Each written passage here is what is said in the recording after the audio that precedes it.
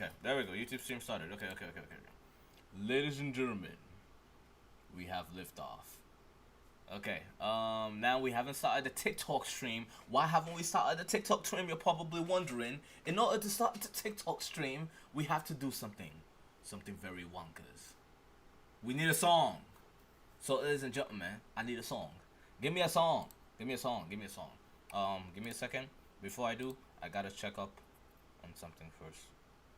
Gotta check up on my baby first. Okay, just checked up on my baby. Okay, sorry, I had to check up on my baby. Okay, alright, no, for real, I need a song. Give me a song, chat. Give me a good song. That's the keyword. Give me a good song. Give me a good song. All I know, but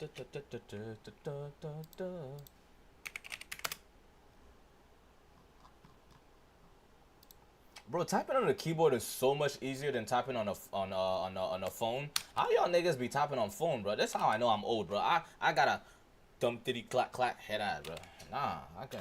Only part that was hearable was need thumbnail make. Yes, that was the part I needed you to hear.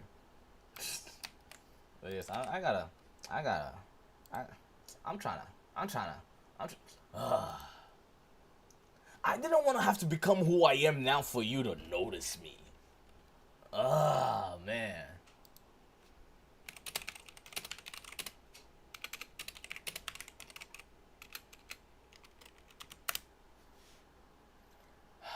They don't understand, man.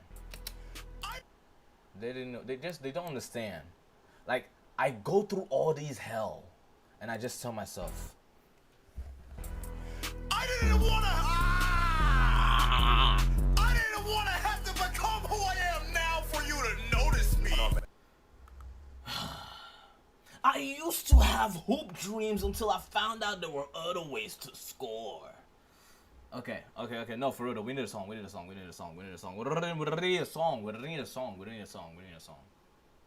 I didn't wanna. Okay. I don't know. Yo, chat. You guys are the song experts, right? Some of you guys are a little bit like dumb on like a cerebral level, but I still trust you guys like with the song and stuff. So yo, song experts, give me a song. Clipper, what kind of songs do you listen? Bro, Clipper probably listens to the E-I-E-I-O. Old MacDonald. That's what Clipper listens to. E-I-E-I-O. Oh man, I miss Clipper, bro. You know what? As a matter of fact, hold on, chat. Hold on. I got you. Hold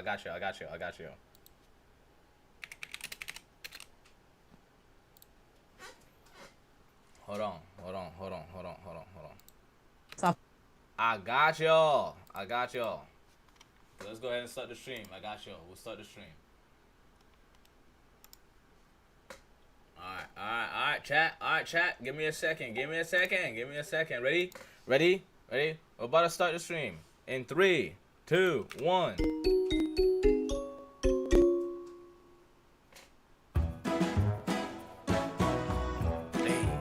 Hey, what? Oh, hold on. Old MacDonald had a farm, E-I-E-I-O. And on that farm he had a pig, E-I-E-I-O.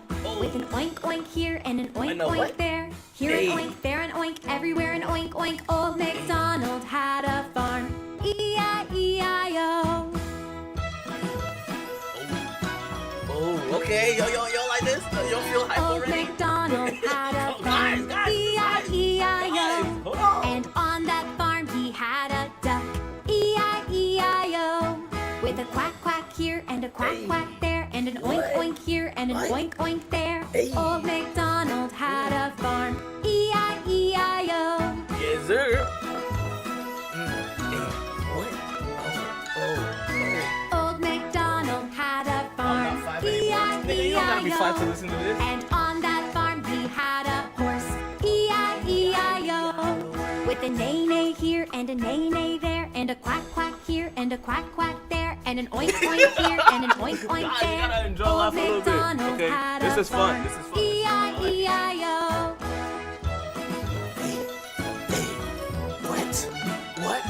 What? Old MacDonald Bro, had a this song, farm. like, y'all don't know about this song, bro. This song used to go E-I-E-I-O. hard in the day, bro. And on that farm he had a sheep. E-I-E-I-O. With a baba here and a baba there and a neigh-neigh here and a neigh-neigh there and a quack-quack here and a quack-quack there and an This song go oink-oink hard. This here song go and hard. an... Y'all just don't know. Y'all just don't know. Y'all just don't know. Y'all a bunch of like sissies, bro. Y'all don't. This song speak deeply, bro. They said E-I-E-I-O. Oh shit! What? Oink oink, nigga. Oh man, I missed you guys. This never went hard. You never went hard. I'm hard. Pause. Who said that? It wasn't me. You trying to play Marvel Rivals? You would lose. I'd be carrying you. That's all would happen. We'd be playing Marvel Rivals and I'd be carrying you. What's up? How y'all doing? Yeah. Yeah, nah, it would just be me carrying you, basically. Ask everybody in the chat. I'm good at Marvel Rivals for a reason. I had a whole 23 kills. Really? No deaths? I don't believe it. Cap. Nigga. Cap. Bro playing with them console warriors. Head ass, bro. Playing with console warriors, bro. I sent it in the server before. He misses 30 to 4. Huh?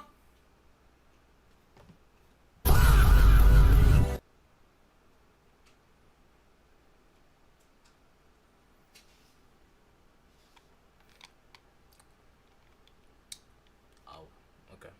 I'll see y'all later, chat. I'll see y'all later. Nah. I'll see y'all later. As a matter of fact, I gotta do another marathon. Another marathon of what? Like what was the last marathon you were doing? You nigga was on a marathon of what? Yo, chat, by the way, y'all like my hat? Meow. Type shit. Y'all like my hat? Y'all like my hat? Y'all like my hat? Type shit. W hat, right?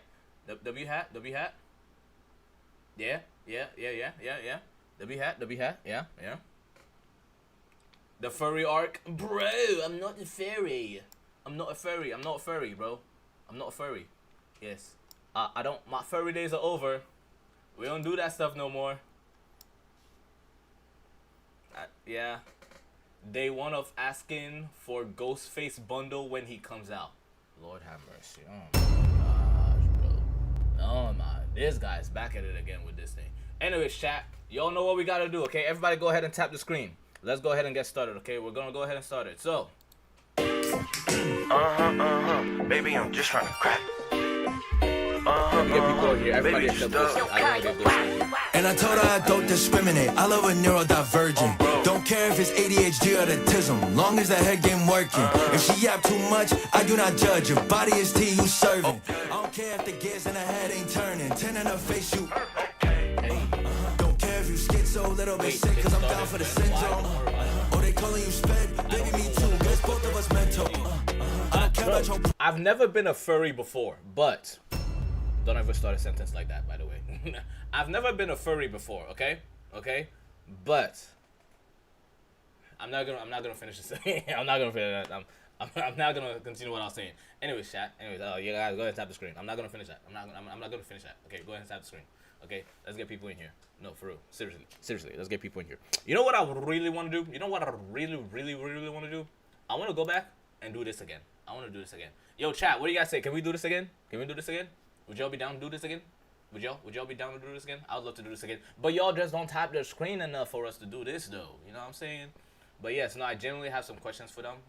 You gotta fix the R roll. What roll? What R roll? I've never rolled my R's before, bro. What roll? What R roll, bro? You're done. GG's. Bro, furries are archery trill. I've met one before. I know a furry. I know a furry. The name rhymes with mostly. I know a furry. Yeah. It's me again, the SpongeBob joke. Oh. It's you again. What's up, Sage? How you doing? Stop playing with me. Who said anything about you, Ghostly? Ooh, what's the question? Well, you got Jenny. You gotta get up here. Look, Danny. I promise you, I am a very nice person, Danny. There is no debate going on here. There is no argument. I just got questions for you Christians, Danny. It's a simple question. Don't worry. Yeah. What up? Wow, hold on. It was supposed to be a student. You know, I got you. Hello, Danny. Hi. I just want to ask you a great question. So please join and let us together entice each other in a beautiful conversation. This is better, right? The damage. No, Danny, come back. No, Danny. What's up, Arrow? How you doing, Danny? No, guys, please come back, guys. I have questions. Please come back. I got questions, guys. Please, Oreo, what's up? No, guys. Who am I supposed to ask my questions to? Danny looks smart. I don't. On a company that I don't want to ask you. Okay, let's go. All right, bet, Danny. I mean, ha. Wait. Trust. I'm Christian, but this is bait. Bait? I'm not baiting nobody. No, I generally have questions, for real. I'm scared. Don't be scared. God is in control, right? Don't be scared. How you doing, Truth? Hasta luego. I think that's... I don't know what that means. I just made that up. I don't know what that means. Okay.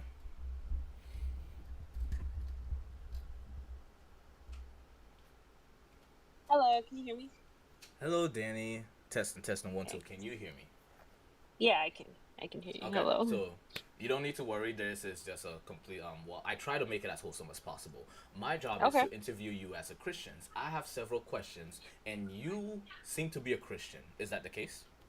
Yes, it's true. Okay. I'm glad to see that. Now, coming from an atheistic perspective or agnostic perspective, there's some things that bother my mind that I do want to ask Christians. First things first, there seems to be an inner turmoil, sort of like an disruption within the Christian circle about denominations. Apparently that matters. Do you want to say what denomination you are? And if you don't, that's completely fine. No, but let's just dive in. What's the question? Sounds good. Okay, the first question. Obviously, Yeah. I'm not going to tell you to prove to me God is real. I think that's a ridiculous question to ask. However, what I do want to know is, what was the turning point for you? For some people, it was, he saved me from a car accident. Some people, it was, he was there when I got it. What was the turning point for you that made you click, God is real? That's a great question, actually. So quick little backstory. I grew up in a church, like most Christians. Our parents were Christians, so I grew up in a church, so I was around it, was familiar with blessings and miracles and things like that. So having that knowledge and belief already instilled in me, that kind of made seeing blessings in my life seem more obvious to see. So I was saved at 17. That's when I did it on my own fruition, turned my life over to Christ at 17. So at 17, I struggled heavily with depression. Okay. And, being 17, you don't tell your parents everything. So no one knew, in a sense. You can hear hopefully you can hear in this little bit, I'm a bubbly personality. So I hid it very, very well. And there's no way someone would know. I was very careful with it. And then, being Black and mental health not really being talked about in the family. So I already knew going, I'm feeling off. I feel sad. Don't know why. Can't tell anybody because no one's going to believe me because I'm always laughing. I'm the life of the party. I'm the comedic relief. So just keep that in mind. At 17, a girl in my class told me I didn't need to stop pretending to be happy. I can tell somebody. Now, again, there's no way someone would know because, again, I covered it very, very, very, very well. All so at 17, a girl in my class told me I didn't need to pretend to be happy anymore. It's safe to tell my mom. And I did not know this girl. We were in class, but she wasn't in my friend circle, my group. So us talking was already rare. We would only talk if we were talking about the class that day. We didn't talk outside of that. So for her to do that was like, whoa, okay. So naturally, I fought that for a minute. Was like, how does she know? There's no way. How could someone figure that out? I hid it well. I hid it from my own family. So how is this random girl gonna pick up on that? Okay. But being 17, so hindsight's 2020, right? Should have told somebody. But so at 17, after Was she that told me it? that, no, yeah, that was like the biggest turning point. I told my mom, and then like we talked about it, and I realized that again, I hid it so well that no one would know. So it must have been, it must have been a sign or a sign, or God used her to talk to me to tell me it's okay to tell somebody. My parents were very open about it. Like when I told them, they weren't like trying to shut it down, got me into therapy and everything. So That's really good. Okay. So I'm going to always try to make sure I pivot towards the way you take the conversation. So yeah, you generally are going to be the deciding factor as to what questions I ask next. You also okay, mentioned therapy. When it comes to yeah, therapy, a lot of people go to therapy for several reasons. Some people say it's because they hear voices, or some people it's because they just want things to get quiet in their head because they're going through a lot. This is one thing I also want to know about Christians. From what I understand, when people become Christian and they give their life to Christ, they attain something called the Holy Spirit. And they always, like, from a non Christian perspective, that sounds a little invasive. weird. It, it almost sounds like there's this VIP radio. Like, they'll come up to me or somebody and they'll say, God told me to tell you this. Okay, well, why Yes. didn't I hear him? Like, and I'm like, well, Well, you don't have the Holy I Spirit. love It's that. like, okay, cool. So, like, what is that? Like, you So see how one, it yeah, no, sounds, I love right? that question. So one, I don't like in general, and then please no, I know the Bible, but I don't know. Like I can't pull a scripture out. Like you That's gotta give fine. me like That's 10 minutes fine. so I can look it up. But Go ahead. and this is to my understanding, when people say God told me, and then like your rebuttal would be like, well, why didn't He tell me? He did. You just didn't hear it. You just didn't see it, or you weren't perceptive. You weren't open. Oh, Weren't receptive. You missed it. And so this person coming up to you now is him trying to be like, hey, I tried to tell you 8 times and you're not getting it. So now I'm going to throw it in your face. That's how, of course, politely, but you know what I mean? But that's how yeah. I perceive it. You have to Because let looking God back on into my your. own, yes. Because, again, when I was 17, I know for a fact that I could, hindsight's 2020, right? I know for a fact I could have told my mom. She would have been completely open. She'd ask Okay. me what's wrong. That's her trying to get in. And I would just tell her, fine, laugh, make a corny joke, and move on. God was trying to tell me, tell your mama. But I wasn't perceptive. I wasn't open. So he used the, that girl to be like, go talk to your mother. So, and then the first part of your question was talking about the Holy Ghost. And you mentioned how it's like a VIP Right. radio station. I love that analogy because it is. Oh, okay. Um, Okay. it is a VIP radio station. If you do not believe in him, why would you even bother going to this radio station? You know what I mean? Like, if you don't listen to country music, are you going to go play country music on your radio? No.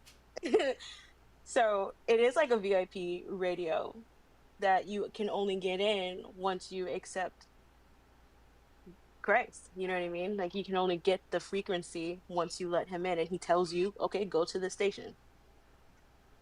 Okay. So this next, this next question I have for you, pivoting off what you're saying, um, I don't know what this statement is called. I think it's called viewer bias or winner bias or participation bias. It's something bias. Essentially, the way it works is let's say you had 5 people all flip a coin, okay, and whoever lands on heads stays and whoever lands on tails leaves. Cool, half of them are gone. Now you have 2 people flip a coin. Whoever lands on heads stays. Whoever lands on tails leaves.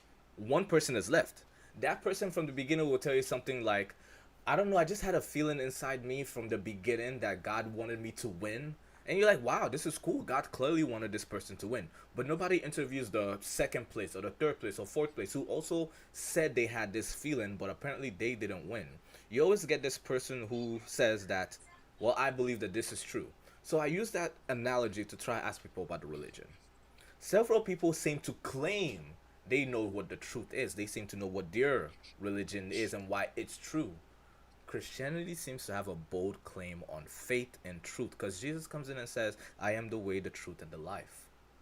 And only through me can you go to the Father and all that stuff. Why do you believe that Christianity specifically is the true way and narrow is the road? Great question. So, I have a minors in Eastern religion. So, Okay. which is already a lot of Christians look at me side-eyed. I So, mean, Christianity is an uh, Eastern religion. ooh, way to start a listen, we're not gonna get into that right now. Yes. So anyway, that's a loaded question. So I'm gonna break it down. Okay. If you're okay with that. So Absolutely. Go ahead. awesome. So huh, this is where, and a lot of people will be like, oh, that's such a cop out. But Right.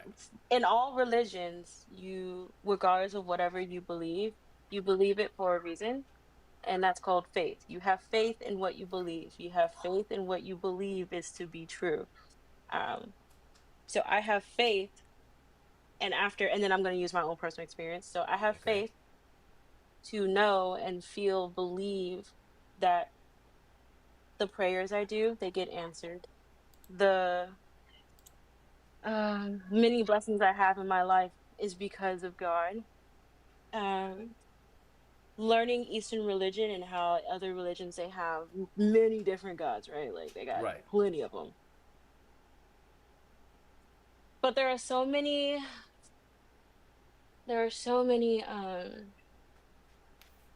rules and stipulations in all those other religions. Like in Christianity, you got basically 10, right? The 10 commandments. Okay. Yeah. Okay. Yeah.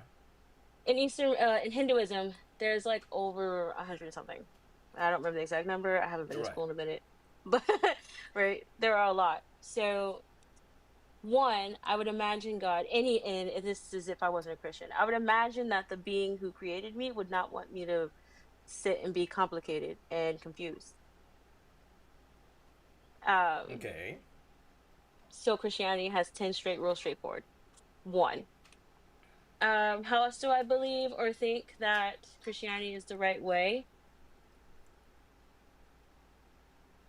There are things that have been in the Bible that you can find now. Historical, like historical proofs and stuff. Okay. All Yeah, right. It's historically accurate. I can't argue with that. I can't argue with that. The Bible is pretty historically accurate. I can't argue with that. Go ahead. that's a great one because a lot of people already tried to deny that. So Nah, it's very obvious.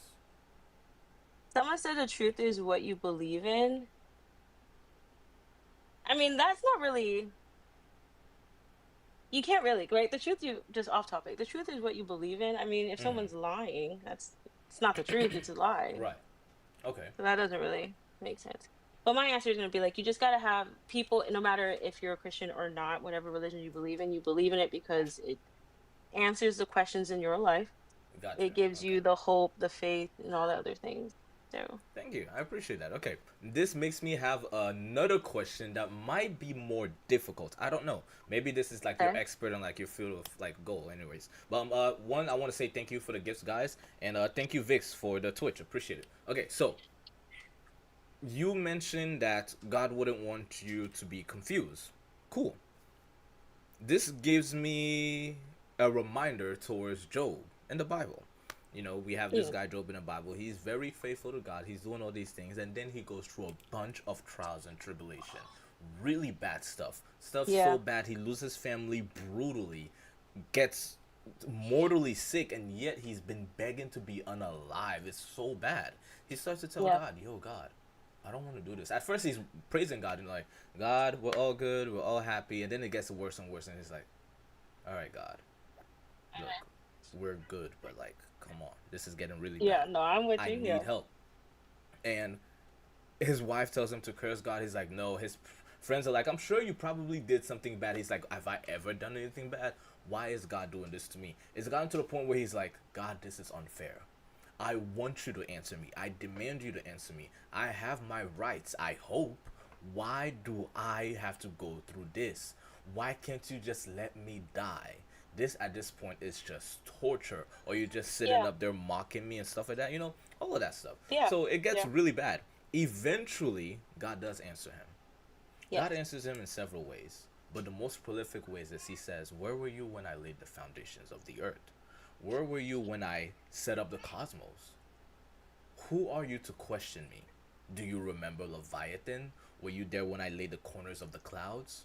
Who are you? Right. Stand up, and I will question you, and you will answer." He doesn't say, "I am sorry." He doesn't say, "It'll get better." He says, "Why not you? People before you suffered, people after you suffered. Why not you?" And then later on, he goes ahead and establishes like an example. This example is pretty prolific. He says, he doesn't say this here, but he later says it on in the New Testament. "Carry your cross and follow me." I never said it would be easy. I specifically said it would be hard. Because crosses are not easy to carry. Carry your cross and follow me. Just because you're with me doesn't mean your life will be easier. In fact, they hated me and unalived me, and I was perfect. How much more will they hate you when you are not perfect? Even in that, focus on me. How Right. do you wrestle with that as a Christian? Because that's the definition of Israel. We who wrestle with God. How do you wrestle with that as a Christian? Solid. One. Uh, you have to, again, faith is a big part of anything, right? You have to have faith and believe in what you believe. Now, one, God is like our parent. Okay. Well, I mean, most of the times, generically speaking, we don't question our parents. Your parents be like, "I told you go do that," and you say, "Why?" "Because I said so." Like that. Yeah. Yeah. So, one, he's like our dad. He's our father. When we got in trouble with our dad, we didn't look at our dad and be like, "Why are you yelling at me? Why am I? You just, I messed up, okay," or whatever the case may be. He's your dad. Uh huh. So when he said, basically in a nutshell, "Don't question me," that's your dad. You don't question your dad. Now, how do I wrestle with this tug of war with like, why me? Why me? Like, why did I go? Why was I depressed at 17? Right? Like, Right. Yeah. Of um, course. simply because, um, when we see examples of ourselves and our struggles in those who have been there and prospered later in life, it gives us hope and motivation to know that if they can do it, I can do it. So Okay. if we, so don't worry, follow the train, follow the train. Okay. So hearing somebody who was on top of the world, right? Job had land, he had animal, like in their time, he was on top of the world. He had it all. He had money, he had land, he had the fame, well, not Right. fame, a popularity, excuse me, right? He had it all and lost it. And during that time, in those years where he lost it, he could have gave up on God completely. He wavered. I won't deny that. We all waver. But he didn't completely be like, "I hate you, God, leave me." Like, he kept asking, "Why are you doing, like, why me?" So today, if I'm on top of the world, I'm on top of the world. I'm feeling good. My health is good. I'm happy. Like, I got money. I feel good. And I lose it all. And I look at God and be like, "How am I going to get through this? You gave me everything and then you just took it away. How am I going to get through this?" I can go Right. look at the story of Job and see there's an example of somebody who had it all, lost it all, and got it back. So Um, you hope so, you get it back. uh, yes. And this is where now as a Christian, we're taught that we praise him we praise him through the trials and tribulations, right? We praise him Right. Right. through the thick of it. And it shows off that commitment, that devotion will be paid off. Now, we're also taught that while we're in these trials and tribulations, it's just that it's a trial, it's a tribulation. It'll pass eventually. But it's not, I'm not gonna deny that it's not hard. It's hard. Um, quick personal about me, real quick. I've had 3 miscarriages. And each time I'm like, why me? Right. Why me? I have 2 healthy kids. Why can't you give me a third? Why am I going through this time and time and time again? and I was in this little. I have a small business, and I was in this networking event, and there's this woman who um we like went off, like they have like little rooms like in a Zoom call, right? You go off in the room. Anyway, she just opened up about her business being a mom and how she started her business because she had a miscarriage, and then like her business grew from there, right? I shared with her that I get it, it's hard, and she just broke down. Mind you, I don't know this woman. I Right. just met her there like 2 minutes ago, and she started crying and just said that she needed to hear from someone because she had never in her circle, in her family, never knew someone who had a miscarriage, so she felt alone. So hearing me say I went through three and I'm still here, felt that she could get through it. So how do I toggle with, excuse me, how do I struggle, how do I go through these trials and tribulations? I just tell myself that there's a reason I'm going through it. While it sucks, I'm not denying that while these trials and tribulations suck and I'm crying, right? I know that there's a reason I'm going through it. And if it's just to make one woman be like, don't give up, or if it's just to tell my story and someone Okay. can hear it. We're also taught that the reasons we go through trials and tribulations is so we become a living testimony. Like my story is my testimony. Okay, setting an example. Okay, Yes. all right. I So haven't that's how I heard go that through one it. before. Yeah, fair enough. Okay. Yeah. These are great questions, by the way. Uh, I mean, I'm not gonna like come and attack you. I I'm feel not like gonna, I that's was scared. disrespectful. Even if I will, like, even if I'm not a Christian, I'm not gonna like do that's rude. I don't think Yeah. anyone's. We're not gonna get anywhere like that. Anyways, but So I'm true. sure that's what probably is like more viral. I genuinely want to look for the truth. That's why my name is Truth. I want to look for the truth. I'm not just here Yeah. to attack people. So the next question is Hmm. more it's a little bit more lighthearted, okay? So somebody Okay. in the chat, Mrs. Lustrous said that God says, why not you? You know, we all have to go through suffering. Nobody is any like no one person is special. Completely agree, 100%. However, I feel like God has favorites. Maybe that's a bad way of wording it. God definitely has preferences slash he has perspectives. Cause look, I don't know if you've read the story of David in First Kings and Second Kings. David was one of the favorites for sure. The Yeah. things David did, and God was like, "It's fine, it's fine. No, don't worry, it's fine. We'll keep going. We'll keep going." Maybe God was just like, "Look, I need David to like lock it in." But like that, Samson will do something. God is like, "Nah, you're done." Jonah asked a question. That's all Jonah did. Jonah asked a question, and God said, "Boom, whale." What? This man, David, went to his best friend's wife, Yeah. slept with her, killed his best friend, and then God was Yeah. like, "You're still good. You're still good." And then the son came in through there. You're still good. You're still good. Yeah. Jacob, Rebecca, his mom was like, I have "Yo, an you know answer how you?" for you. Yeah. It's God has favorites for sure. I don't even want to say So favorites, but I like know what you mean, but yeah, some seem the to question get I have though, better. yeah. Okay. Some seem to again God like measures each person by like the way like the level of like connection with him, you know, like he's not gonna punish me for the same things he'll punish you because maybe I'm not as close to him as you are, you know, maybe I'm not aware. Sure. My question is though, out of everybody in the Bible, who's your favorite character and why? Mm, it's a good one. Ah, my favorite character, honestly, sorry, they come in a trio: Shadrach, Meshach, and Abednego. What? The fire And I'm people? cheating. What? Here's why. I know, Okay. crazy, but here's why. All Here's right. why. I just told you like a smidge about myself, right? Like in a Mhm. nutshell, what I've been through, right? And I have to tell myself that if those three men, right, will walk, quite literally walk and stand and come out all Gucci through fire, Uh huh. then I'll be okay. Honestly, fair. I can't. Yeah. Okay. All right. I'll give you Yeah. that one. All right. Yeah. Dang. Most people can't even pronounce that. You just said Shadrach, Meshach, Abednego. Okay. All right. Oh no. No, really. It's really nice. I'm really glad you had the courage to come up here. Not a lot of people do. Yeah. For Yeah. anybody else in the chat, please feel free to come up here. My goal is just to interview you guys and get to understand the Christian perspective.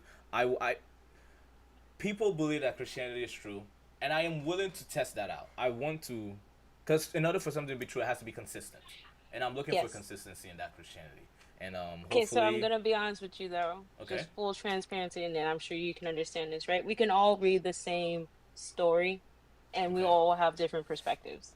that is We can all true. read the same story, and all eight of us will have a different thing of what we learned from this story. So Right. seeking consistency, unfortunately, is going to be difficult. And so that is why they say you have to read the word for yourself, and you will, if you're genuine, of course, if you're genuine about it, he will answer whatever questions you have. So, I mean, there's only so much I can give you. I'm So, realistic in seeking that consistency because I have yeah. to judge the Bible for what it was, because not all of the books were written at the same time. They were all No. written in different time periods. Different time periods have different ways of thinking, different ways of Hmm. writing, and different authors had different ways. Have you seen how Moses wrote Deuteronomy? It's everything about tabernacle. I know how to build a tabernacle by now. I got so annoyed. And then Ezra just decided to copy the exact same thing that happened in First Kings, Second Kings, and all of those things. Because the whole point was that he was trying to So they're not rebuild Israel. copying. Well, he's not copying, but like he's trying to it's chronicles, he's trying to rewrite everything that happened because they lost their home and they went to the Persian Empire, and they're coming back because Artaxerxes gave them the ability to build the land back. So he's rewriting their history and getting the chronicles back. That's why some things are a little off. There's one of them where the king is like, he was a king Yeah. at 2 years old, and then So yeah, they're I get not it. that they're off. And It's forgive me for trying to correct you just a little bit. I just want to clarify it. it's It's just not that they're miscommunication. off. They're all the story. They're like all one story, right? But Correct. different perspectives. Right. Exactly. So it's not that they're off. It's just and a lot of these were written like after the fact, so they're writing it down Right. based on how they remember. So like Right. Mark might remember one thing, and Matthew's like, "Nah, I could have sworn he wore Bro, red," John is petty. So John is petty. That's all I'm gonna say. Everybody was like, well, one person, they all got there to the temple. John was like, no, specifically, I made it before Peter. Just want everybody to know. Like, yeah, no, okay, all for right. real. He said, "I was there. Put some respect on my name. It was me." Yeah, no, I love John. And then y'all But came yes, after. Do you have any other questions for me? This is awesome. any specific questions? No, general questions, sure. But it's just, I respect the Bible. I read it for what it is. I'm not going to read it and say, aha, this doesn't make sense, because the Bible makes sense, but making sense and being true are not the same thing, and I want to find out if it's true based off of what people tell me, and of course by also reading it too, because I'm not gonna be somebody who says, well, it's not in the Bible. I've seen so many things in the Bible. Actually, I do have a question for you. Okay. This Okay. is, I don't know how you would answer this. I've had several people answer it different ways. There are Oh. Catholics who seem to say that there is 70 something plus books of the Bible, and there is the Oh. most popular one, which is just the 66. For people who read the Bible, like, this is the word of God, I believe in this word of God, it's everything. But what about the 70? What about the others? Are you Yeah, for missing sure. some of the Like word of God? Like, how do you wrestle with that? that's a really, really, really good question. I may not be the right person to answer this one, so I'll Okay. just give you my perspective. Okay. Um, of course, you think if there are more books out there, Uh where huh. are they? Why aren't Right. they in the Bible that we read today? And this is where, unfortunately, knowing some history will have to come in of how King James was trying to, unify all his people and use religion to do it. Took out some stories from, took Okay. out some books. Right, right. We all know that part. All This right. is where you have again faith, right? Is going to be the fallback, because I mean, you need faith to believe in anything. So I would just have to have faith that the stories and the books that were kept in the Bible that we Uh read huh. today are the ones that were meant to be left. You know what I mean? Like we gotta get So a you have little faith that the Bible is complete. complete enough. Yes, not complete, because I'm not gonna deny books Oh, are okay. missing. That's an interesting way of putting it. Complete enough. Okay. All Yes, right. because I mean, Okay. you'd be, and just full transparent. Like we all know at least a few. Everybody knows the Book of Enoch, right? Like, hey, where's that book at? Yeah, So, the Book of Enoch. Yeah, I so actually just recently finished reading it. Yeah, the Book of not Enoch. Yeah. awesome. But we have to just be realistic about it. I can't 100% walk in and be like, this book is complete when we literally know the history that it's not. I just have to have faith that God allowed whatever books are in the Bible are complete enough to get me by. And then this is where that relationship with Christ will come in, because let's say I did have a question and I couldn't find it in the Bible. I have that relationship because again, he's like our father, where I can talk to him and he will give me signs or the answer bluntly or whatever the case may be. Okay. Now, okay. So when I like how you specified complete enough. This is something I like to think to myself, cuz a lot of people say, well, why doesn't the Bible have this, or why doesn't the Bible have that? Why doesn't the Bible talk about dinosaurs in its entirety? Why doesn't it, it's just I my job is not to defend Christians, but I tell them that because that's what the Bible is. You don't go to a book about algebra and ask where's there Abraham Lincoln, because that's not what it's about. You don't go to a Right. book about history and ask why does it not talk about geography, because that's not what it's about. The Bible is supposed to be about a guidebook to Christ and a love letter from God to humanity. That's the point of the Bible. It's not going to have everything, it's going to have the important things. We're Exactly. not going to know about what Jesus was like when he was a teenager, or did he have any childhood crush, because that's not important. The important part was that he gave his life for the people. So, but yeah, no, that's at least the answer I give people, because the Bible is complete in its entirety because it needed to exist for a specific thing. So that, at least, uh, in my defense of Christianity, that's how I word it, at least. But yeah, no, That's a great answer. Yeah. you're a pretty cool person, Danny. Yeah, I hope you stick around for a while. Yeah, I'm trying to see if I can get other people up here. But no, I'm really glad I got to have this discussion with you, Danny. I'm glad you weren't Yeah. scared, because I know I can be medicine sometimes. I'm sorry, but Yeah, I've thank seen you. enough of these to be like, nah, I ain't coming up. Yeah. But I'm gonna go ahead and pull you down. I do have questions for Awesome. you later, and I hope I can get somebody else up here to ask questions to. But yes, thank you Yeah. so much, Danny. You're Okay. welcome. Danny is so cool. That's good people out there. That's good people. Guys, go ahead and tap the screen. Let's try to see if I can get somebody else up here who can answer my questions on Christianity. Danny is pretty cool. Danny is pretty cool. Yes, awesome. Nah, seriously, I like Danny. I like Danny. I'm glad she wasn't too scared. I know I sometimes I ask tough questions. But yes, if anyone else is willing, I would really appreciate it, guys. I got some real questions and I really want to know what Christians think. Some of them are not so easy to answer. Yes, sometimes I'm a cool person. Sometimes I can come off as strict, I guess would be the word, strict. I don't know. But no. I hope I can. Yes, can I come up? Can you answer my question? Thank you for the follow, by the way, Danny. Can you answer my questions, Cadence? Alright, Cadence. Are you sure you'll be able to answer my questions on Christianity? What's up, Serenity? Welcome back to the stream, and thank you, Adam, for being on the stream. I'll try my best. Okay, bet. Okay, let's see. Hi, Truth. Hello, Cadence. Okay. Alright, so I have some questions about Christianity because they seem to have a claim, well, Christ, the person they follow, seems to have a claim to the truth. The first question I have for you is, we live in a world, I should ask Danny this actually too, I should ask her this. But we live in a world where people seem to use this idea of my truth. Everybody seems to believe that they matter. They matter more than somebody else. My truth this, and all that stuff. In this world, in relation to with Christ saying that he is the way, the truth, and the life, how do you define truth? The way that I define truth is how. Hold on. This is a hard question. How your mind works, basically. Because if your mind works a different way from others, your truth could be different. Isn't that the definition of perspective?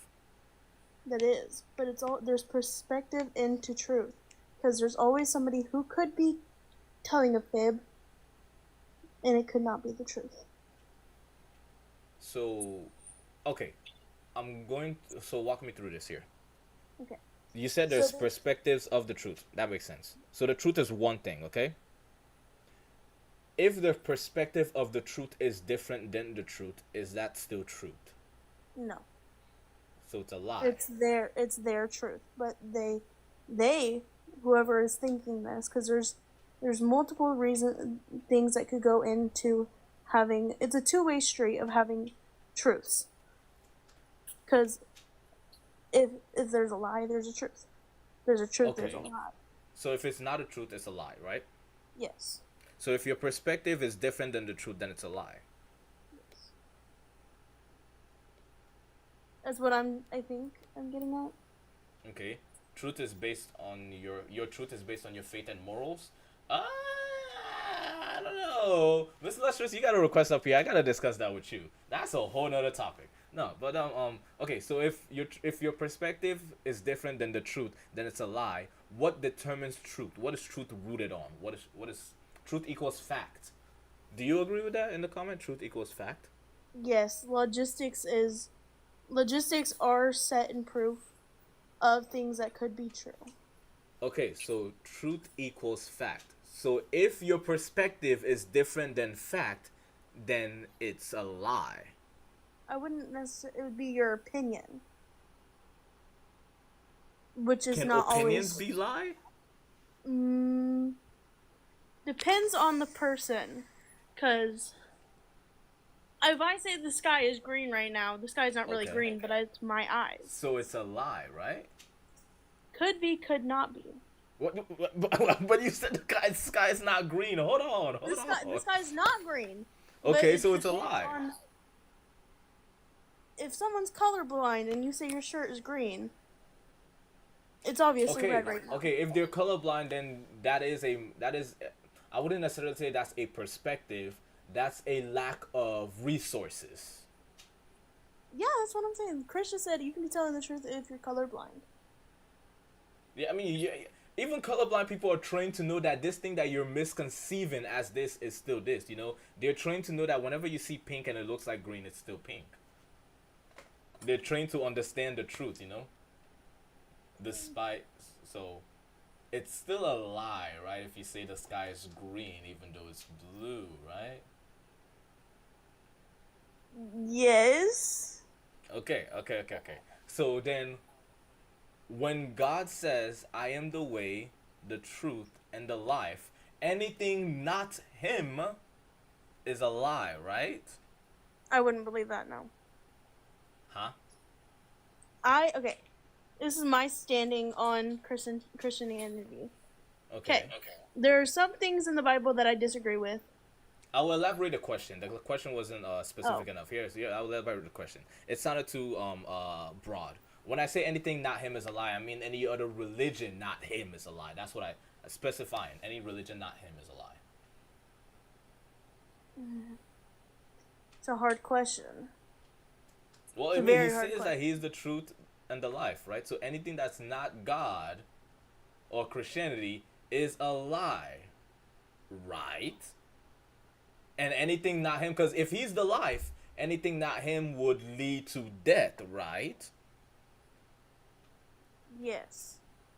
Okay, so Islam, Buddhism, all of those things, Judaism even, because they don't believe in Jesus Christ, are all lies and lead to death, right? Or no? No. I wouldn't say that. I wouldn't say lead to death. But Okay. to certain outputs. Because Okay, catch me up. What do you mean by that? Catch me up. okay, so I have friends that are not believers in Christ. So it's perfectly fine not to believe in Christ. I'm not gonna force my Is religion it? down your throat. Yes. Okay, it's perfectly fine not to believe in Christ. Okay, all right. I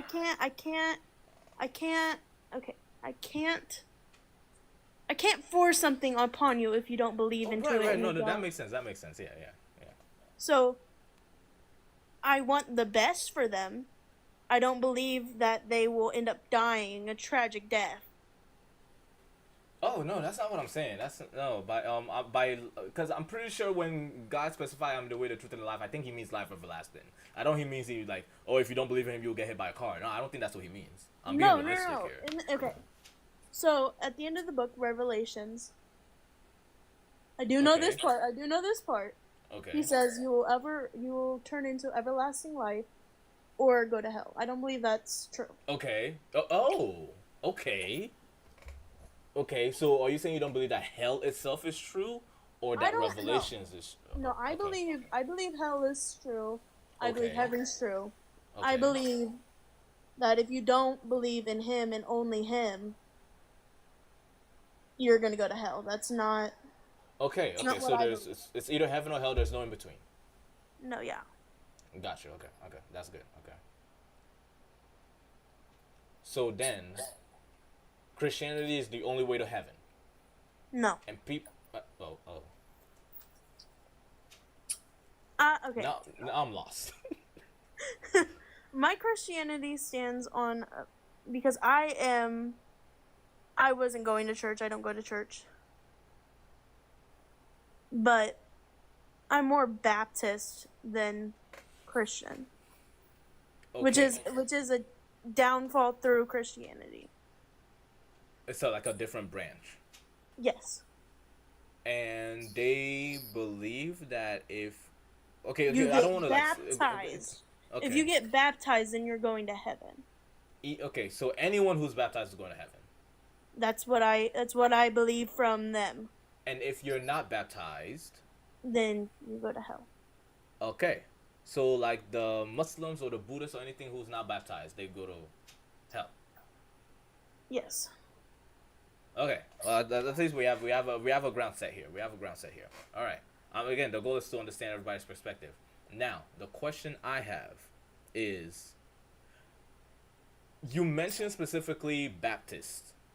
There's Baptist, there's Catholic, there's Orthodox. There seems to be a lot of them. How do you wrestle with the fact that there's all these different people who believe different ways? I How do you believe cope with that? it's Because, I cope again, with it- there's only one truth, right? We established that there's one truth, and that's Jesus Christ, right? If these people believe in different things, have different perspective, some of them got to be a lie, right? I wouldn't say a lie. Okay. I would say it's just how comfortable they are into believing something. But if they don't get baptized, though, they go to hell. Yes. Okay. Okay. So it doesn't matter how comfortable they are. They got to do it anyways. Yes. Okay. I'm getting an understanding here. All right. So then, if one of those different denominations does not think baptism is necessary, boom, hell, right? Yes. Yes. I don't know if you heard me. So yes. Okay. Fair enough. Now, what I want, if you're willing to answer this, can you define Christianity to me? Like, what is a Christian? Because everybody says they're a Christian. Even that person whose grandpa was a pastor, but they've never been to church, says they're Christian. People say you have to go to church to be Christian. Everybody seems to have different ways of Christian. What is a Christian? Can you give me your definition? It doesn't have to be Google's I definition. feel like a Christian is someone who pours their all into Christ and pours it out Okay. to other people too. Okay. So, like, Like- somebody who, like, loves Christ and loves thy neighbor. That's Yes. fair enough. Okay, I respect that. Okay, all right. Now, I just want to first do a checkup. Are we still good? Can I continue asking these questions? I want to make sure that you're not like. Yeah, I'm overstimulated. fine. I'm fine. Okay, all right, cool. So the next question I want to ask: who is your favorite character from the Bible and why? I would say Mary. Mary Because she- Magdalene, Mary No, Virgin. Mary the Okay. Virgin. Okay. Because she had to watch her own kid die on the cross. Oh, right. Yeah. So, feeling like something has been revoked from you that you can't even get back, which was supposed to not be possible, but it was possible. Okay. So the fact that she was able to handle that grief makes her your friend. That's Yes. fair. That's solid. I really appreciate that. Wow. Okay. Yeah. For people who have not yet accepted Christ, people who believe that he isn't real, or people who are struggling to accept, what message do you have for them? Just because you don't believe in him, or you don't trust him fully, or things have been happening and you are asking why me, why this, he will always have a special place in your heart because he's the one that created you. He's the one that created all of this. He knows your outcome. He knows your story. So yeah. That's really nice. Thank you, kittens. That's really nice. Okay, I really appreciate you. You are brave enough to get up here, and thank you so much. Not a lot of people have that braveness to get up here because it can be like, again, it's you're on a platform. It can be very And especially with my knowledge of church, I haven't been in church since like 3 years ago. Okay, before you leave, I have another question.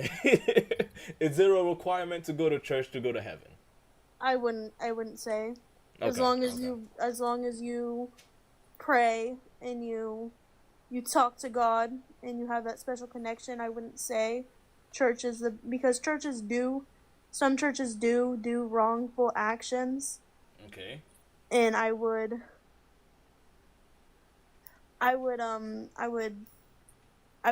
not go to church if it was possible, but my family now forces me into church.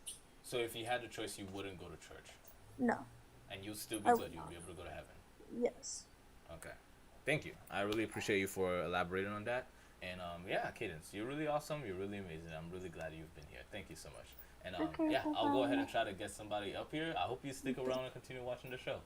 I will. Thank you. Okay. Cadence is pretty cool. She had the braveness to be able to answer a lot of these questions, and I really appreciate her. Yeah. If anyone else would like to request to get up here, please. I want to know the perspective of Christians. I want to know what's right, what's wrong, what's true and not true. And more importantly, I want to know why God. So, please, seriously, I request up here, if you would like, guys. I really appreciate each and every one of you guys, and continue to tap the screen. Chris is here. Yo, Chris, how you doing, man? I want Lustrous up there. I do too. I want Chris and Lustrous up here. I want to talk to them. Seriously, please get up here, guys. I would love to talk to you and get like some perspectives of like how you guys view Christianity and what it means. I'm good, fan. No, get up here. Please, Chris. Man, seriously, I missed you, man. I hope you're doing good. I hope you have a great weekend. I know I had a great weekend, you know. But yes, seriously, I got another question. Oh, I should have asked you guys this. I keep coming up with good questions after you guys like leave. I got more good questions. Come on, guys. I got more good questions. Please, somebody. I need somebody to be willing to. Danny? Danny wants to get back up here? Okay. All right. Danny's on fire. She said, nah, okay, all right. Chris, I'm going to need you up here. Chris. I really, really, really need to ask you some questions. Let me get Danny up here. Okay. All right. Literally was like, put me in, coach. Okay. You can see me in the comments. I want to have a back and forth. But okay, so the next question I have for you. What is fasting? At least from because there's intermediate fasting and like there's health fasting, diet. Yeah. What is fasting from the Christian perspective?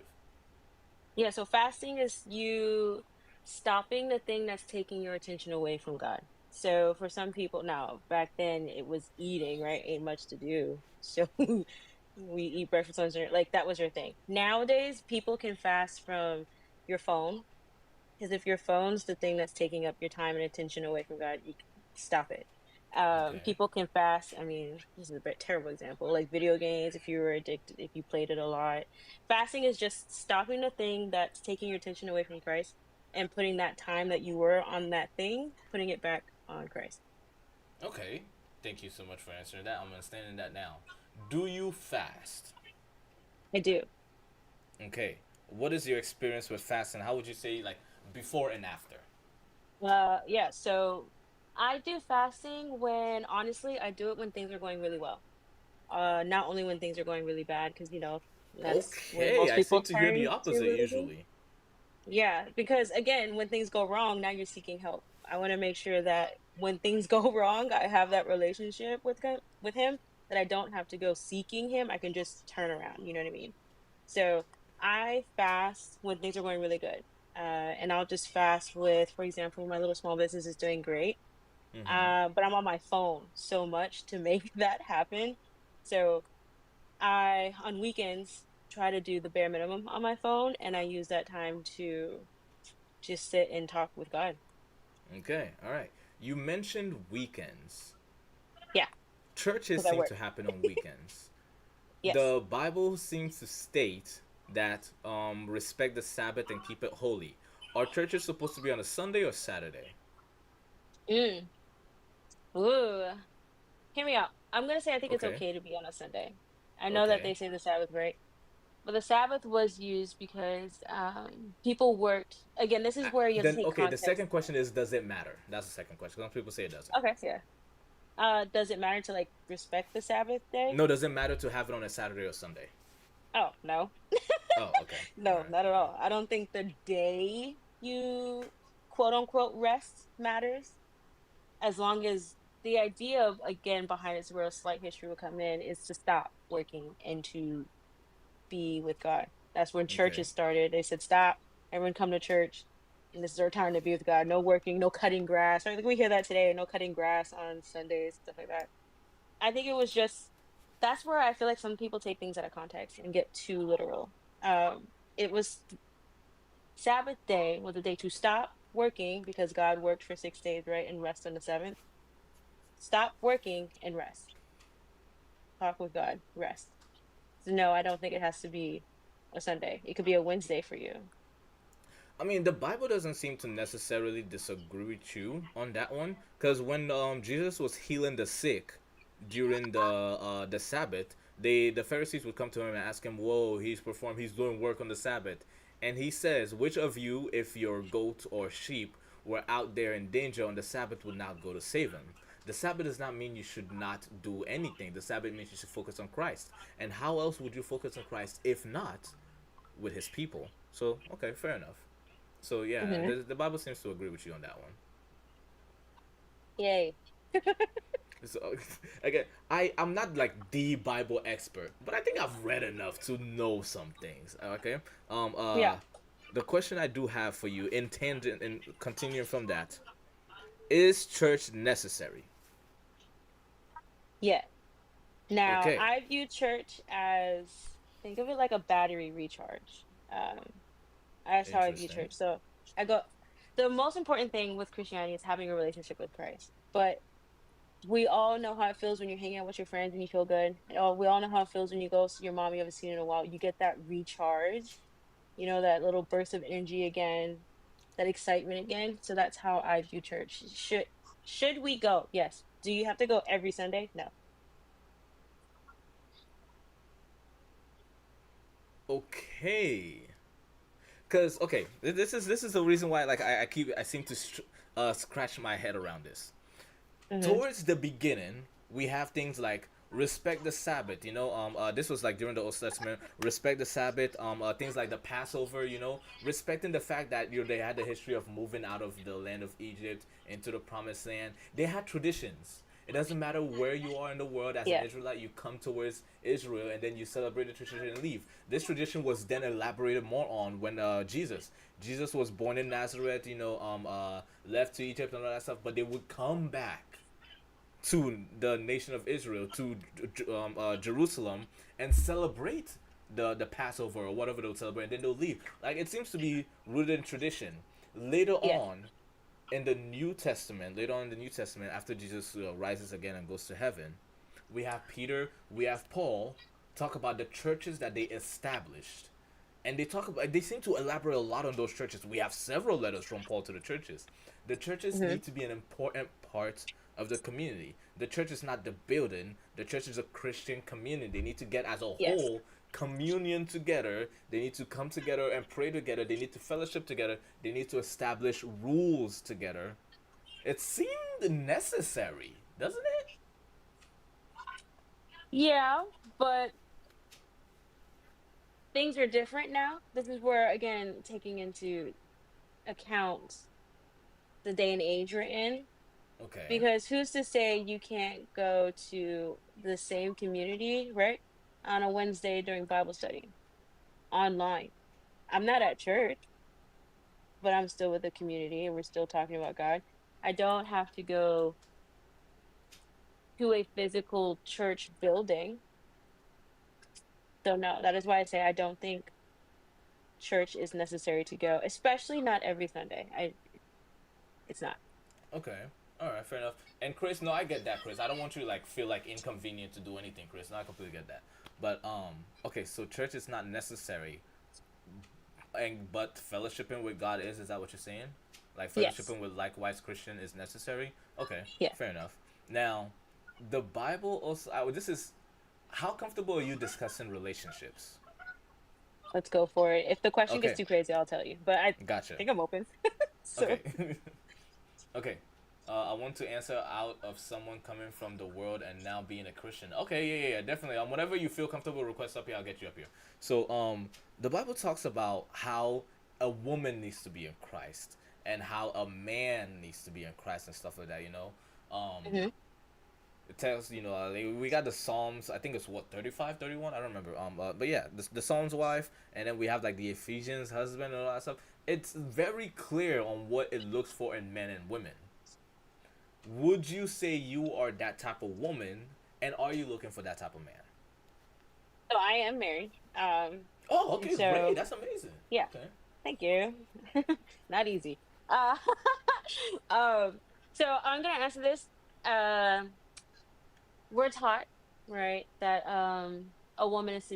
Let me make sure I understand the question. You're talking about when it says women to be submissive to your All husband. of it. All of it. Okay, cool. Yes, I would say I guess I am somewhat of that traditional wife, Okay. but the key here is the key is to make sure that the husband you I mean, God can only tell you so much, right? So the key is to Right. pick that the husband you have is going to lead properly and All make right. my life comfortable enough to where I will willingly submit. You Um, need to will. Wow. So you can't. So like. because it's like, right, like, of course we're grown to tell wives listen to your husband, right? But if my husband's an idiot, right, like it's gonna be hard to listen to an idiot where going left is gonna end at a dead end and right is good, but my husband says Okay. go left anyway. So Fair enough. Fair enough. Fair enough. so you have to make sure that the husband, right, the man, is going to lead properly, that he's going to be that head of the household, that he's going to do X, Y, and Z that the Bible says, to where it is easy and I will willingly submit. All right. Last thing before I get Chris up here. Yeah. You are a wife. Do you have Yes. any advice for people who are girlfriends or soon to be wives or not in a relationship? Any advice from a biblical perspective as a Christian woman that you have for them? Let's see. My biggest piece of advice would be don't rush it. Because you be dating a man and it feels good and you're like, cool, let's do it. But don't rush it. Take your time. God will let you know if it's meant to be. He'll send you a sign. Something will happen to where this is the right one. So don't rush it. Don't think you know the answer before. Like, just take your time. Okay. Wow. Awesome. Okay. I followed you. I look forward to how often do you go live and do this? This was cool. Um. So I have a day job, and because of that, my day job doesn't always let me to go live at a specific, consistent time. So today I specifically took the day off so I could do this. But Oh, okay. like for example, tomorrow I won't be able to go live. I won't be able to go live until like Thursday night, and that's at night. So it's not Cool. I'll see you consistent. Thursday night. Yeah, yeah, basically, yeah. It's not very consistent. Awesome. But I'm one thing is for sure though, I'm always live on Saturdays. Always 100% Oh, live okay. on Saturdays. Bet. But yeah, it's the weekdays are not Pleasure consistent. meeting you. This was Yeah. cool. Jade, I love you too. You too. Oh my God, stop, Yeah. guys. Okay, bye. But all right, see you. She's pretty cool. Okay, now guys, we're gonna get a big man, the big macho Chris here. I'm nervous. Okay. I'm kind of nervous. What's up, Chris? How you doing? You can hear me? I can hear you, Chris. How you doing, bro? God bless you. God bless you too, man. I've been looking forward to this for a while because you seem to know a lot. You seem to know a lot. Okay, I mean, go ahead. there's still more. There's still more to learn. Mm-hmm. Like as I Okay. told you, me, I always take in everything, and I like I told you, I learned a lot from you, and you're very intelligent, Oh, and thank you. and not a lot of, I told you this, like, much respect to you, because not a lot of people who speak about this topic actually listens and then replies in a friendly way. Fair enough. Yeah, there's a lot of. I think. Okay, so this is where I'm going to get serious with you guys. I try to keep things lighthearted because I don't want anybody to like feel like uncomfortable. This is where I'll get serious. Most people don't know how to think, and that's a serious thing. Most people don't know how to think. There is a non-thinking epidemic in the world. This is how you think. You think so that your thoughts may die so that you don't have to. I'll explain that in a little bit. Before you cross the street, you first imagine yourself. You don't know you're doing this, but you're doing this. You first imagine yourself crossing the street, and then you imagine a version of yourself that doesn't look both ways. Bam, that gets hit by a car. Cool, you know not to do that. You keep thinking until you get that perfect version that does it successfully, and then you do that. That's how you rationalize. That's how, whenever you're about to study for a test, you say, okay, what if I didn't study? That what if made you think about a version that didn't study. Maybe you failed. Now you realize you're going to study. You think so that your thoughts may die so that you don't have to. Unfortunately, these days, people do not let their thoughts die. People let themselves die for their thoughts, and that should never be the case. You need to be willing to be wrong. You are smart enough to know you're right, but are you smart enough to know that you can be wrong? And that is the world we need to live in, and that is the world I hope to promote. I want to teach people how to think. I want to teach people to realize that there is a possibility they're wrong and accept that and try out their thoughts against the wall. And if it doesn't bounce back, it's not right. So that's why I am willing to know that I could be wrong, and I try my best to learn from other people's perspective. But yeah, so you said that you knew about churches and like how that works. Tell me. Yeah, so like I was saying, based off of the last two questions you asked, like, is it important to go to church? I feel first, let me give you a little background. Me, before I was saved, I was doing stuff in the world. Um, Me living in a household now that I'm the only Christian, I always, used to think, it's okay. I know of God, but I don't know who He is. So me staying home, not putting church as a priority, was like, okay, you know what I mean? Like, in the sense of there's a lot of people with the mindset that it's like you don't have to, you could serve God at home, and you don't have to go to His house to, to, in the sense of, to feel His presence and to know He's with you. You could do that from home. And I was that one person that it was like, yeah, I don't really have to go to church to know God's with me, or to to know who He is. But now, as a Christian, as my standpoint, I always make church, my main priority, because I know the change that it has brought me from where I was and where I'm at now. And there is a big difference of, like, during COVID we had church through Zoom, for Yeah, instance. yeah. It was home. that was tough. Yeah. Having church from home, it you can have church from home, don't get me wrong, but but it's a different feeling when you're in His house. Okay. Fair enough. So you think church is necessary? It is necessary. Does it matter if it's on a Saturday or Sunday? Well, no, not for me. Like, we have church. See, the thing where I live in Jersey, New York. Yeah. So getting a location is hard. It's not easy just to, I'm gonna have a church on. I'm gonna buy a building, and I'm gonna have a church Yeah. on Saturday or Sunday. It's whatever you could get, to be honest. But I have churches on Sunday. I don't think it really matters the day, but I have it on, like you said, Jesus was doing miracles on the day, of rest, where Yeah. no one was supposed to do anything. So I personally don't think it's a problem to have church on a Saturday or a Sunday. You could have events Saturday, Sunday, Friday. Sometimes, we do that. We have camps Friday, Saturday, Sunday, revivals Friday, Saturday, Sunday. Okay. All right. Yeah. So then the next question I have is, Christianity seems to say that they have a claim to truth. At least Christ does.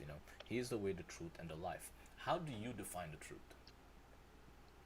I tell a lot of people a lot of people this, because a lot of people do ask me this question. By my faith, I I have faith, right? My faith is very strong, and I know where I come from and how God has changed me. I was a person who I used to have like the anger problems quick. Like if somebody used to look at me a certain way, I would want to flip, you know? Okay. If so I'm gonna answer the question, but I'm going based off how I Yeah. was changed, you know? I used to drink, I used to smoke, I used to curse, I used to listen to all this stuff. I used to, go out and do stuff I wasn't supposed to do.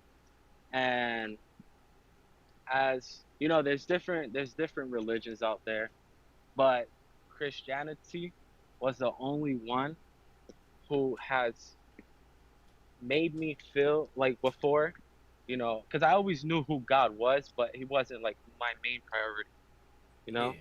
Like it was like, yeah, I'm gonna do my stuff, but God is there. But I went, I believe it was in 2021, that's when I gave my life to God. So Oh wow. from So would you say like you're like a baby Christian? yeah, I would say that, yeah. Okay. But 2021, I gave my life to God. It was during COVID, Yeah. Um, so Christianity was the only religion that was, welcoming to me, that showed me how to love, how to love your neighbor, Okay. how to Ooh, I got a spicy question. how Okay, go ahead.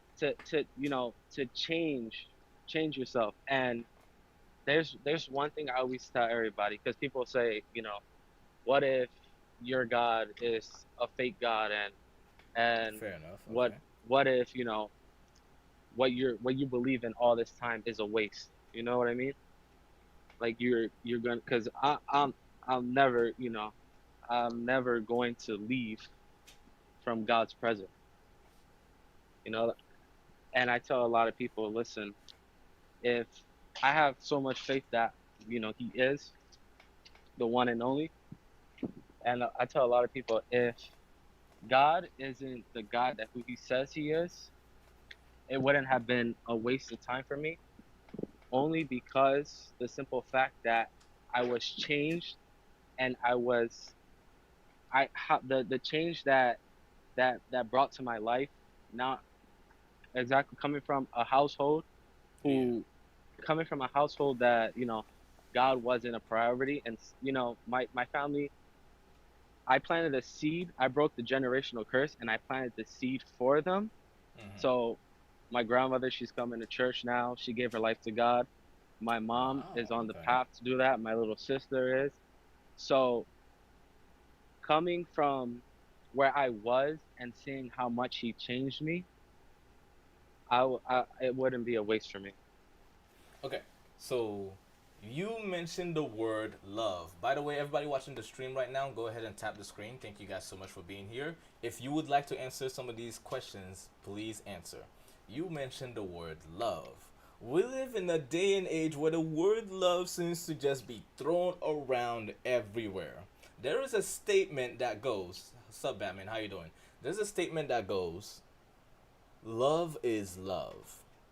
And that statement seems to be very prolific with the LGBTQ community.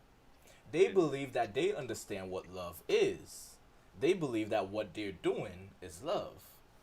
Christianity states, Christ states that he is the way, the truth, and the life, that he is love. He is love.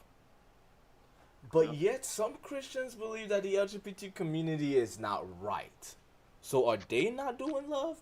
What's going Well, on there? How do Christians wrestle with that? and as first, we're gonna speak about this topic, but I want to let you know, because from past experience we had at my church, because we, mentioned this, you Yeah. will get, your life might get taken down, or you won't Oh have access yeah. to Okay. go Yeah. Just live. just be careful what you say. Just yeah. But Just be I careful won't. what you say. I'm not gonna mention the group. I'm just gonna say, this. So love, Rainbows. How about that? yeah. So in a sense, from the beginning, you know, after the covenant between us and God was, the rainbow. Okay. What happened is, the enemy used that and he made it into his own sense. Everybody, listen, love God. I tell this to a lot of people. God loves you, but doesn't love the stuff you're doing. Okay. He loves you. You're his child. He made you in his image. The only thing is the enemy has you blind in the sense of there is stuff there, and most of these people have are in this path because of traumas and stuff that they went through when they were little. Right. And what happens is, stuff gets transferred to people Okay. in a sense of spiritually. Oh yeah, I got a lot of spicy questions. So you believe that the quote unquote So rainbow community is wrong? I so talking humanly, well, spiritually, yeah, in a sense of only because they're blinded and they don't Okay. know exactly what they're doing. The enemy has them Mm-hmm. blinded. You know what I mean? Yeah. So many spicy questions I got for you. Man, okay. So then the next question I have is I've heard a lot of people state that you can be Christian and still be a part of that thing. You know, you can be one of I those. You can be one of the LG or, Q. Yeah. Or I've I don't. heard a lot of Mhm. pastors have like a Let, rainbow on their, like themselves and like let, say that. So like how is your take on that? Is that the listen, case? I don't believe that's true. Okay. Only because is how do you know how do you know what God doesn't like but you're still doing it? Oh. So so Okay. it's like if I go to you, Mhm. I'm just sitting and I smack you. I know it's wrong, Right. but then I smack you again. Okay. Okay. Okay. So you're disingenuous. Okay. Yeah, Fair enough. you know the word, but you're not spiritually awakened to know the truth. Okay, okay. Okay, so the next question I have for you, because you mentioned this, you mentioned spirits. I hear a lot of people talk about the Bible. A lot of hear people talk about how blessings and like what God has done for me, what God has done for them. Cool, cool. That's all cool and all. But 90%, if not more, of the Bible seems to be about spiritual things. Like principalities and powers, like evil spirits, Baal, and all this stuff. Are demons real? Yes, and I have Okay, go ahead. a testimony. Okay, okay, okay. I seen someone being delivered. Oh, so So demons are real. Okay. yeah, spirits, all this stuff, it is real. All this stuff, Okay. it is real. Do like is it like okay? So I I'm do. gonna give you an example. Okay, go Scary ahead. movies where people, Yeah, yeah. Is it like that? Is it like yes, oh? and talking from it now, being that we're on this topic, a lot of this is like a topic that a lot of people don't understand. The certain Mm-hmm. things you watch and certain things, like let's say if you're home and you watch a scary movie or or listening to music, Right. all these stuff that first of all, anything that's not of anything that's not towards God is not for God, from God. You understand what I mean? If Okay, I see what you're saying. if let's say you're listening to music and it's talking Mm-hmm. about this, that, the third, drugs, money, all this stuff, Mm-hmm. it's bringing in stuff behind because there's other things behind music. Music is not just what you listen, what you're hearing. It controls your mood. It controls how you're feeling. If you're sad, you listen to sad music. If you're happy, you listen to uplifting music. If you feel like a gangster, you listen to trap music. So Yeah. it it brings in these stuff because that's the only thing that doesn't need permission to enter your body. Music. Have, So have, uh-huh. no, I don't mean to cut you off. Go ahead. So hold on. So So when you're watching these scary movies, right? I'm gonna go back to the scary movies. When you're watching these scary movies, let's say in Synodus or all this stuff, no, I always tell everybody, no normal person is gonna come up with these ideas of how these people are moving. So most of these movies that you're watching, they're being controlled by these, these demons who are guiding, the director to have, this control. And what happens? You get hooked. Yo, look how this person's moving. Look how this person's moving. But you're bringing in Okay. that stuff.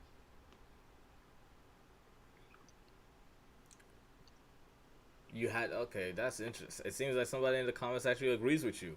Okay, so again, my job here is just to understand Christianity because I want to understand what's true and what's not true, all that stuff. So demons are real. All of that stuff is true. Okay. Dang, that's just so many questions, man.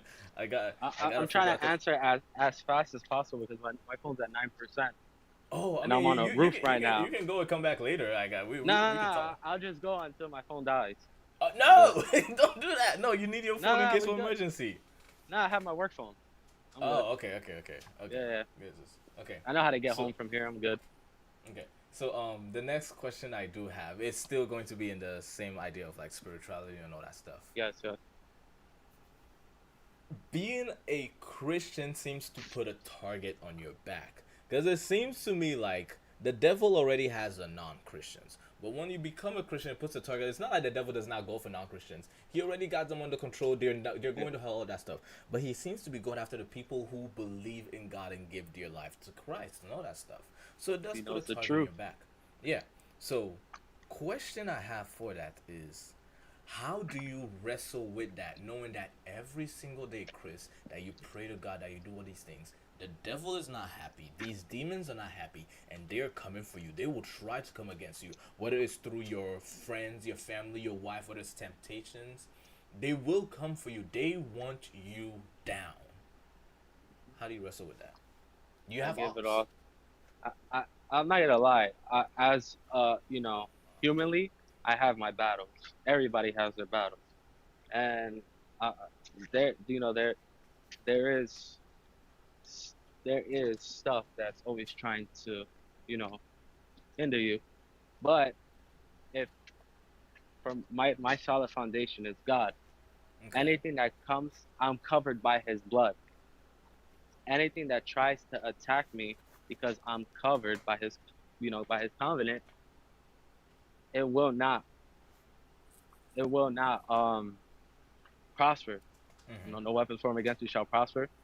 So there is, the thing is, this is the problem. The enemy knows the truth, and he tries to destroy anything that tries to go to the truth. Okay. Interesting. So I was gonna bring something up. Hold on, it just slipped my mind. No, you're good. Wow. Okay. Hold on. I'm trying to bring it up. But so yeah, and this is the other thing. Everybody, being as Christians, we do lack sometimes.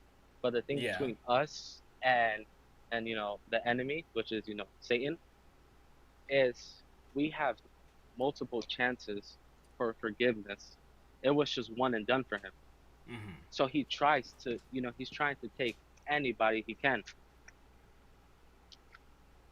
He doesn't want you to seek the truth. So he tries to do anything, whether it's give you the stuff you want. There's as long as on this earth, he rules the earth. So he will give you anything. The enemy, as long as you don't seek God, he will give you anything. Fair enough. And listen, in my field, I do HVAC, so I go to these big people's houses and all this stuff. Yeah. And they have, because everything in life is a testimony, Yeah. Everything you see, and there was a topic that you brought up. It was like, do Christians suffer? I want to answer that. Oh, okay. Go ahead. There is. I go to people's houses, and some football players, some CEOs, they have everything you could imagine, but they're still miserable they don't have that foundation. They have Ferraris, Lamborghinis, big house, big food, but they're still missing God. So you can have it all, but I don't have nothing, but I have everything because I have God. Ooh, that's a deep quote. I don't have it all, but I have everything because I have. That should be a T-shirt. That's. Yeah, right. Yo, guys, somebody quote that. That's a Chris Nah, I'm classic right there. copywriting that. I'm copywriting Yeah, that. quote that, guy. That's a Chris classic right there. I don't have it all, but I have everything because I have God. That's okay. Yo, Chris, I am so glad I got you. You're one of the people I've been meaning to get up here for a while, man. I gotta get you up here again when your phone is charged. When your phone is Yeah. up. I definitely gotta get you up I'm here. out again, my man. house since I'm out my house since 7:30. I don't. So. Nah, okay. But yeah, I look forward to hearing from you again. Like I know my lives are inconsistent. I got a day job, so. No, yeah, me too. I have a full-time job, so whenever I see you, and I have most of the time I'm working in an area where there's not really that much reception. So, Yeah. but that one topic that you brought on, do Christians suffer? I wanna bring that up. Yeah. In a sense, because I wish I had the time to join, but yeah, you know, if when you seek God, I tell everybody this, everything comes with a testimony. Why? Because of the simple reason that how am I, a Christian, supposed to relate to someone who is in the world if I have nothing to relate to? Okay. So everything that we go through, in a sense of, yes, we don't have nothing here. There is some pastors that, you know, they're big and they have a lot of stuff, but they still don't know their members. You know what I mean? And there was something that you had brought up about I think it was like pastors and stuff. But in a sense of, as a Christian, you are going to you are going to go through trials and tribulation. Everybody is. No one is exempt from that. The more you seek God, the more trials and tribulations are going to come. And you brought a question is, if you ask God for a gift, does He give it to you? You know, ask and you shall receive. Yeah. How can I, as a Christian, ask for wisdom, and then when trials come up, I can't just, hey God, can you fill me up with wisdom, and then not, I need stuff there. He places stuff so that you could build, you know, the wisdom. Okay. All right. So okay, that's if an I interesting ask, perspective. like for me, I asked God to help me play the piano. It wasn't just going to be, I know every chord, every key. Right. It was, you want this gift, I will give it to you, but you have to practice. You have to be, what's it called? What's the word? You have to be, I forgot. Consistent. Mm-hmm. So yes, God will give you stuff. God doesn't give you stuff you can't handle. He will give it to you, but there is going to be stuff there that's going to allow you to build that. Okay. All right. Huh. Willing and consistent at your goals. Okay, that's interesting. Wow. And that's the problem with a lot of people. They ask for stuff, and it might be too big for them to handle at that moment, and then they stop. Huh. In a sense of, God is a God of perfect timing. He knows everything. Mm-hmm. But us as Christian, we should be careful what we ask for, because some things we ask for we cannot handle. If I ask for something and I'm not prepared for that, then how am I supposed to get that? Fair enough. No, I get that 100%. Okay. So you believe that whenever it says ask you shall receive, you will receive, you just will not receive the way you want, but the way God needs you to receive. Yes. Okay. Interesting. Wow. I haven't heard that one yet. That's interesting. If you put it into perspective, if you ask your teacher, hey, can you give me an A on this test? Okay, what are you gonna do to get an A on the test? You gotta study. I'm not gonna just give you. I'm not gonna just give you an A, and you don't Ah, study. You don't put in the work. okay. Okay. That's just yeah. Okay.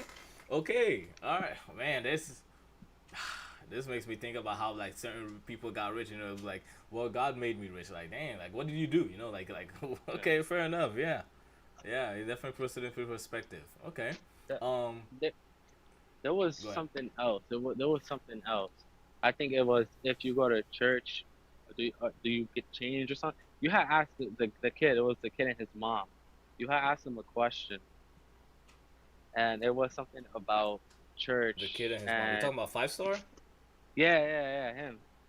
You had Yeah. asked him a question about it was if you go to church, do you? I forgot what it was. It was something about if you go to church and what was it? I'm not sure. You probably have it written down somewhere. No. I remember each and every question I asked. So it depends on the question. Um. Mhm. Though I know one of the questions I asked was, how come in church they don't preach about these evil spirits? You know, they don't talk about these horrible things and stuff like that. Oh These, yeah. That's yeah. what it was. So there's New Age churches where this is the thing. I don't judge anybody because who am I to judge Right. if I have flaws, right? Okay. But there there is there has to be a space where you draw a line and you respect God's word. Yeah. So what happens? A lot of these churches, especially these big churches, they first you gotta follow a church. You gotta go to a church that is all about the word, Mhm. that goes based off of the word. Now you have new churches where in my church we can't wear hats on the altar. It's disrespectful. We can't go to church. We Is have there to like a dress a biblical certain. reason for that? I'm not 100% sure, Okay. but as far as going to my church, Okay. if me as where I'm at now, if I go to my church with shorts and a ripped up shirt, they're gonna look at me like, yo, I mean, yeah. Okay. you Okay. know. Okay. But if you're an outsider coming in, you don't know. You know what I mean? So Yeah. No, I get that. we cannot judge you on that. But if you're a pastor coming in to the church wearing whatever you want, how can me as a follower wanting to know God know what's right and wrong? Got to set example. You got to So hold. now, Okay. Okay. I yeah. see what you're saying. So nowadays we have every what is it? Every sheep knows their shepherd's voice. But if their shepherd is not a good shepherd, how am I supposed to hear my pastor's voice? Mmm. Dang. So Okay. Shoot, so okay. Dropping some so gems. so what it is there's especially in New York, there's a lot of churches where the pastors, they don't look like pastors, and their members. If I'm going to church, I'm going to church because I want to be changed. I don't want to go into church the same way as my church is. You leave different than how you arrive, in a Okay. sense of I whatever I went through the week, I leave it there, and I'm leaving fresh. There's a lot of people who go in to these churches, but they leave the exact same way. They're not they don't know what they feel, you know? The presence of God may touch them, but they don't have an encounter. They don't know what touched them. So a lot of these churches, they don't preach certain things because they know it's not going to be a lot of these churches go off of, it's sad to say, but they go off of profits, like money wise. Mm. Okay. No, I So definitely get that. if I Okay. don't Yeah. if I don't preach if I don't preach what this person likes to hear, then they're if I preach what this person likes to hear, then they're gonna come back. But if I preach the truth, yes, they're gonna know, okay, this and that, but then I come back. But I let them know what's right and wrong, and I planted the seed.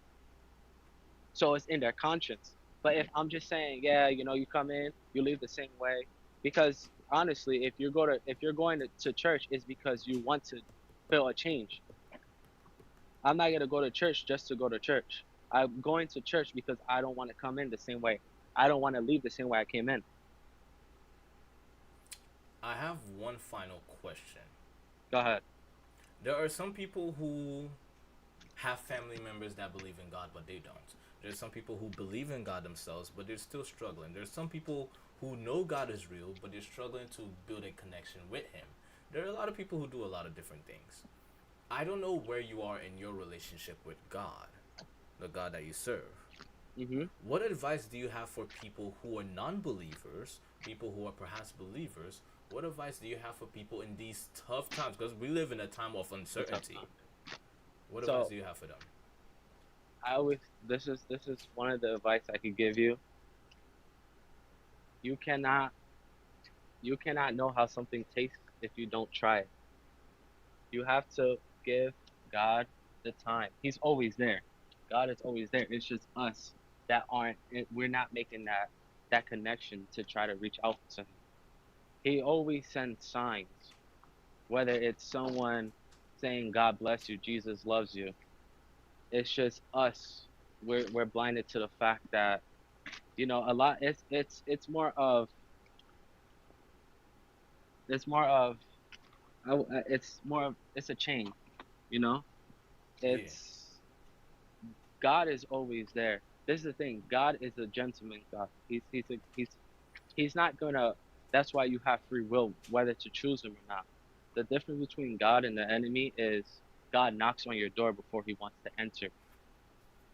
If you're not ready, He will. You know, if you're not ready, because you have to accept Him. He's always there, but you have to accept Him. You have to want to be the one to make that change, to want Him. And if you're feeling like a lack of something, He is always there. All you got to do is just talk to Him. I tell this to all of you. God is always there. We just have to take the time to talk to Him. Wow. Thanks a lot, Chris. He's always there. You just got to also realize, as you start to seek God more stuff, more burdens, more trials are going to come your way, but that's because you are seeking the truth. Okay, all right, dude. I really appreciate it, man. Thank you. No problem. Wow. And like I said, I really appreciate how you are, and if you're not a Christian, or if you're trying to, you know, to figure out, you know, where, you know, who God is and His love, just talk to Him. Talk to Him. I really appreciate that, man. He will always be there. It's like, ask Him for signs. That means a lot. I mean, you already know half the Bible. You know half the Bible. You already know half. I don't know, but listen. God has changed me, and I tell everybody this, from where I was and where I'm at now, and what He has done, and how many doors He opened for me, and how many doors He closed. Yeah. And many people are gonna leave. Many of your friends are gonna abandon you. There's people that's gonna be in your life who you thought was your friend. They're gonna leave, but that's because God closed that chapter in your life to open new ones. He's a perfect God. He knows everything. He knows what's for you and what's not for you. Thank you, Chris. That really means no a lot problem. to me. Thank Love, you, bro. Yeah. Take care. I love you, bro. I hope to continue to see you around, man. God bless too, you. Man. God bless you too, man. God bless you, chat. I see you guys on the next one. Oh man, I've been waiting to get Chris up here for a while. That was worth it. That was worth the wait. I can't wait to continue asking him. There's so many questions I got for Chris. I can't wait to continue asking him. Again, guys, my goal is to ask Christians questions. Okay, I want to know Christianity. Okay. Thank you so much, man. God bless you too, bro. No, I want to know. So please, if you're a Christian and you believe you know the word, please request up here. I want to ask Christians questions. I want to know where you guys are coming from. I want to understand you guys. I want to have deep conversations with you guys. Today I found out that demons are real. Like again, all Christians believe in that. I would hope, right? Because it tells it in the Bible, right? But I'm so many questions, man. So many questions. I like this. These are my favorite lives to do. I used to My favorite lives used to be the make me laughs, but I think I like these ones a lot more because I get to talk to people deeply, and it's not just the jokes and stuff like that. So yeah, Quincy wants to get up here. Quincy, are you ready to answer the questions that I have for Christianity? Quincy, you got to be willing to answer them. Quincy, are you ready to? Hey, hey, if you don't got any to answer these questions, I understand it, Quincy, but I gotta know: are you willing to answer these questions? Yeah. But other than that though, no, I really really enjoy you guys. I got you, bro. All right, bet. All right, let's see what Quincy got. Sigma Kai, thank you so much for joining the stream. I appreciate you. You've been here for a while. And to answer your question, Sigma Kai, no, I am not geeked. I don't know what that means. If you're talking about like DRUG, I don't do that. I don't do that stuff. No. I breathe oxygen. Yeah, oxygen. That's what I breathe. Oxygen. Okay. All right. Yo, Quincy, it's been a minute. How you been? been good, been good. Okay. How So you doing, bro? I've been thinking. So, yeah, I have a question for Christians because there is a lot about Christianity that seems to either be true, not true, misunderstood, or some things I generally want to say. Are you all serious? You know? Are you willing to answer those questions? First, do you claim to be a Christian yourself? Yeah, I claim to be Christian. Okay, appreciate I you. Thank you so claim much. I claim to believe in God. So like, there is like people say things and whatnot, like different like sorts of religions, like they all come to God, like Catholics, Christians, and stuff. But some of the stuff don't like seem right. Like, like if God, because one of the things is in church, one thing is confessing some of your sins to like your like priest or something, like the head Yeah. of church, but you need to tell that to God, not to someone else. Feel me? Like that person can't forgive you for those sins. Only God can.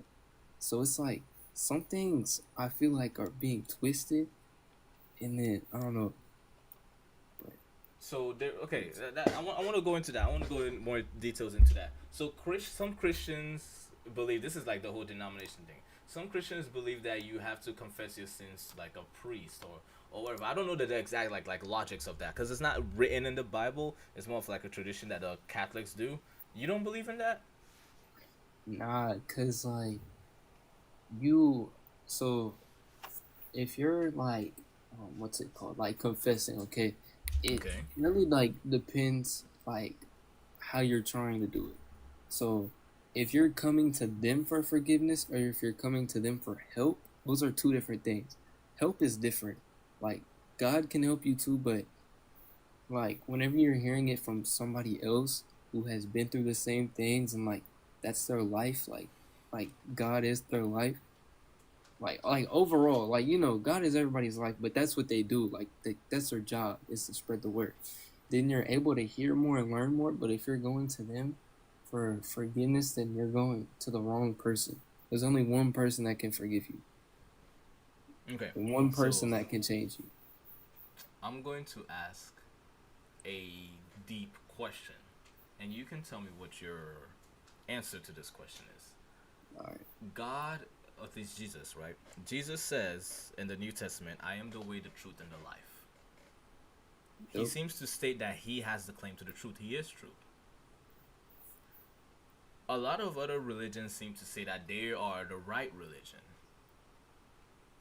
And also, a lot of people seem to say the statement, I have my truths, my truths, my truth. Several people seem to say they have the claim to truth.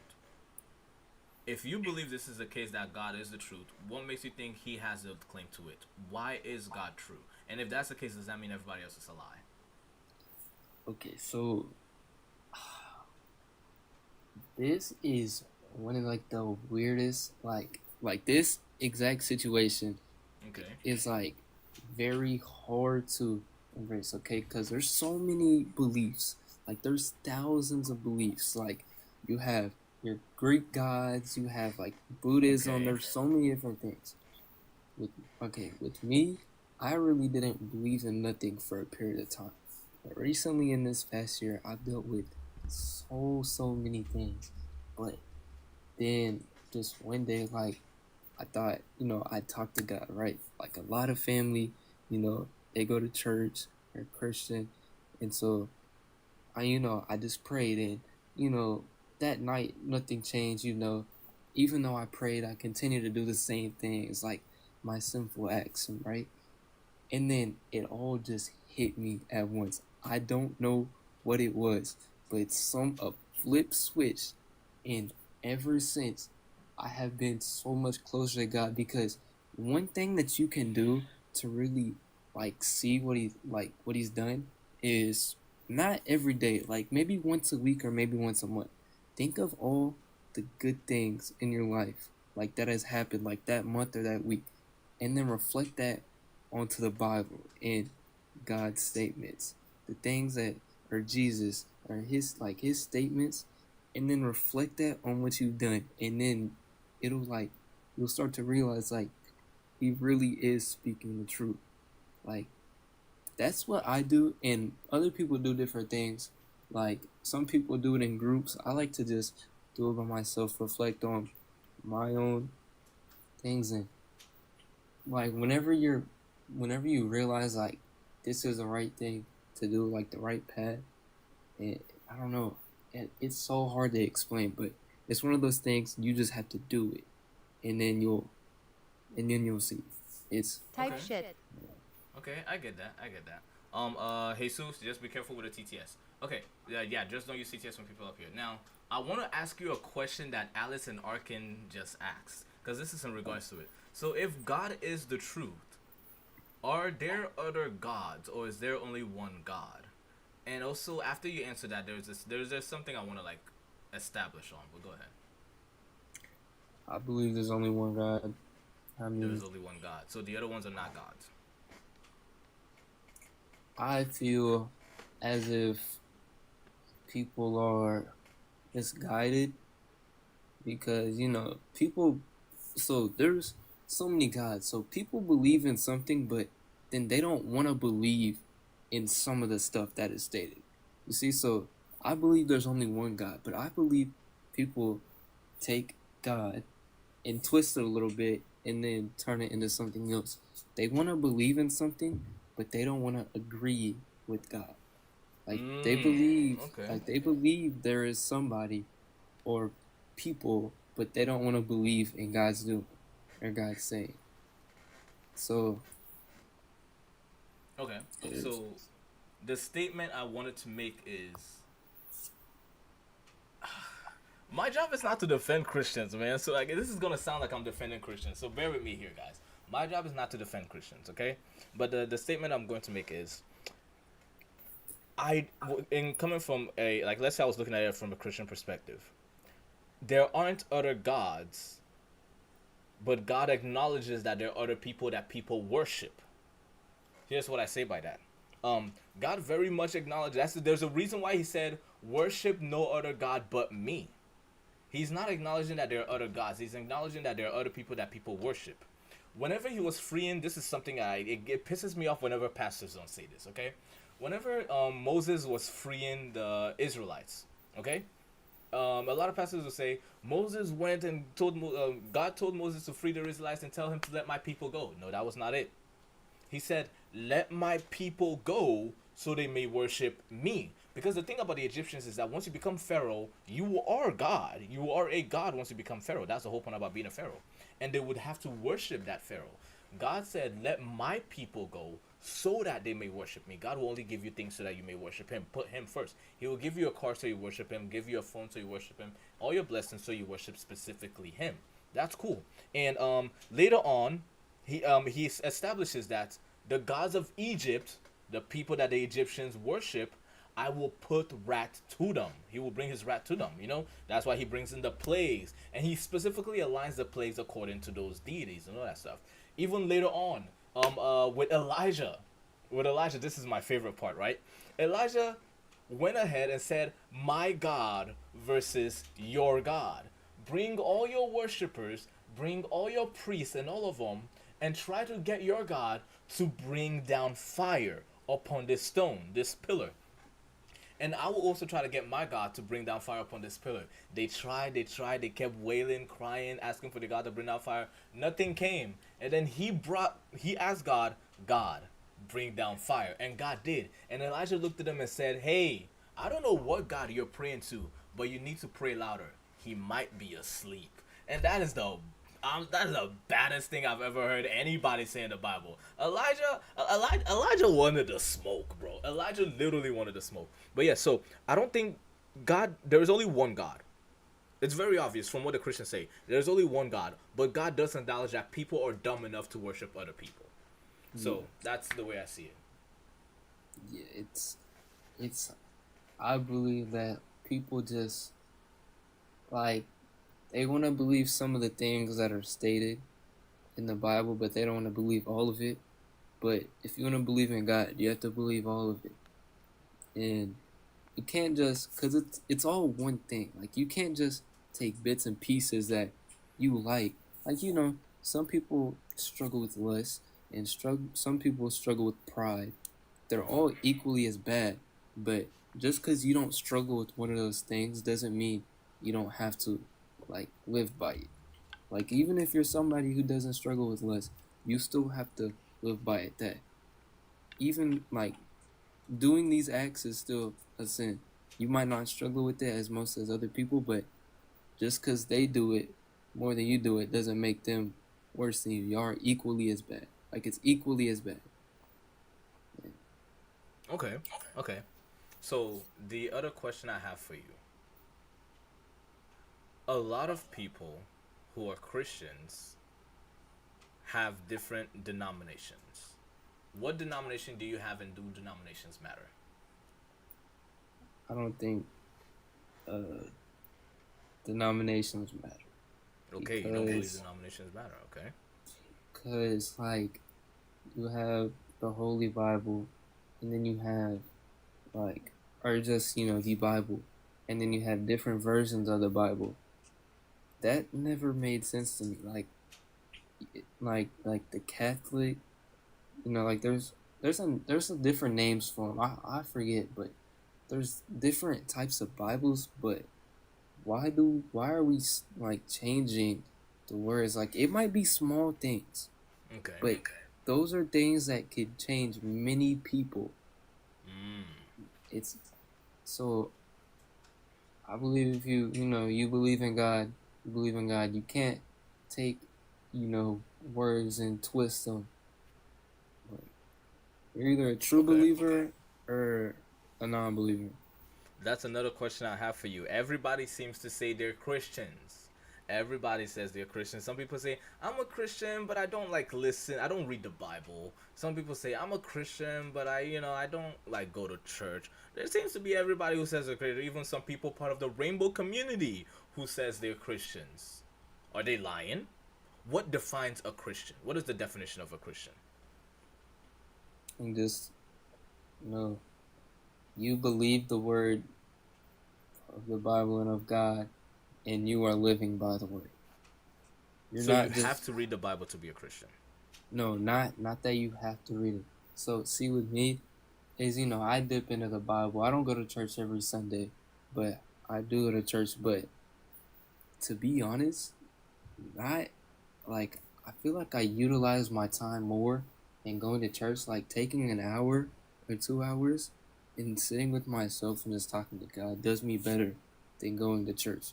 Because then you're hearing about other people's stories and the Bible stories, but if you reflect it on yourself, it makes me believe it more. There's so many crazy stories, referring with guys, people's personal stories, and it might be hard to believe, but if everybody's encounters are different, but they all have somewhat the end thing is the same. They end up truly believing in God, but all these different things scenarios is what makes us us and what makes us believe in God. Okay. Chris asked every answer I try to relate with a story. It's not a bad thing. It's not a bad thing. Obviously, I don't want it. I don't want the story to, because I know sometimes people can go on tangents. I know I can go on tangents. I do it a little too much sometimes. But yeah, I know sometimes people can go on tangents. Just to make sure that it stays within, like the context and like it's digestible. Bro right? says like every time like he like speaks like bro, get straight to the point. And it's your girl Tiana. What's up, Tiana? How you doing? Welcome to the stream. Yes. Jesus. You know the rule. Be respectful. Mods, handle Jesus. Okay. All right. So the next question I also have for you. This one is a tough one. At least I think it's a tough one. Okay. Christians believe in God, and I'm gonna make sure to get other people up here because I want to ask several people different questions. Okay. Because again, everybody seems to say that Christianity is the way to go. I'm willing to test that out. Christians believe in God. That's spiritual. 90%, if not more, of the Bible is spiritual. And there seems to be some guy named the devil. Not a guy, but an angel, a fallen angel. Evil person who wants to break people, hurt people, roaming around like a lion seeking who to devour, i.e. the Bible, right? Are demons real? Are these evil spirits real? And if so, how do you wrestle with the fact that they're coming for you because you're a Christian? So I do believe in demons. Okay. There is good and bad in the world. And one thing that I believed in and is that there was no bad in the world until demons were brought upon the earth and brought upon God. Because you have God and then angels and then here came the devil, and there was like a think of it as like there's a neutral and then a good, and then the devil came and then there was that negative, the bad. So I believe there was no bad until the devil came, and if there are sins then there's bad, and these sins are brought upon us by the devil. But then people don't use sin to better themselves, they use it as an excuse. So. Okay. Wow. Dude, I appreciate it a lot, man. Thank you. Dude, yeah, I really want to say, first of all, thank you so much for being brave enough to get up here. Not a lot of people are willing to do that because, again, they feel like it's kind of like discussing politics.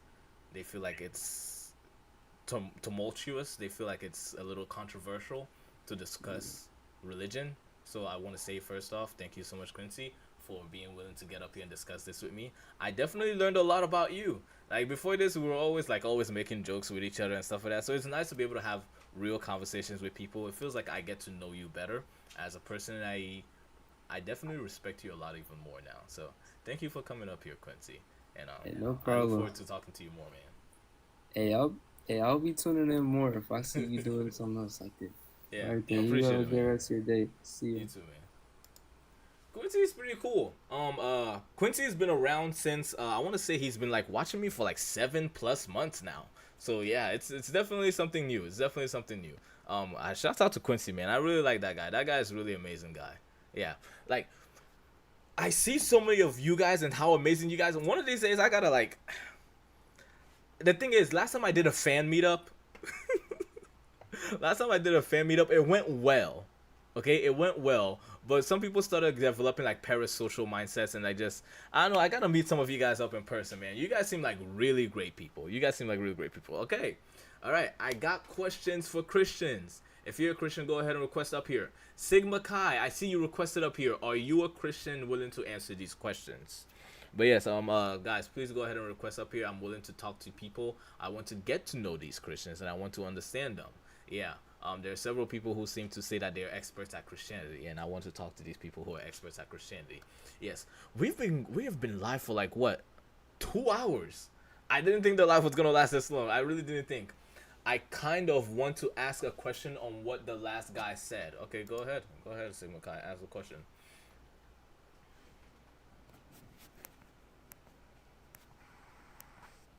Can Yo, you hear either me? my audio Yeah.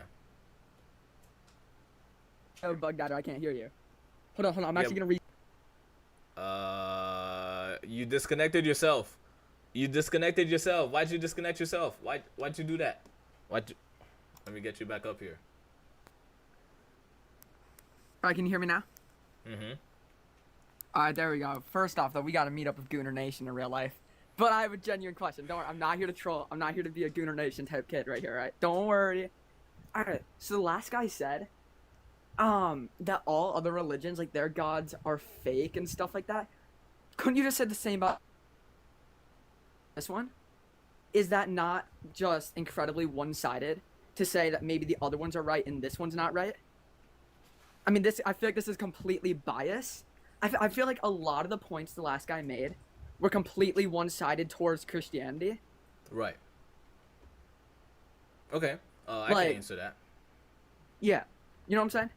Yeah, no. Can you say that all the other ones are real? Yeah, sure. Is it fair to say that all the other ones are real? Yeah, sure. Are they true? That's the thing. In order for something to be true, it needs to be consistent. And in order for it to be consistent, it needs to be consistent with more than itself. Something needs to be true outside of itself for it to be true. So, the way I like to see it is, Can I does be this mod? match up with historical accuracy, you know? And a lot of Islam does not seem to have historical accuracy.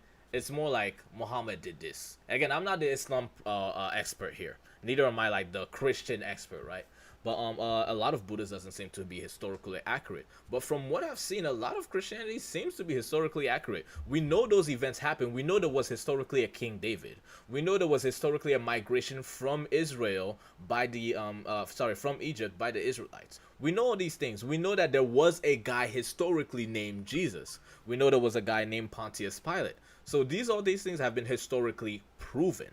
So that's probably why a lot of them say Christianity is true, because it seems to have the most credibility in terms of history. So, but Okay, yeah. By the way, if I don't respond right away, I think I have a really bad delay. Anyway, so another thing is, he brought up the fact that over the years, people are changing tiny little things in the Bible. Here's my question. Who's to say if I didn't live 500 years ago, I could just make stuff up? Like, just an example here. Could I have hypothetically, like ancient times ago, wrote a book, called it the Bible, and people believed it? 100%. I mean, if people can change little things over a long time, yeah, I just feel like that. When I ask people in real life why they're a Christian, oh, it's the Bible. Just read the Bible. No, because could that not just be another storybook? Okay, so how credible is the Bible? That's a very good question. If somebody, like you said, 500 years ago or like thousands of years ago, wrote a book and then they claimed it to be the truth, couldn't that also like measure up? Sure, it could.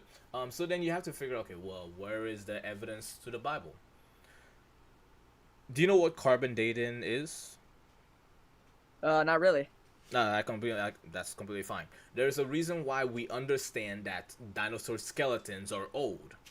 Because of how far deep down they are, because of how old they are, through testing, through carbon dating, and other several ways of testing how time affects objects, okay? There is something called the Dead Sea Scrolls. Those are scrolls from years ago, thousands of years ago, that were the original manuscripts of the Bible. And those were from back then because we can carbon date them, if not other ways of measuring how long they were. And there's several of them that are from, because the Bible is not all written in one go. The Bible is a collection of books, from what I understand. There are some that are way older, 500 older than the other ones, okay? The most recent ones are the ones like Timothy and all of those ones. Those are the recent books and stuff like that. With all of those, you can see how old they are. Some of those books were found in Egypt. They weren't all found in Israel. Some of those books were found in Egypt. Some of those books were found in other places. Some of them have documentations about the kings in the Persian Empire. Artaxerxes, who is a real king in history.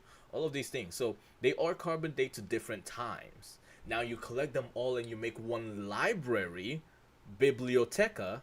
That's what the word Bible means, library. One library, and you call it the Bible, the Holy Bible, the Holy Library. And that's how people seem to understand that the Bible was not made up by some one guy. Several people over hundreds of years. If I wrote, let's say Dr. Seuss, right? Let's say I wrote A Cat in the Hat.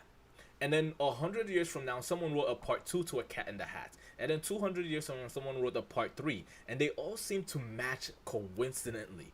Very much so. You would think, well, where are they all getting the exact same idea? There has to be one common place they're getting it from. And that's how the Bible works. So that one common place was supposed to be God. That's how they interpret it. All right, yeah, thank you. Those were my only questions. Yeah. Okay, but no, those are very good questions. Yeah. Definitely glad I was able to answer them. And if you have any questions, you're a pretty cool guy. Actually, and I enjoy talking to you when you're not trolling. I enjoy talking to you when you're not trolling. But I understand the spirit of it is to troll, but good to meet you, Guna Nation. And What's a shout troll? out to the Guna Nation members, okay? Hopefully Yep, one day you will I be an official appreciate it. nation. Yeah. Okay. No, pretty cool guy. Very honest guy. I like him. Guna Nation, despite the fact that I roll my eyes every time I see him, I respect Guna Nation. He's a pretty cool man. Okay, I want to talk to Christians. The Bible written 1,000+ years apart, all aligning. Yes. But yes, I definitely want to talk to Christians and get to know them and like get to understand where they're coming from, because I think there's a lot. Also, hold on. Guna Nation, what do you mean I look geeked? We gotta talk, bro. What do you mean by that? Yeah. You explain yourself. What do you mean I look geeked? Anyways, but yes, I wanna don't come back up here and explain it. I mean, you got a message in the chat. But yes, no, definitely I wanna like talk to people and like see where they're coming from and whatnot. But yeah, shout out to all you Christians, man. I have yet to see a disrespectful Christian. Because whenever I watch other people's Christian lives, right? You look geeked, I don't know what that means. Whenever I go on other people's Christian lives, there seems to be a lot of arguing, right? A lot of fighting, a lot of arguing, all these things. I have yet to experience that. I want to know why, or where are they, right? Where are the arguers? I want to see like those those mean Christians. I want to see them, right? And I've yet to experience that. So because I always like see like they're always attacking each other and stuff like that. So I'm curious where those guys are. You want to know why? Yes, I genuinely want to know why. I'm not complaining. I'm just curious as to why they're not here. I see them everywhere all the time. I'm not complaining. I'm glad that there's nobody like attacking me or anything. It's just I'm curious to know where they're at, you know. Yeah, stuff like that. But yeah. Uppies, shut up, Jesus. But yeah, Jesus, what do you want to get up here for? And Marlon, thank you so much for watching the stream. God Over Money, thank you for watching the stream. And the other person, Trey Smith, thank you for watching the stream. If you guys are Christians, I would love to ask you guys questions. So please request up here if you're a Christian, please. I would love to ask you guys questions. But yes, shout out to the mods, by the way, Ty and Jade, for being here the entire time. Yeah, appreciate you guys. Thank you so much for like tapping the screen and stuff like that. Aiden Allison, thank you for joining the stream. I'm the only Juan.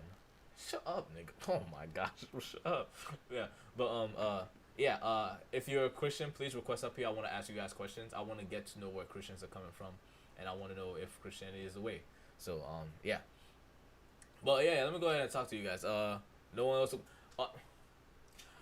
Why should I get you up here? You give me a good reason. Like, do you have any questions? Like, why should I get you? Because I don't want you to get you up here just for you to annoy me. I don't want you to annoy me, you know? Not Christian. I mean, can I ask you questions anyway, Aiden? Because I have maybe I should start saying questions for non-Christians. I don't know. I want to see more lives like this. Like, if you guys have any like live stream ideas, please send them to me. Chris, all of you guys, if you guys have any live stream ideas, please send them to me. I would love to like test them out and stuff like that. I turned off TTS specifically because of you, actually. Because of you, Jesus. I turned off TTS. You caused me to turn it off. Yes. But yeah, no, I definitely want to talk to you. Jesus be causing problems, bro. Jesus causes problems, man. But yes, shouts out to everyone though. No, Gouda Nation, I'm not getting you up here. You're gonna want to troll. God, it's not racist, bro. It's Jesus, just cause it's not racist, cause it's specifically you, Jesus. I don't hate all Mexicans, just you. I'm kidding. That's a joke. I'm kidding. But yeah, no, it's specifically you, Jesus. Mamadou, is that how you say your name? Thank you for joining the stream. Mamadou. I don't know how you say. Sorry, I hope I'm not mispronouncing it. Thank you for joining the stream. Please request up here, okay? He's haggling you. I guess that's what you mean. Haggling you for mod. Does he want to become mod? Probably. He probably wants to become mod. Should I make him mod? I'll let y'all decide that.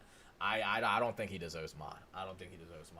Tammy, thank you, Tammy, for sticking by here. I really appreciate it. Finally, Tammy is actually spending time. No, he should. Damn, the mods really find out. Shut up, shut up, Gouda Nation. But yes, okay, all right, okay. Hey, they say they don't want you to be mod, bro. Jesus, I try to fight for you. I didn't. But they said they don't want you to become mod, Jesus. You got some mad haters here, Jesus. Yeah. It is what it is. What you do, Jesus? What you keep doing, bro? Every time you get up here, everybody rolling their eyes like, oh, Jesus is here. Here we go again. I don't know what you keep doing to them, Jesus. Yeah, hey, man. You keep causing problems. What you keep doing, Jesus? Talk to me, bro. What is it, bro? What is it, man? Why you causing so much issues, man? But yeah, I would love to like Marlon Wickham. Is that how you say your name? I would love to like talk to you guys about Let me explain myself. Guys, do we let Jesus up here to explain himself? I don't know. Do we let him explain himself? I don't know. Please, if you're a Christian, though, definitely request up here. I'd love to talk to you guys. Yes. Is that a poll? Did you guys actually make a poll? Jesus, there's no way you guys made a poll.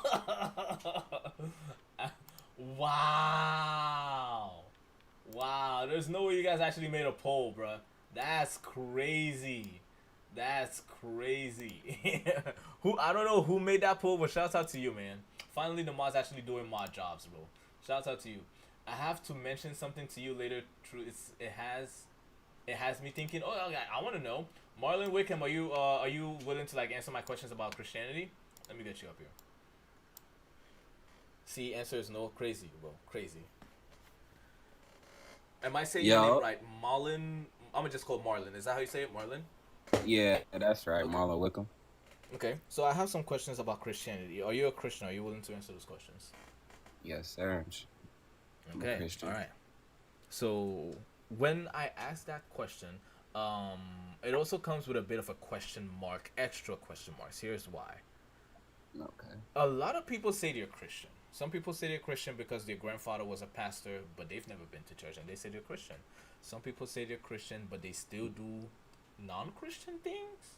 Some people say they're Christian, they still are part of the rainbow community. What exactly makes somebody a Christian? What is the definition of a Christian?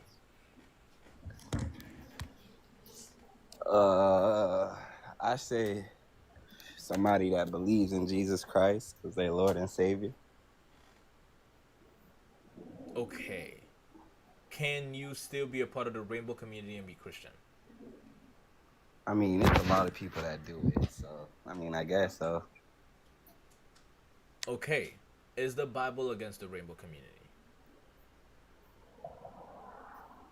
Unfortunately, yeah, it's unacceptable. So but people still do what they want. And be a part of it? It's not that you can't be a Christian, because people, they still be Christians and they still be gay at the same time. Like, they're basically going against their Christianity, basically. I don't know why they do that, but I don't do that. Are they right for doing that? Absolutely not. Okay, all right. So also, is going to church a requirement for Christians? I wouldn't say it's a requirement, no. Okay. In the comments, real quick, Sabotage, I will answer your question, but I'm curious. Marlon, you call yourself a Christian. Do you believe you know the meaning of life? The meaning of life. I have an understanding of it, yeah. Okay. Could you tell us what the meaning of life is, if that's okay? The meaning of life. Let me think. Give me a second.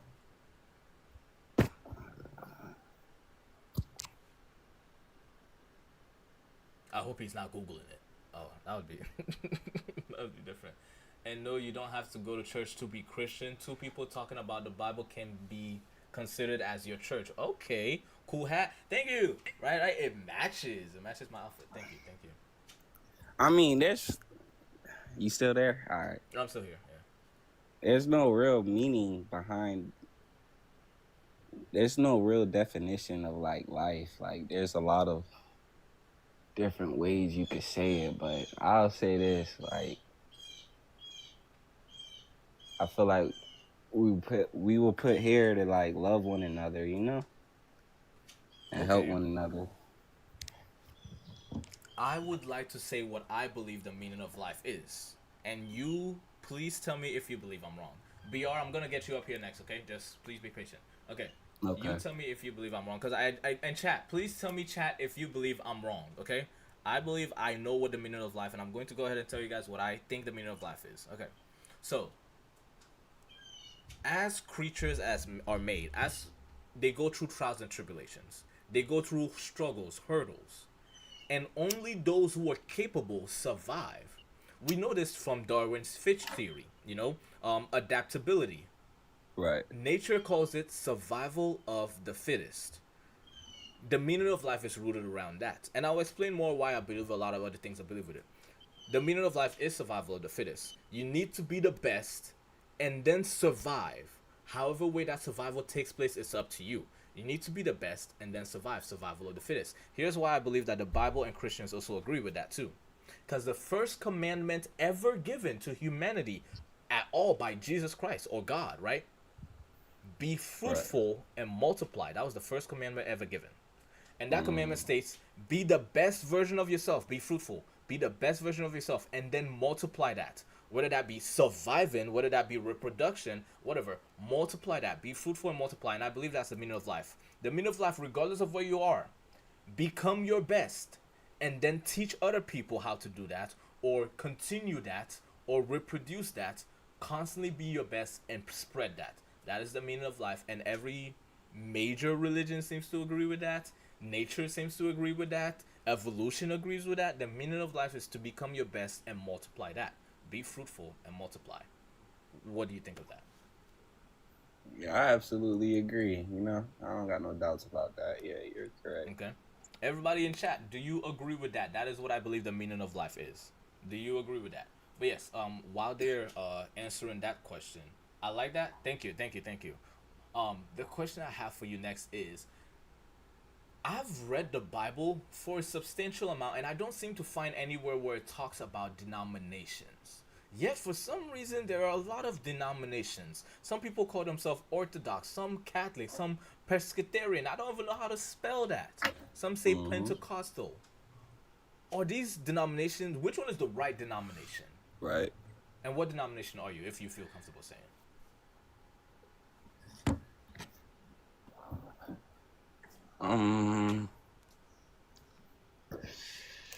I would say all. I wouldn't say. Yeah, I would say all. I wouldn't separate none of them. I wouldn't say.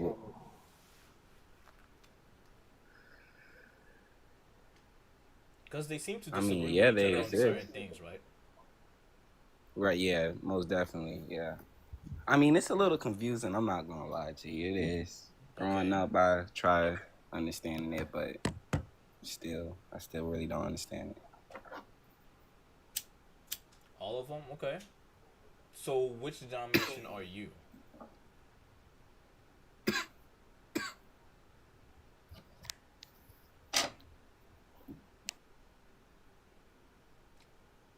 Where you go?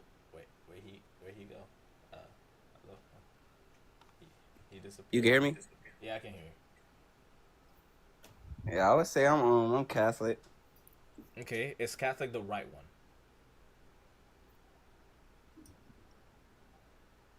Oh boy. I wouldn't. He said, I wouldn't say boy. that.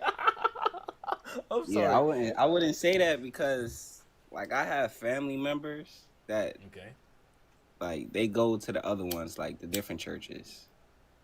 Someone asked in the chat, are you smoking right now?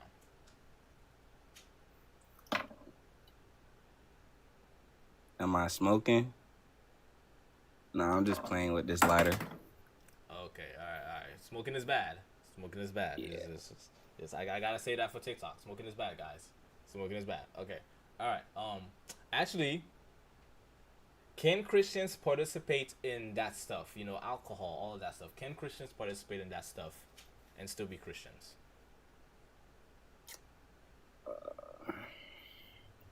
It's a sin for sure, but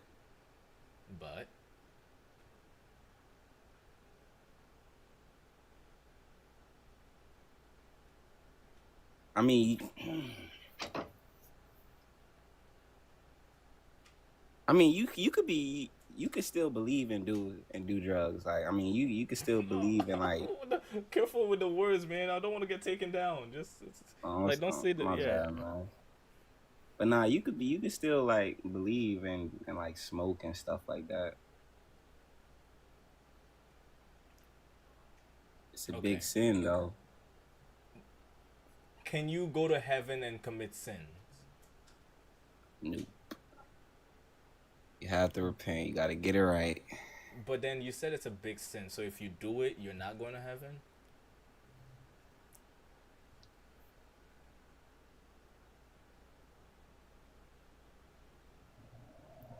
If you do it, your chances of going to heaven. So there's chances. Actually, if you smoke, I mean, that's the way how you live. I mean, God might not agree with it, but I don't see him like not accepting me because I do that. Like, I feel like he'll still love me. Are the people God love, like, what are the requirements to go to heaven? The requirements. I mean, it's a lot of things. They tell you not to. It's a lot. The 10 Commandments. Okay. The 10 Commandments are a requirement? Okay. All right. Yeah, basically. So, following the 10 Commandments and boom, you're going to heaven. What about people who follow the 10 Commandments but are not Christians? Are they... Oh, wait. No, come back. And whoever said God doesn't agree with my hat, screw you, man. Screw you. Leave my hat alone. Come back, Marlon. I can't hear you. Marlon, come back. Come back. That's a good question, though, that you just asked. Okay, yeah. People who follow the 10 Commandments and don't believe in God, are they going to heaven?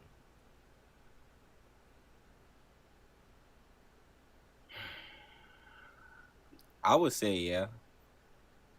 I would say so yeah. You don't have to believe in God to go to heaven. You just need to follow the 10 Commandments.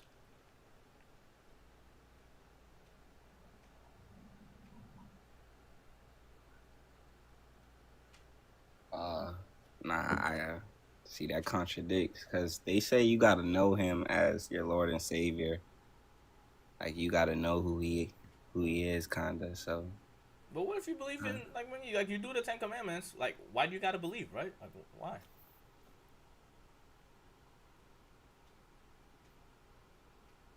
I just don't want to say the wrong thing. I get that. No, I completely get that. This is a one-sided I hope not. I don't want to make it a one-sided conversation. I hope I'm giving you time to, like, speak and stuff.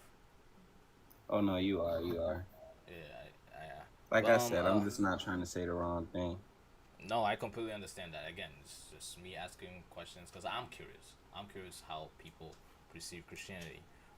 Okay, this is a question. You don't have to answer this question if it's too personal, okay? Because I know there's a reason why I haven't asked this question to people yet. Do you believe you're going to heaven? You don't have to answer it if it's too personal.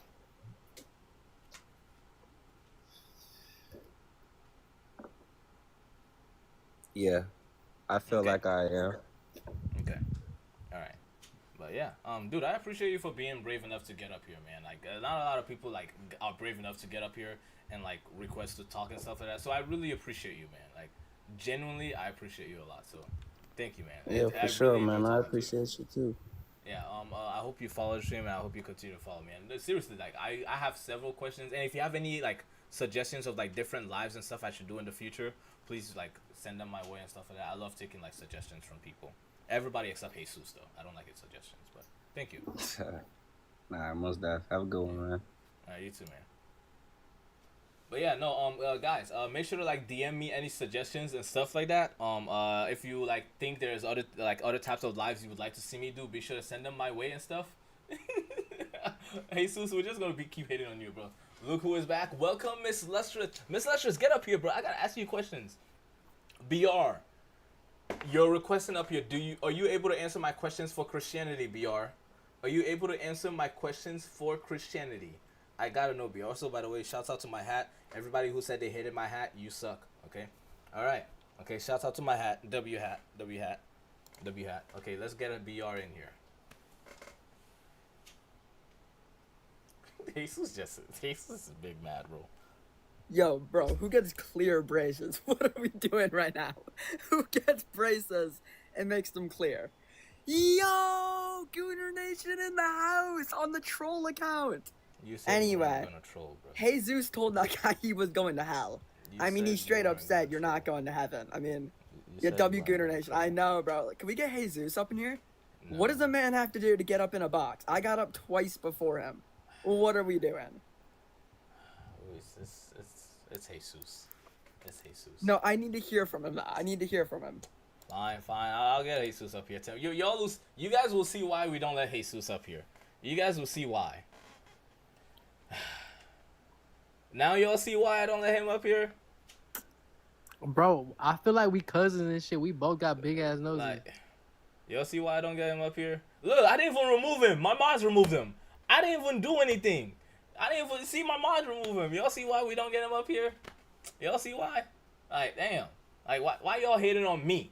Why y'all hating on me? Sheesh. But I gotta get Miss Lustrous up here, though. I gotta talk to her about Christianity. I'm curious to know, like, what she thinks about Christianity. But yes, it's a little 5 seconds of fame. It's okay. All right. Buddy, you don't know the grind? Oh, okay. Gooner Nation is on a grind, huh? Okay. Hello, Miss Lustrous. Can you say something? I want to know if we can hear you. Wait. No, come back.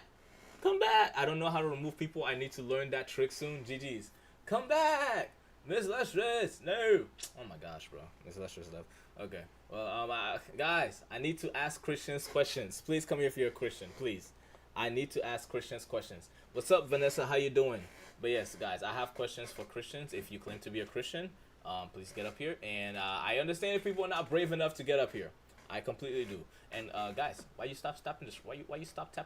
Keep tapping the screen, guys. W tap the screens, guys. Why you gotta stop? I want to talk to realism. Where that nigga at? Okay. Jesus scared them away, bro. That's what it is. Jesus, you keep scaring the Christians away. I'm a Christian on Coca-Cola without the. I'm never reading that sentence ever again, bro. All right, bro. At this point, we need to start muting Jesus, bro. At this point, we need to just keep him on mute. Don't ever get Jesus out of mute, bro. Yeah. Jesus, repent, bro. We keep Jesus on mute, bro. We don't need that guy out of mute ever again, bro. Never get him up here, bro. Dang, they actually muted him. Oh my gosh, they actually muted him. Dang. Yeah. Oh wow. Dang. Jesus actually got muted. I'm not falling for that. Jesus stay muted is crazy, bro. Nah, every live we mute Jesus for some reason. It seems Jesus does it to himself at this point, you know. Jesus does it to himself. You was not serious. It's up to you, mods. I'll let your mods decide if you want to keep him muted or not. Can I come up? I feel like I know who you are. I don't know. I feel like I know who you are. By the way, Jesus, like Gooner Nation, are you following me on all your alts? You should be. You should be. I'm never letting you up here again if you don't follow me on all your alts. You should be. Alright. Okay, Border Bunny. Okay. Hey, so I should be expecting like, oh, okay.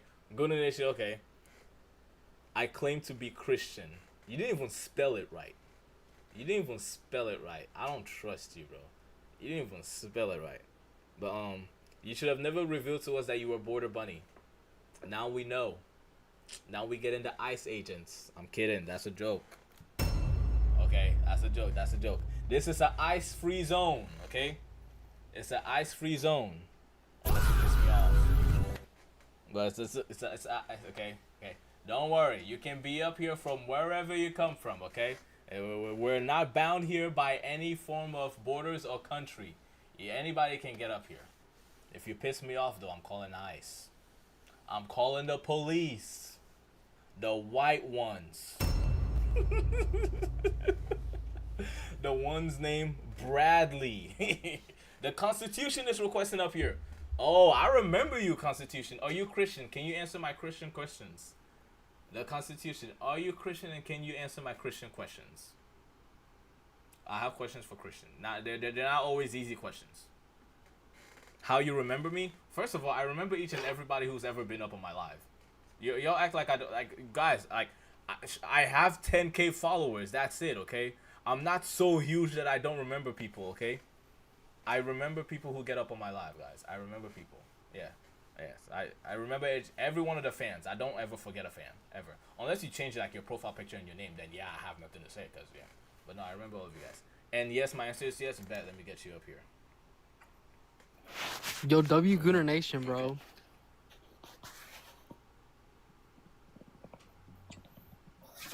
Don't ever How's say it go? that again. Gooner Don't Nation ever in say the that. house. Please don't. Oh my gosh, bro. Oh my gosh. What's up, bro? What's your question? Okay, so you claim to be Christian, correct? Yup, my name is Jesus. What's up, bro?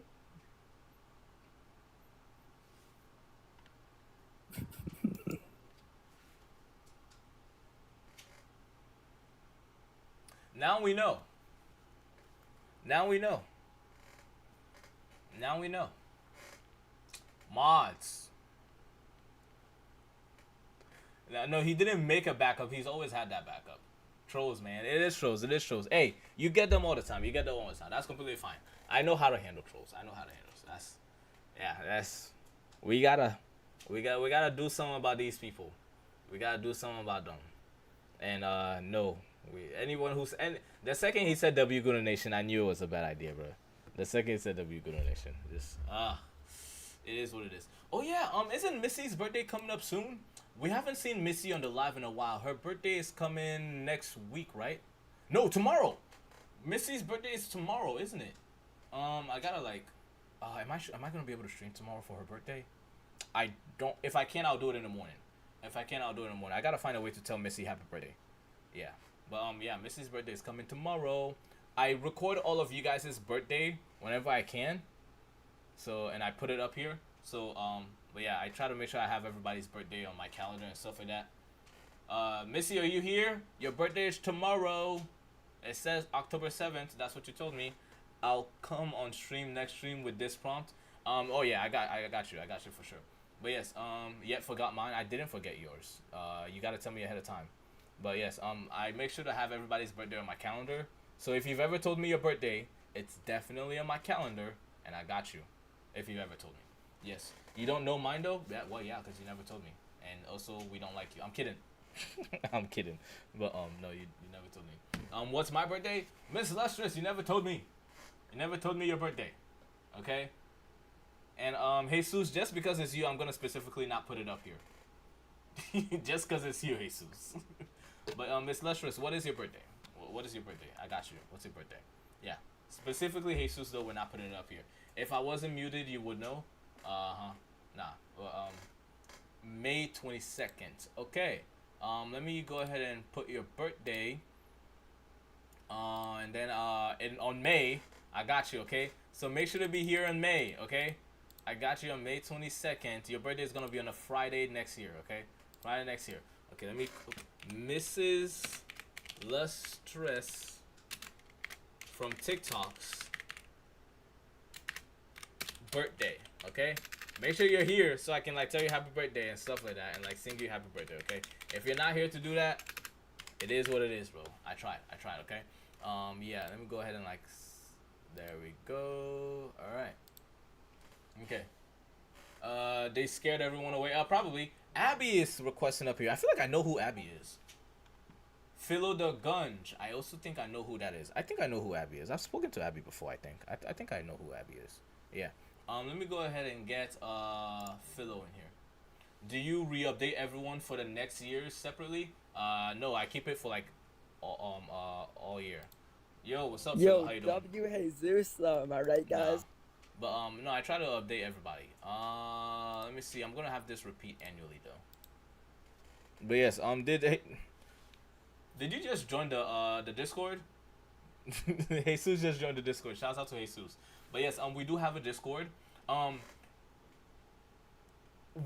Okay. Funny thing is, guys, we do Bible reading on the Discord. Yes, and you're like, what? Him of all people, he does a Bible reading? What? I'm like, yeah. We try to dissect the Bible from all points of perspective, whether it be from a historical perspective, a religious perspective, all of those things. That's what we try to do. So we do try to dissect the Bible and stuff like that. So if you're interested in joining our Bible reading, we do it Tuesday nights and Wednesday nights at 9 p.m. Eastern Standard Time. Okay, we read the Bible in the Discord and stuff. Yeah. I know it's of all people me. Reading the Bible. Yeah, that's what we do. So but yeah, if you ever want to be a part of that, would really appreciate it. I was here when you were playing video games. Miss Luscious, you've been here that long? I didn't know Miss Luscious has been watching us. And what do you mean playing video games, bro? I'm not much of a gamer, but yeah. I used to play Roblox and Fortnite and Minecraft. I should go back to my Minecraft days. We do have to do a Minecraft stream soon. But yes, but I like to do these lives because they're a little more serious. I personally prefer serious lives, But yes, no, I like lives that are a little more serious. Just me. Yes, it was TWD. I'm pretty sure. TWD. What is TWD? I don't know what that means. Guys, I'm not caught up with like the lingo. What is TWD? Thank you, Evil James, for following the stream. The Walking Dead? Probably. Yes. I watched The Walking Dead up until season 7. Okay, when they killed what was his name? Sorry, my bad. It's TikTok, guys. We love TikTok Shop. Okay, when they unalived what was that guy's name? The Asian guy, Garrel. Are you Christian? Evil James. You would have to request up here. What was his name? Glenn. I knew it was a G. Yeah, when they unalived him, that's when I stopped watching it. Yeah, but Negan is my favorite villain in like the entire series. Negan is amazing. Very well written villain. Okay, back to the Bible, guys. Back to the Bible. I want to talk to Christians.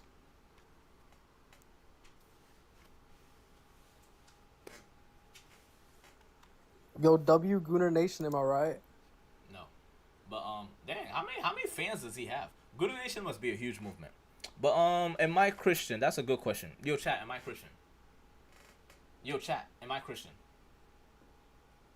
I want to know, like, does chat think I'm Christian? I don't know. Do I count as a Christian, guys? Do I count as a Christian? No. GG's. Dang. Miss Lusher said no. Okay, that hurt. That hurt. That hurt. Okay. Okay. I mean, like, I wanted to know if I count as Christian, but I guess not. Bro, I stopped when he. Oh, you're talking about Glenn. Yeah. I want to know if I kind of don't blow my cover. GG's. But yes, I want to know if I count as a Christian, guys.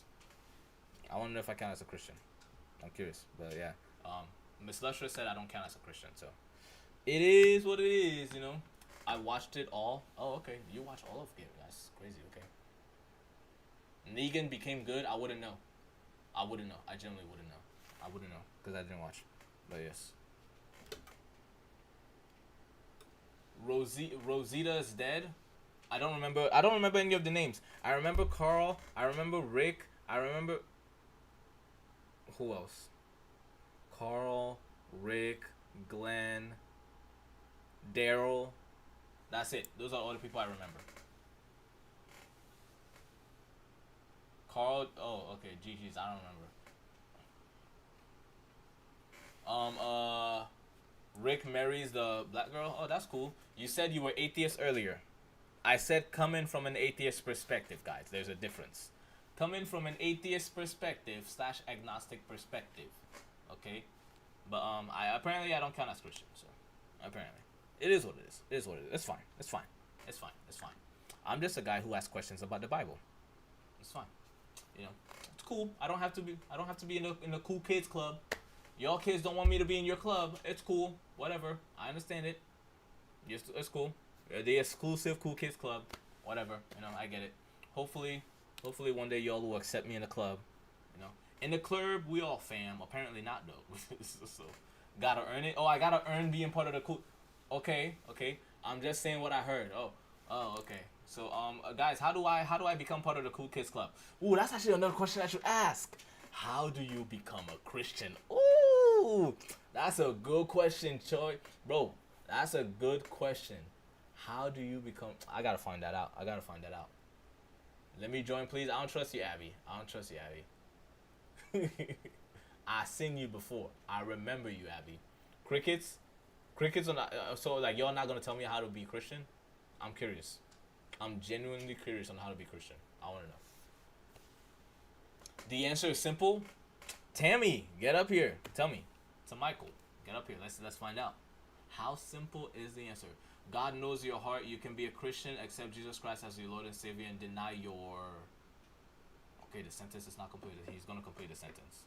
I'll wait till he completes the sentence. Deny your what? Like, deny your worldly desires? You should just know after all these talks, deny yourself and pick up your cross. So to be Christian, you have to deny yourself and pick up your cross. Ooh, I almost want to ask, like, can I get more details on that? Temptation, or deny temptations? I mean, that would be denying yourself and picking up your cross, right? Oh, I want to ask, bro. I want to ask someone who's like an expert on becoming Christian, bro. Like, teach me, guys, how to become Christian. You know, I'm curious. There's another person whose birthday is this week. Emily. Yo, chat, do we remember who Emily is? I put their birthday up here and I don't remember who they are. Emily, your birthday is this week. It's on Thursday. I don't remember who Emily is. God knows your heart. Bro, it's just... Okay, let me specifically block this person. There we go. Alright, I will block them myself. But yes, but no, I don't know, like, Emily. Yeah, I don't know, there's somebody who requested call. There's somebody who I put their birthday on here called Emily. I haven't seen them in a while, so that's why I don't remember them. But yes, or they probably changed your name. And Columbus Day is next week, guys. Are people like off of school on Columbus Day? I think so, right? I think people are like not in school during Columbus Day, right? Right? I think so. I think people are off school on Columbus Day. That's probably true. Yes. Alondra is here. Alondra made it. You took it took you a while, Alondra. You came here after 3 hours. I did see you here earlier, Alondra. I did see you and I ignored you because you're annoying. I'm kidding. But yes. Don't troll when it comes to God. It may not seem as a big deal, but it is. Oh, I don't troll when it comes to God. Yeah. Even like as an atheistic perspective, I wouldn't even troll when it comes to God, because I know people take that seriously. I wouldn't troll when it comes to Allah. I wouldn't troll when it comes to Buddhism, any of that stuff. I don't troll when it comes to I don't troll when it comes to religion in general, because I take that very seriously. Religion is a serious thing, you know. So yes, this prompt doesn't really interest me. So I want to talk to you about it. Actually, what if I want to talk to you about it? Actually, I don't want to talk to you because I feel like your voice is annoying. I'm kidding, Alondra. No, I'm not. I'm kidding, Alondra. No, I'm not. But, yeah. Nah, Alondra, you and I, we gotta talk. We gotta talk. Caught by the PFP instantly. GG's. Why you... Hey, Alondra, they're asking why you here. I don't know why y'all being mean to Alondra. It's Jesus who should be mean to. El Jesus. Honestly. We don't. It's Jesus. We a good thing he's not here right now, right? To hear this, right? Jesus is clearly not here to hear this, right? Nah, Alondra is a L. Nah, we like Alondra on Tuesdays. We will like Alondra tomorrow. It's not Tuesday yet. Alondra, come back tomorrow. We'll like you tomorrow. We like Alondra on Tuesdays. That's it. After Tuesdays, we don't like Alondra. You know, Alondra is W Alondra on Tuesdays. W, yeah. Shouts out to Alondra on Tuesdays. Yeah, but holy hate. I'm not a hater. I'm not. I don't hate people. In order to hate people, you need to care about them. I don't hate people. I don't care enough about people to hate them. Yeah, you have to care about somebody enough to hate them. I personally could not.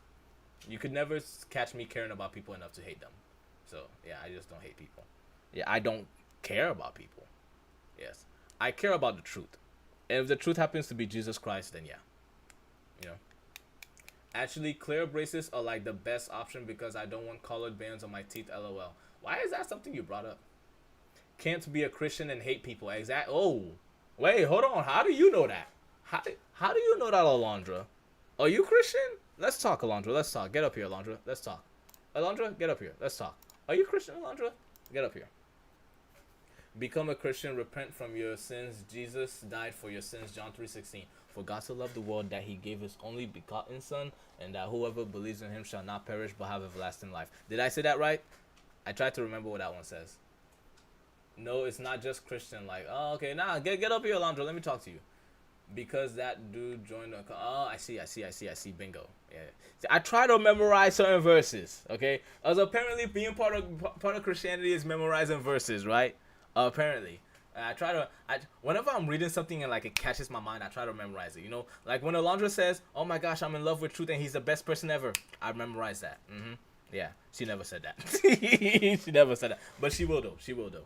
But yes, you know, or like when my mom said, "Oh my gosh, we love Truth so much and he's the best person ever," I memorized that. They never said that, but you know, I try to memorize whenever people say like, you know, like very important things, you know. So, yeah. Yeah. So I there's a lot of things from the Bible I memorize. There's a lot of things from different books I memorize. Yeah. But when it comes to relationship, I have a bad memory. Very bad memory when it comes to relationship. It's good to memorize because people will try to confuse you. Ooh. Are you talking about the false prophets? Ooh, I gotta ask you about that too. I gotta ask you questions about false prophets. I gotta ask. Dang, bro, there's so many questions. I got so many questions about Christianity. I can answer one question in the comment section if you would like. No, I want to talk to you. I want to talk to you. Yes. Okay, guys, I do also have one thing I want to ask you guys. Okay, this is for everybody in the chat. Okay. People in general, gotcha. Okay, this is for everybody in the chat. Okay.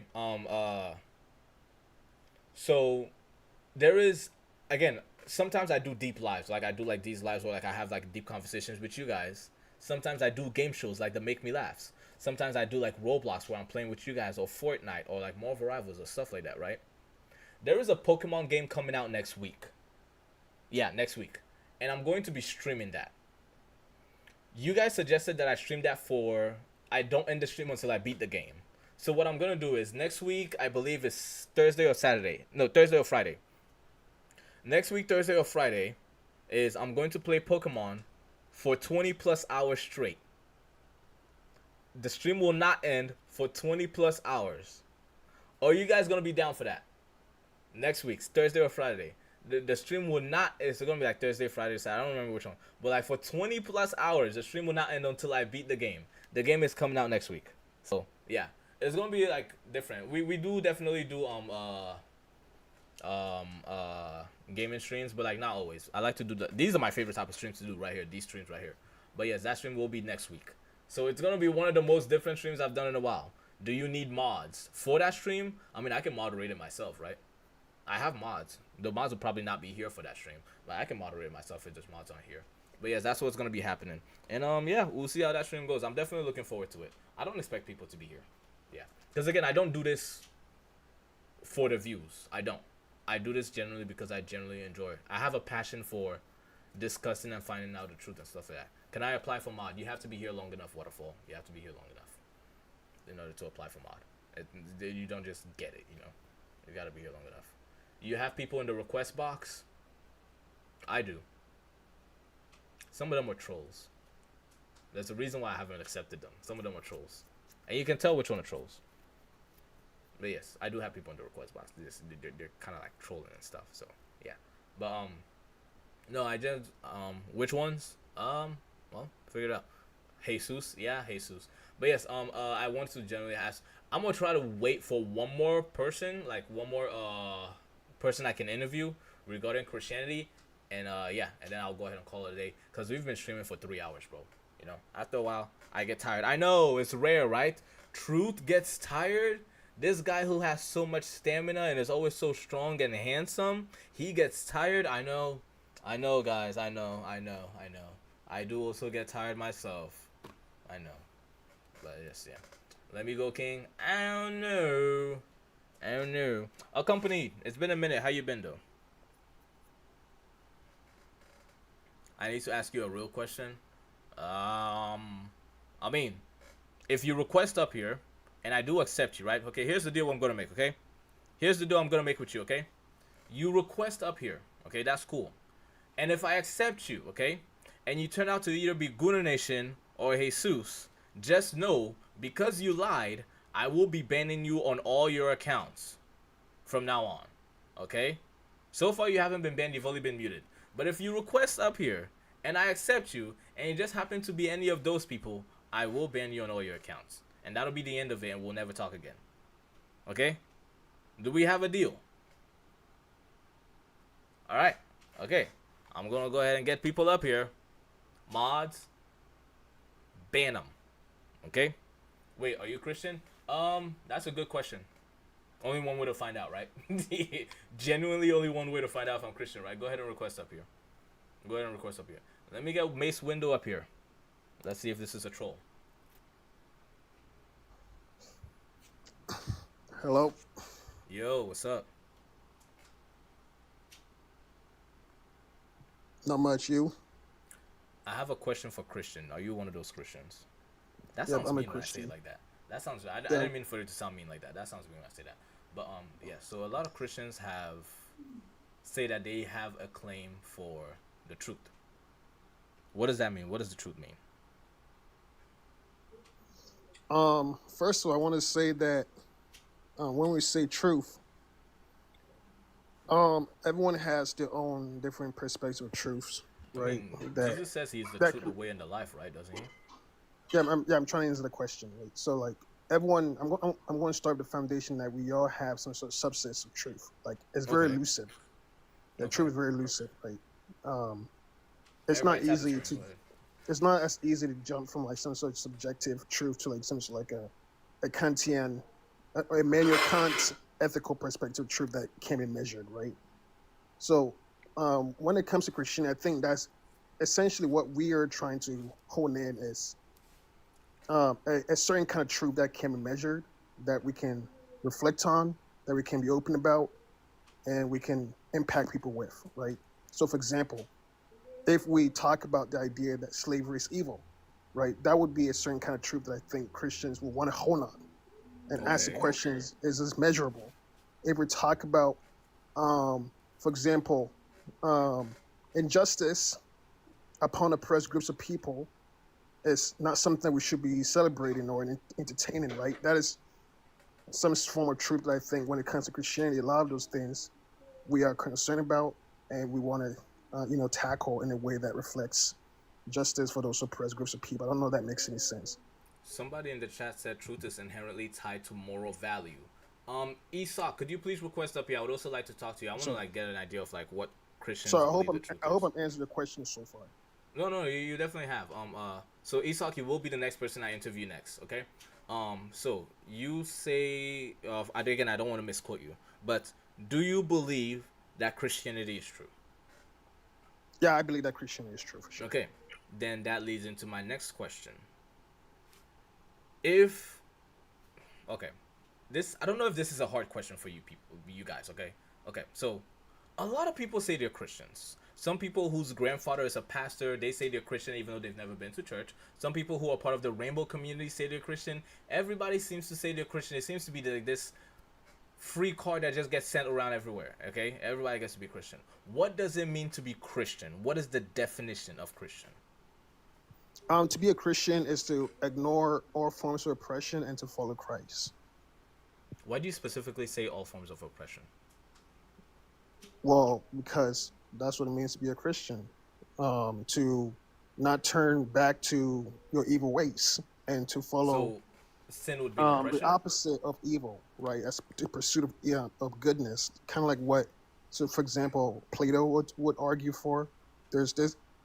How would he rephrase it? Goodness, objective goodness that we are all trying to pursue. And I think that it aligns quite well with like Christianity. Yeah. So, okay, the next question I have with you is the Bible has God in it, and that's the main center point. There's God and his people, God and his people. That's the main center point. And because of that, there's a lot of questions that come with it. For example, God is spiritual. And the Bible talks about a lot of spiritual things. About 90+% of the Bible is spiritual. We have principalities and powers. We have evil spirits. You have Baal. We have all these things. Beelzebub even gets mentioned. Several parts of the Bible, okay? Are evil spirits real? Are demons real? And if so, how do you wrestle with the fact that they seem to be coming for Christians? Because it doesn't say that the devil is coming for those who are non-believers. Because apparently he already has them. He seems to be coming specifically for Christians. So being a Christian puts a target on your back. How do you wrestle with if it's real? How do you wrestle with the fact that those guys are coming for you specifically? I guess when you say like, how do I wrestle with them in terms of they're coming for me specifically? What do you mean by that? Because that's who the devil is coming for. He is going around They're roaming, coming like that's for, what the Bible says, going around roaming like a lion, seeking who to devour. He's coming for non-believers. We know this because of how he came specifically for Jesus Christ during when he was in the desert. We know this because of how the temptations were coming for even the spirit of Jezebel, right? Coming for Elijah. We know the devil is coming for specifically Christians, specifically people well, who no, are God's place. So. wait, but it won't be coming. That's why I asked the question. Like, I'm a Christian, so why would the devil want to come for a Christian? Because they're the ones who You are said on it. the They're coming side of for God. non-believers, not believers. What? From what I've seen in the Bible, right? Correct me if I'm wrong, okay? From what I've seen in the Bible, non-believers are already condemned. They sin. The only way to go to heaven is to believe in Christ. Give your life to Christ. Maybe I'm wrong. Okay, you can correct me if I'm wrong. And non-believers, again, the Bible says that you are of your father, the devil. Non-believers are already with the devil, even if they don't choose to believe in him or not. They are already with the devil. Those guys, the devil does not necessarily go for. He's going for the people who are trying to go for Christ, because that's his enemy. No, that doesn't make any sense. Where in the text does it talk about how the devil is coming after people who are already in Christ? I don't believe that. I think The once you devil align yourself roaming with around like a Christ, lion seeking who to I don't devour. think. What do you think that means? Yeah, I think that specific text for me, from my perspective, is going after those, like you said, who are already condemned, who are already sinning, who don't want to turn away from the evil ways, right? I think those are the people that the What is devil. the idea of temptation then? Isn't that him? Sorry, coming yeah, for- temptation.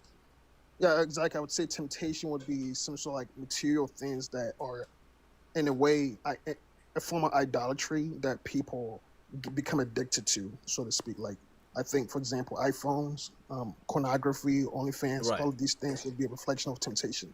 I mean, if you're a Christian, you're pursuing goodness and a good sense of morals. I don't think like the devil can tackle those things because you are already pursuing holiness, right?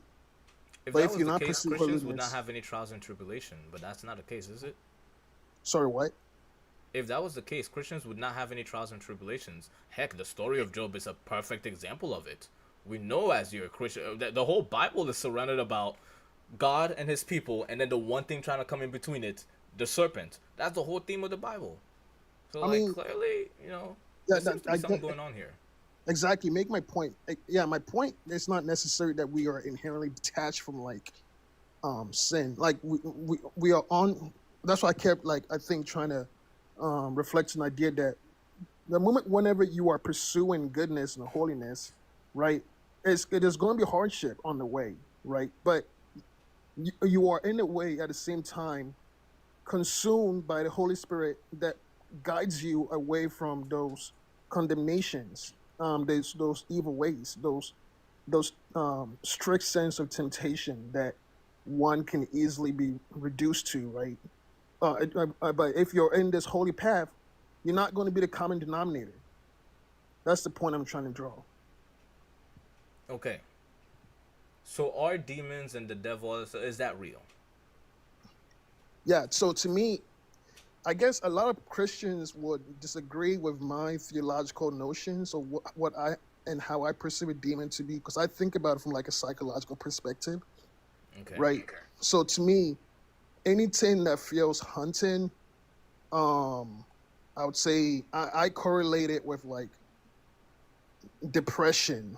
I correlate it with like ADHD, like these kind of things. I perceive those things as demons. Now, I think those seems more real versus if, let's say, there is a sense of spiritual entity external from my mind and my body.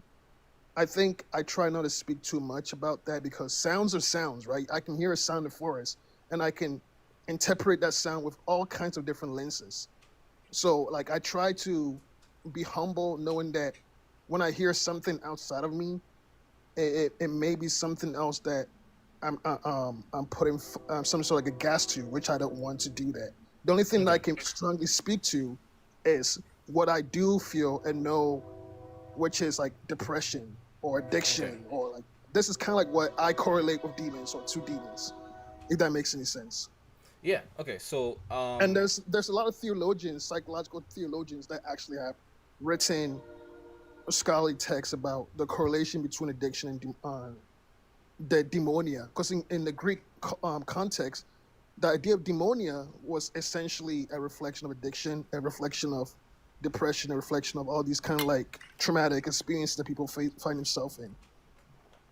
Okay, no, I completely understand that. Yeah. So now I need some clarification. Okay, the Bible very clearly outlines evil spirits. For example, like the Legion, the spirit legion, when he was casting it out of the man who was like condemned with spirits, and then he sent it into the swine. The swine jumped off the cliff. It very clearly outlines that. It also clearly outlines that there are angels.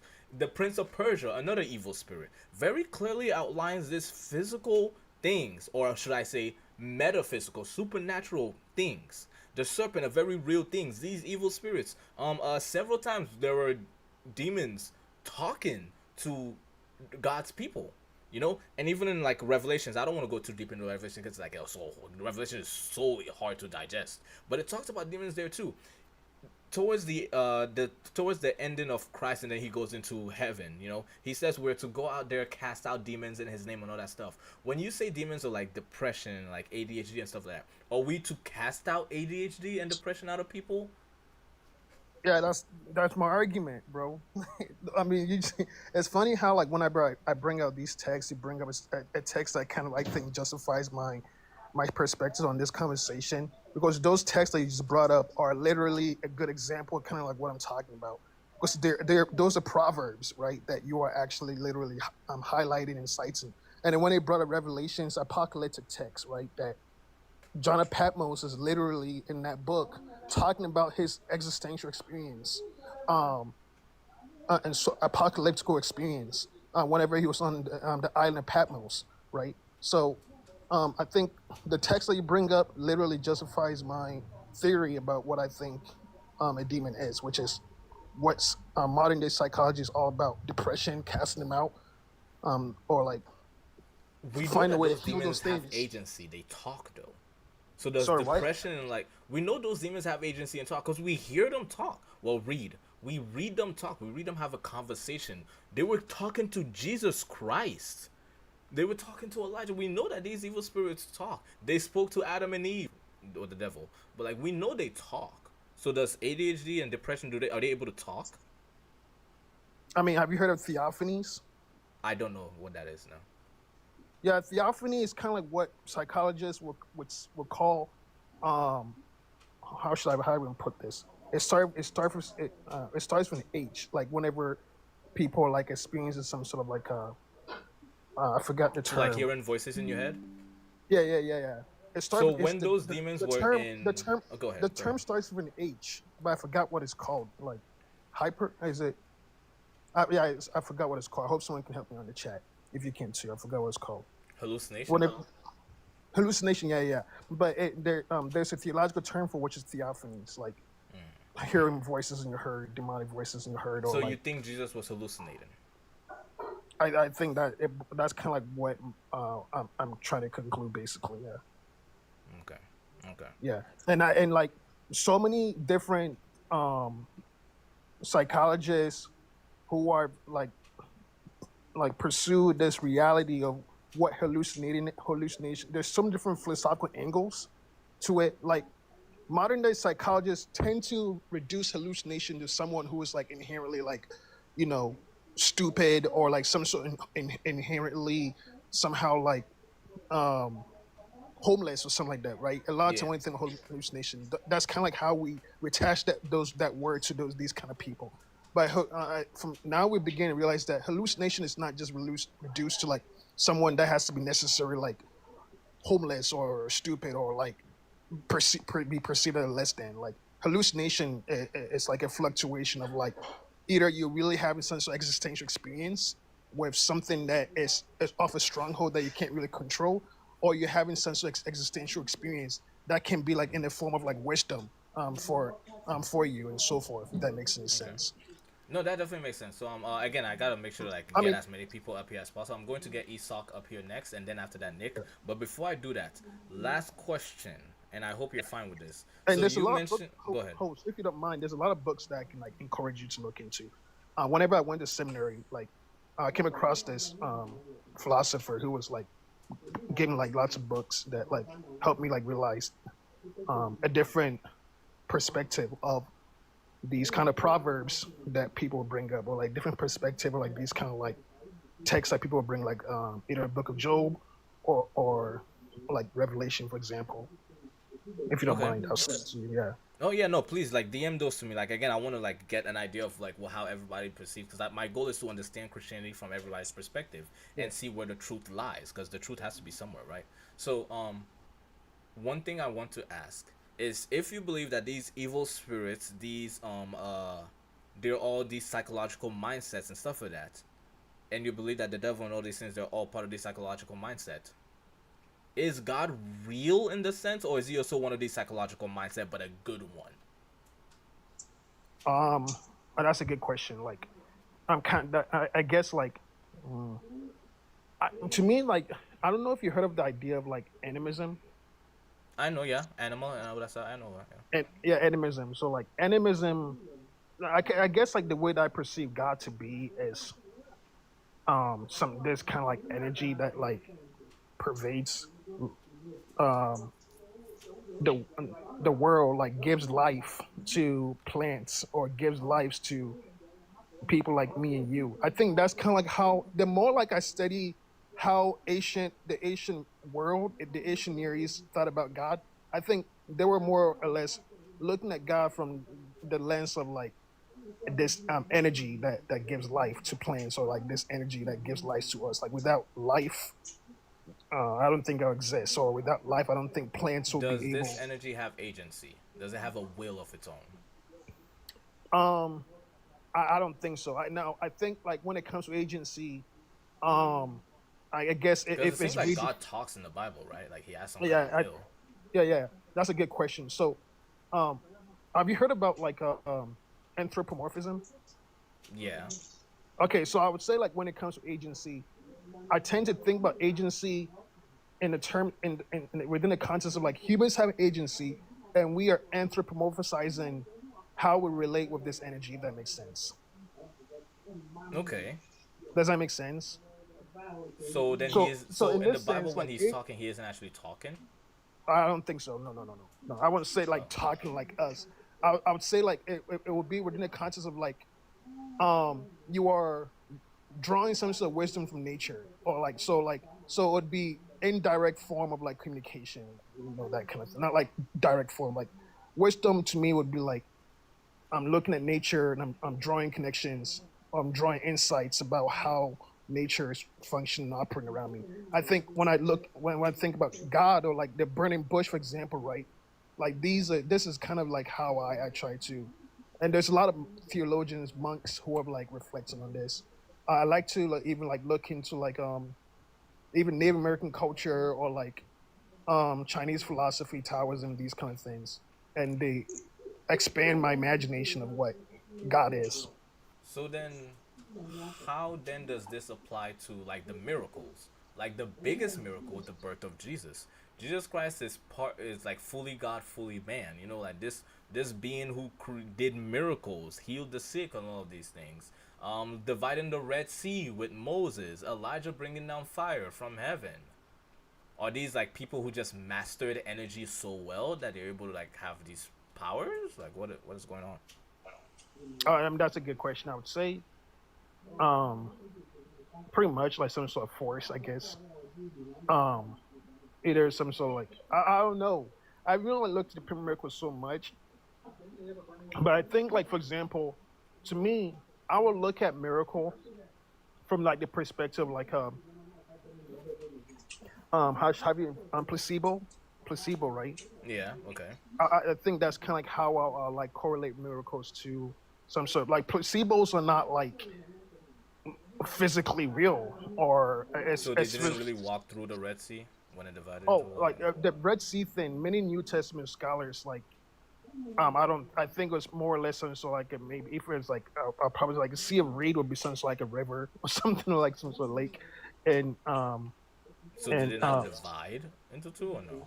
No, I don't. There's a lot of debate on that, and I lean more towards like if anything, there was some sort of symbolic narrative that the author was trying to communicate about whatever. Was it symbolic that Jesus resurrected, or was that a I real think thing? that's also debate among scholars. I lean more towards like this a symbolic interpretation, rather than like an actual physical interpretation. Like there's this scholar named like N.T. Wright who talks about the resurrection from like a symbolic perspective, and he's well respected among scholars. There's another my own scholar, New Testament scholar that he was my mentor, Tommy Gibbons, for example. You can look him up. He tends to talk about the resurrection from like a political perspective. So it's and he's very well respected among like scholars. Now I think for me, like when it comes to like the resurrection, I think and the way that people want to try and make it seem like it's some sort of unique thing that has happened throughout history, that's not necessarily the case. I think The a resurrection has lot of happened those, several times, like several Jesuses.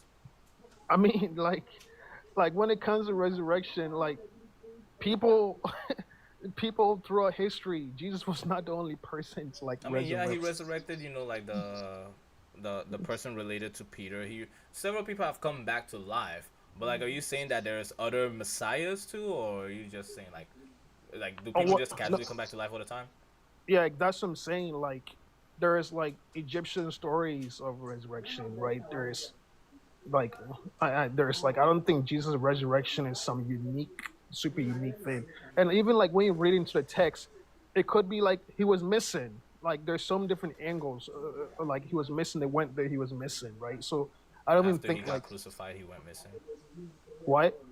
After he got Sorry, what? crucified, he went missing. Well, the the Gospels, the four narratives reflect on it and from like different perspectives, right?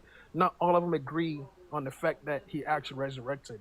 I think some was like we went Mary and Mary Magdalene and all of these guys like whenever when they're like he was not there, so we don't even know what happened. Was he stolen? Was the body stolen? Like these kind of like perspectives that even the Bible itself doesn't come to like a full agreement of like how like Christian evangelists, I don't know how how you say this, if Yeah. they tend to make it seem like oh there's this full consensus on the Gospels, which is not necessarily the case. I Okay. don't think. Dude, you've like opened my eyes to a lot of things, man. You're definitely like wow, dude. Yeah. Huh. You gotta send me these books, man. You gotta send me these books on like these people. Like you said, some of them were content creators. I'd like to watch them. But yeah, I'm gonna try to get Isak up here next. But dude, you please whenever you can make time, please send them to me. I'd like to check them out. Okay. Yeah, for sure I will. Thank you for the conversation. Of course, no problem, man. Thank you so much, Yeah.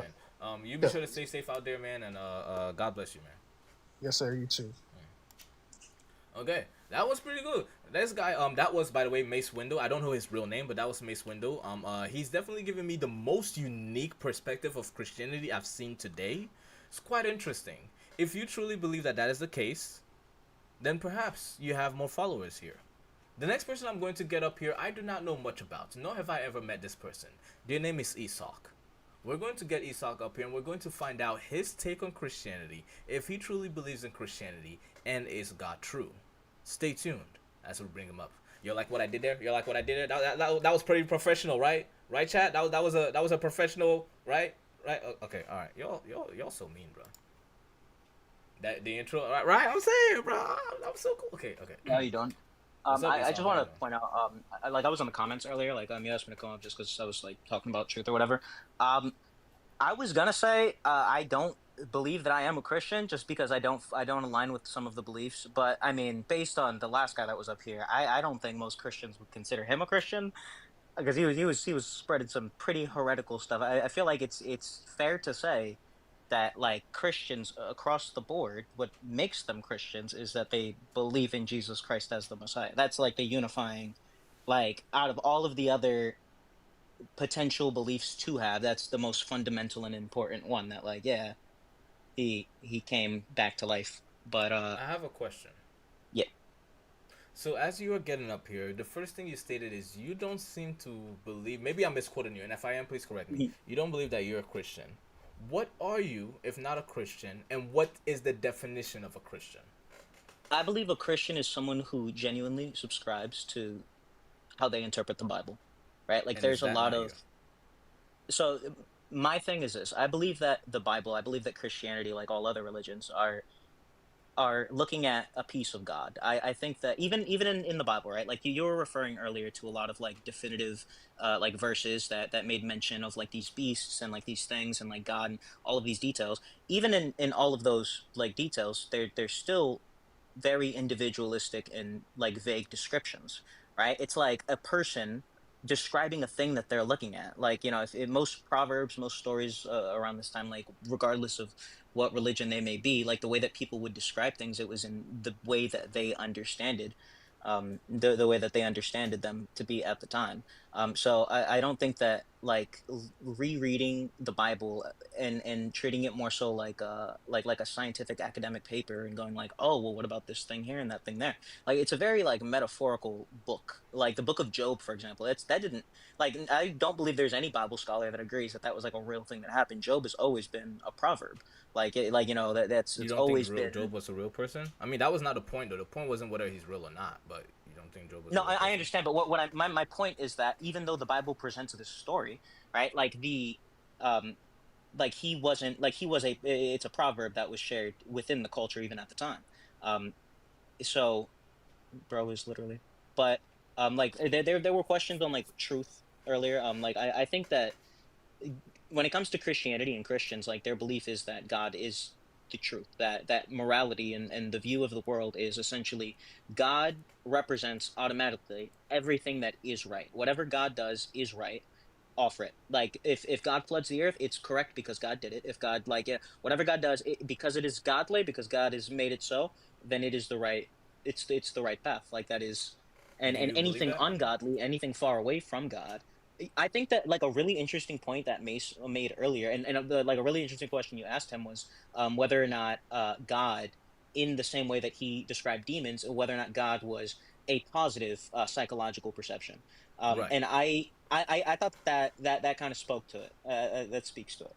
Um, when you said, "Do you believe that?" What was it specifically that you were Okay. referring to? In the sense, I sorry, I lost the point of that question as you kept going. But again, the way I want to pivot this is based off of where and what statements you've made. Mhm. What is truth? What do you describe as truth? What is the truth? Okay, so I think that the truth only exists with people because truth is how it's the facts that we interpret about reality and how those facts affect us. It's the feelings that we have. It's internalized reality. And the truth, the So distinction truth is between what is perception. a truth.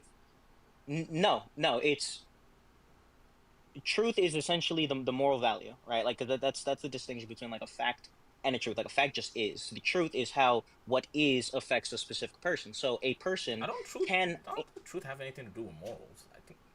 Am I Well, what's the difference between a truth and a fact then? There isn't a difference between a truth and a fact. So then why are they? You don't think there's a difference between truth and fact? No. Okay. Well, I mean, I think that There's is. a I reason think why that. there is the word lie. The truth, I believe, is the Well, I truth mean, is what is a lie? reality. What is a So lie? when is Anything it that when is not someone is true. wrong? Well, I disagree. You can just be wrong, right?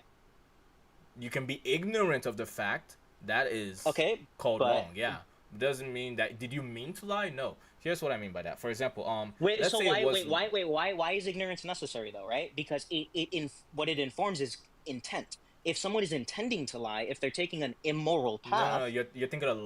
liar, not lie. You're thinking of liar. Those are two Well, different but how things. could I mean lies only exist with liars, No. right? No. Here's what I mean by that. If let's say hypothetically it was raining outside, I'm presuming me and you are black. Let's say me and you in this hypothetical we're both indoors. It's raining outside. Okay? If you go outside, you will get wet and it's raining outside. If I told you that, hey, I don't believe it's raining outside, the windows are closed, I don't see it, I don't believe it's raining outside. Me not seeing it and not being aware of it made me say I don't believe it's raining outside. Clearly, it's Yeah, but that raining wouldn't make it a outside. lie. That is the truth. It would make it a lie, but does it make me a liar? Not by my intent wasn't to lie to you. Did I still lie? Yes, but my intent wasn't to lie to you. Was I wrong? Yes, but that's not my intent. I still lied because the truth is it did rain. That is the very truth and reality are coincide with each other. That's how I perceive it. Truth and reality coincide. The fact is it did rain. Well, The I not of course. fact.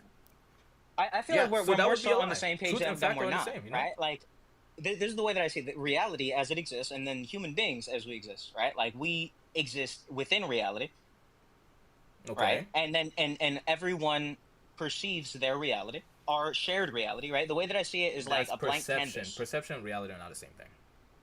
That's what I'm saying, right? Okay. So a blank canvas is the reality of it, right? And life is like a beautiful tapestry painted along this white canvas of reality that no one can disagree with, and no one can get away from, because we're all different like colors of part of the same painting, all attached to this canvas, right? Correct.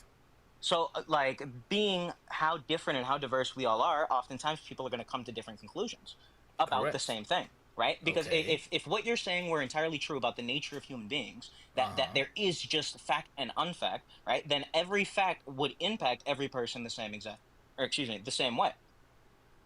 No, that flies in the face of, because the way perception works on perception is built on two premises: experience and, I don't want to say the word intent.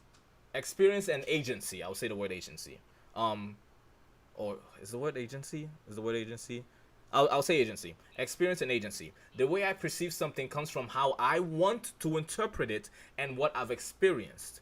How do you know that you want to interpret it that way, though? Because it's, again, it's not the word is not agency. The word is not agenda. Agenda. That's the word. Agenda.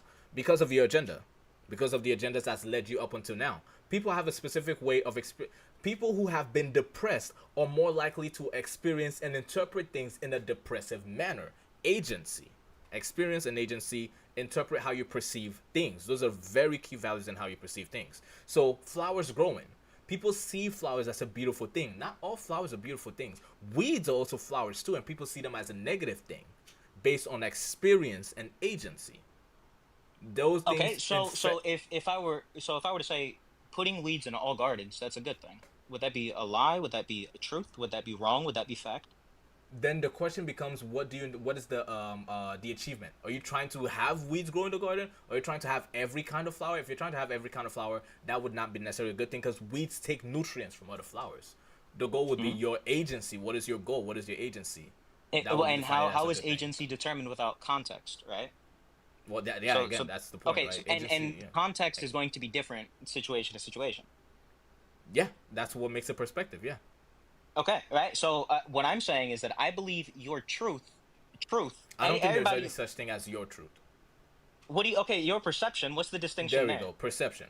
I think what is the distinction? Is what I'm asking you. Because you can't own objective. Because for example. Who said truth is objective? Because the truth is absolute. There is water in this bottle. Whether you decide to admit it or not, there is water in this bottle. Your truth saying that there is no water is a lie. You don't own the truth. There is water in this bottle, whether you choose to admit it or not. I don't think you need to claim ownership over the truth. You said truth is absolute. You said your truth is claiming ownership. Your truth, that's claiming ownership. No, it's claiming ownership over your perspective. Your truth, that's your interpretation, that's your perspective. You're trying to make it more than what it is. I'm being very clear.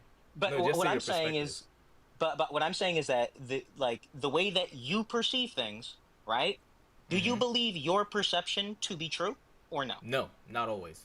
I believe there is an absolute truth, and my perception can be malleable based on my agency. Okay, so how do you determine absolute truth? By consistency. What does that mean? Consistency. That's not. I mean, like that's like what? Okay, well, how do you define absolute truth? Okay, so for example, if it truly is raining out there, okay, test that and see if it's consistent with it. Is it truly raining? For it to be raining, if something out there would have to be wet, right? So cool. Is something out there wet? Okay, cool. For it to be raining, there has to be a cloud for it to come. Five senses? No, just you don't rely on five senses. You rely on everything else that doesn't necessarily always involve around the five senses. Because blind people can still tell the rain, and that's only four senses, right? Again, consistency. Yeah, that's why I say like your five senses, like the five of them. You don't need your five senses. It just has to be consistent. You could not have any senses, and still, if something is consistent, it's true. So if it's raining, Okay, so then I mean, how follow do you what know else- it's consistent? Again, let me go ahead and follow. So let's say pick something that is true, and then I'll tell you. Okay, Pick anything. slavery has existed on Earth since the beginning of humanity. Okay, that's true.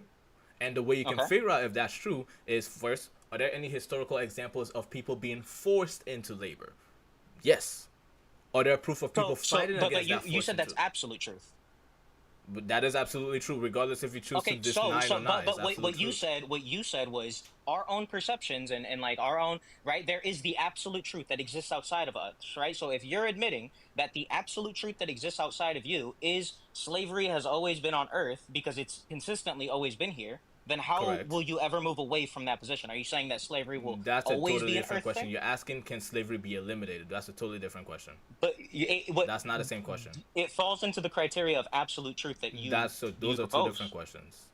You said, has slavery always been a thing? Yes. You didn't say, will slavery always be a thing? Or But can what slavery you be said- eliminated? Those are two different questions. What Three. you said was what defines absolute truth is consistency, which is why I started my response with And I slavery didn't. has always Here's why existed, I say right? consistency. It's You're super missing mega consistent. You're missing consistency with continuance. Those are two different things. You're interpreting consistency with continuous. No one can determine continuance. That's projecting the future, right? The only thing we can determine continuance is seeing whether something has continued previously. You don't have to see if it will continue if it has continued previously. You don't need future for continuous. You need past for continuous. Yes, Those are two and which is different why I things. began by saying from the beginning of time, so encompassing all of human history, all Keyword. of the human You're past. you're misinterpreting something. You're thinking of continuous. I said consistent. Here's what I meant by that. I'm saying consistent. I keep saying consistent. But But you're using the definition of continuous instead. That's what I'm saying. No, Here's I'm not. why. I'm being consistent. I'm What referring was your only to the first? past, not the Wait, future. hold on. What was your first statement? Your first statement was, has slavery always been a thing? No, well, sure. I think that was like halfway. Okay, through, no, but- go ahead and state your statement because I don't want to So misinterpret. Go ahead and say your statement. I asked you to define, And I'll answer it. Go ahead. Yeah, how you come to the conclusion of like what is absolute truth, and you said consistency. And I Okay. asked you, okay, so like your five senses, and you said, well, you don't need your five senses. No, like, no, go, anything that- cool. Yeah, Go ahead, anything like that go back has to the been, slavery thing. Go right? ahead to the slavery thing. So then I said, okay, well, something that has been, right, something that falls into the criteria you just gave me is slavery because it's always existed, right? And Okay, if that's here, I'll ask you a absolute question. truth, I'll ask you a question. Here, because again, you're going all around. I'll ask you a question. Okay. I believe in order for something to be true, it has to be consistent. And I'm asking you so that I can show you why I believe that. Give me an example of something that is true, and I will show you why that's consistent. So please give me an example of something that's true. I gave you an example of something that's consistent. Give me another one, because like again, you seem to. But have the thing thrown is, that. if it can't fit the first like situation, Because right? you completely lost track. logical- Okay, go ahead and give me that same one. I'll show you. Okay, so I mean, is your claim still that Give me the same absolute truth example, is I got defined you. by? Okay, Yes. so if slavery has existed, right, consistently throughout human history, and your belief is that absolute truth is reality, and we cannot. No. What's up? What is the question? Give me an example of something that's true, and I'll tell you how it's consistent. That's why it makes it true. Again, just give me an example of something Okay, that's so true. like, you said absolute truth, right? We're talking about absolute truth, not Right. just truth. Give me something. It's the same thing, So- but go ahead. Okay, right. So like, slavery that has existed, right? Would you Is consider that true? an Is that your absolute question? truth? Is Because- that true? Is it true that it's always existed? No, is it absolute Is that the truth? question And you're asking? What is the question? I just said it. I didn't hear you. Go ahead. Okay, so if your claim is that consistency is what defines absolute truth, something that Correct. has been consistent throughout human history, like slavery, something awful that none of us like, is that does that define absolute truth from your perspective? Does that And mean if slavery not, truly why not? happened? Yes. I'm not asking if it truly happened, if it's absolute truth. This like thing that's distant from perception. Is it absolute truth that it happened? Yes. That's what I'm telling you. And how do you prove that it happened? By seeing that people were forced into labor throughout history. That's the definition of it. So it's absolutely true because it's consistent. Several different tribes, several different places did it. The white people just did it the best, honestly. But several So people do you did believe it, and that- that's what makes it consistently true because it's consistent. Do you believe that they are like like that truth reflective? Do you think it's reflective of human nature? Forcing people into labor? Absolutely. Yes. So People if are that's the lazy, case, and if people are lazy and people pay other people to do things, that's the whole definition of employment. And if you don't have to pay them, why not force them? That is very true of human nature. Yes. we go from Christianity to slavery. Slavery is always just Moses led the Israelites out of. Yeah, that's facts. I mean, like I'm trying to like get back to the definition of like what is the absolute truth like model that like you're working with, like The what how definition of because truth, it has to be consistent. okay, what is truth though to you? Something that is okay. So all right, sure. Okay, do you want me to describe it from what perspective? Psychological perspective, philosophical perspective. They're all the I mean, like philosophical, sure, like cosmological. Philosophical. Right? Okay. Sure. Let's do philosophical. All right. So or at least if what you want, believe. Yeah. Sure. If you want to describe truth from a philosophical perspective, it's way too easy. First, you have to establish what is the very base of what's reality. Okay. What is real? The first thing you can establish as what is real is suffering. And if you don't think suffering is real, try your best to argue somebody out of your suffering or tell them that they're not depressed. You won't get anywhere. So suffering, the very basis of reality. Then what has to be more? Truth? Again, keyword. Wait. If suffering is the very basis of reality, and suffering is true. Suffering is true. Suffering truly happens. There is no way to deny suffering is true. Suffering is real. Suffering is reality. Suffering is true. What is more true than suffering? What is more real than suffering? Perhaps that which takes suffering away. So you would say something like joy. Joy is true. You cannot argue joy away. You cannot argue that it doesn't take away depression. Okay? Now, what is more true than joy? Perhaps that which brings joy or brings suffering. Cool. So something that brings joy, something that takes away suffering. Cool. Then you continue from there. That which brings joy consistently is more real than joy itself. Whether that be God, whether that be your parents, whatever that way. Consider it, and whatever is true is to the highest order. That's what you attribute to, whether it be God or whether it be what the universe, however we want to attribute it. That is true. That is reality. Reality is all encompassing. That is a philosophical definition for it. Okay, so the way that you started off by saying is that like truth is suffering, right? Okay, I hear you. Reality. I hear that. Yeah. What do you mean? Yeah, reality is suffering, or yeah, that's what I said. Okay. The exact words I said was reality. Suffering. Yeah. That's a perception. No, it's not. Suffering is not a perception. How is it not? Suffering is an experience. What about but it's not though, right? Because some people, right? Stoicism, right? It completely knocks this down. The entire basis of Stoicism is reframing your perception, even around anything. Doesn't mean you're not suffering. But it means that you. It means you choose not to acknowledge it. That's the point of suffering. Stoicism. The point of Stoicism doesn't mean you will stop suffering. It just means you will not acknowledge it. And in doing so, what happens? It doesn't go away. It's still there. Not according to you just don't acknowledge not according it. to every Stoic philosopher. That is not. Stoic philosophy doesn't mean suddenly reality stops. If you're suffering from a chronic illness or chronic pain, because you decide to be Stoic. No. The point I'm making is that suffering stays there regardless of if you choose to look at it or not. If you have chronic pain or chronic headache, simply becoming Stoic doesn't eliminate. We're not talking about physical ailments. We're talking about faith, truth, We're talking philosophy. about suffering in general. No, you're true. No, that was the philosophical Why are you definition. nitpicking suffering? Because we're talking about the philosophical definition. Now you're trying to like. We're talking about. No, I said suffering. I never said that type of suffering. I said suffering. The entire suffering was brought up as a definition to truth, specifically philosophical truth. Correct. And okay, so we're talking on a philosophical lens. If you don't choose right? for it to exist. And so we're talking about a philosophical lens, philosophical suffering, right? Which is why I brought up Stoicism. And now you're like, give me an example of philosophical suffering. What do you mean? It's a simple question. Give me an example of philosophical suffering in the philosophical sense? Yeah, give me an example of philosophical suffering. Nihilism. Okay, define nihilism. Actually, hold on. How is nihilism suffering? I mean, in practice, it's suffering. How is nihilism suffering? It's the lack of a moral belief. That is not suffering. Okay, but when you no don't one who is have nihilistic that, will tell you they're suffering. It's my perception that they are. Give me an example of philosophical suffering. I just did nihilists. No, nobody agrees with that. Cynics. Say it again. Cynicism. Cynicism. Okay, define so. What is cynicism? Or contrarians, right? Contrarians. They're contrarians are not suffering. They just refuse suffering. to go. They can't even speak. They because they are not living like when you exist as a human being, right? You How have are your contrarians center. You suffering? have your center of integrity, right? Do you know what And- contrarians are? Yeah. I do If know you what tell me what to do and I say no, that is me being contrarian. I'm not suffering. Why did you say no? Contrarians, no, that's Why is contrarians. your insistence on antisocial behavior? Why? That is not Why do suffering. That's choice. Okay, an insistence on antisocial behavior, Is a not repetition suffering. of That's that not the insistence. definition of suffering. That's not love.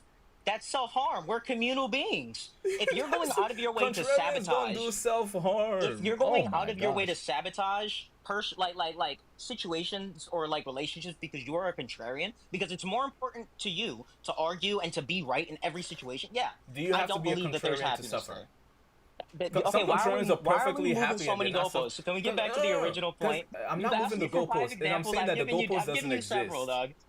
Come on. You've given me okay, none that have so- any consistency to them. So I mean, this is my point, right? Like you said earlier, oh, life is suffering. That's a perception. You That's gotta not have a- you that's gotta not a have fact you gotta have statement. a pillar to lean on, Drew. You gotta have a pillar to lean on. And none of the pillars you're giving nihilism is not suffering in any way you define it. Just because that you don't agree with it doesn't mean it's Nihilism- suffering. What you've described to me is everything that you don't agree with, and suddenly it's suffering. What you believe to not be a suitable way of life suddenly is what you're describing as suffering. You think nihilism is suffering simply because you don't agree with the way they see things. You think contrarians are suffering because you simply I don't just see how you can be no, antisocial. that's true. None of those true. are suffering. I just told sat you, here give me and an explained example. to you in Again, detail. haven't- No. I explained to keep you in feeling- detail about and all of my it different doesn't add interpretations up. about these. It doesn't But add up. yeah, you're completely mischaracterizing everything that I just said. Come on, that's not I've fair. told Do you want me to exactly explain it what to you said. again? I'm Okay, not asking you to explain it contrarians- to me again. I'm not asking you to explain it to me again because you've. No, they but can- you're they going can- out of your way to mischaracterize what I just said to you. That's going not out fair. of my way. You're That's what it picking seems things like that to you me. don't agree with. Okay, tell me. If you don't agree with something, does that make it suffering?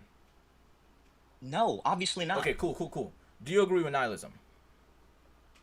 What does that mean? Do I agree with nihilism? Oh Am I my a nihilist? goodness. What? No, I didn't ask if you're a nihilist. I asked. Do I agree that it exists then? Because No, I mean, do you that's agree? that, Okay, fair enough. Do you agree with the Thank mindset you. of nihilism?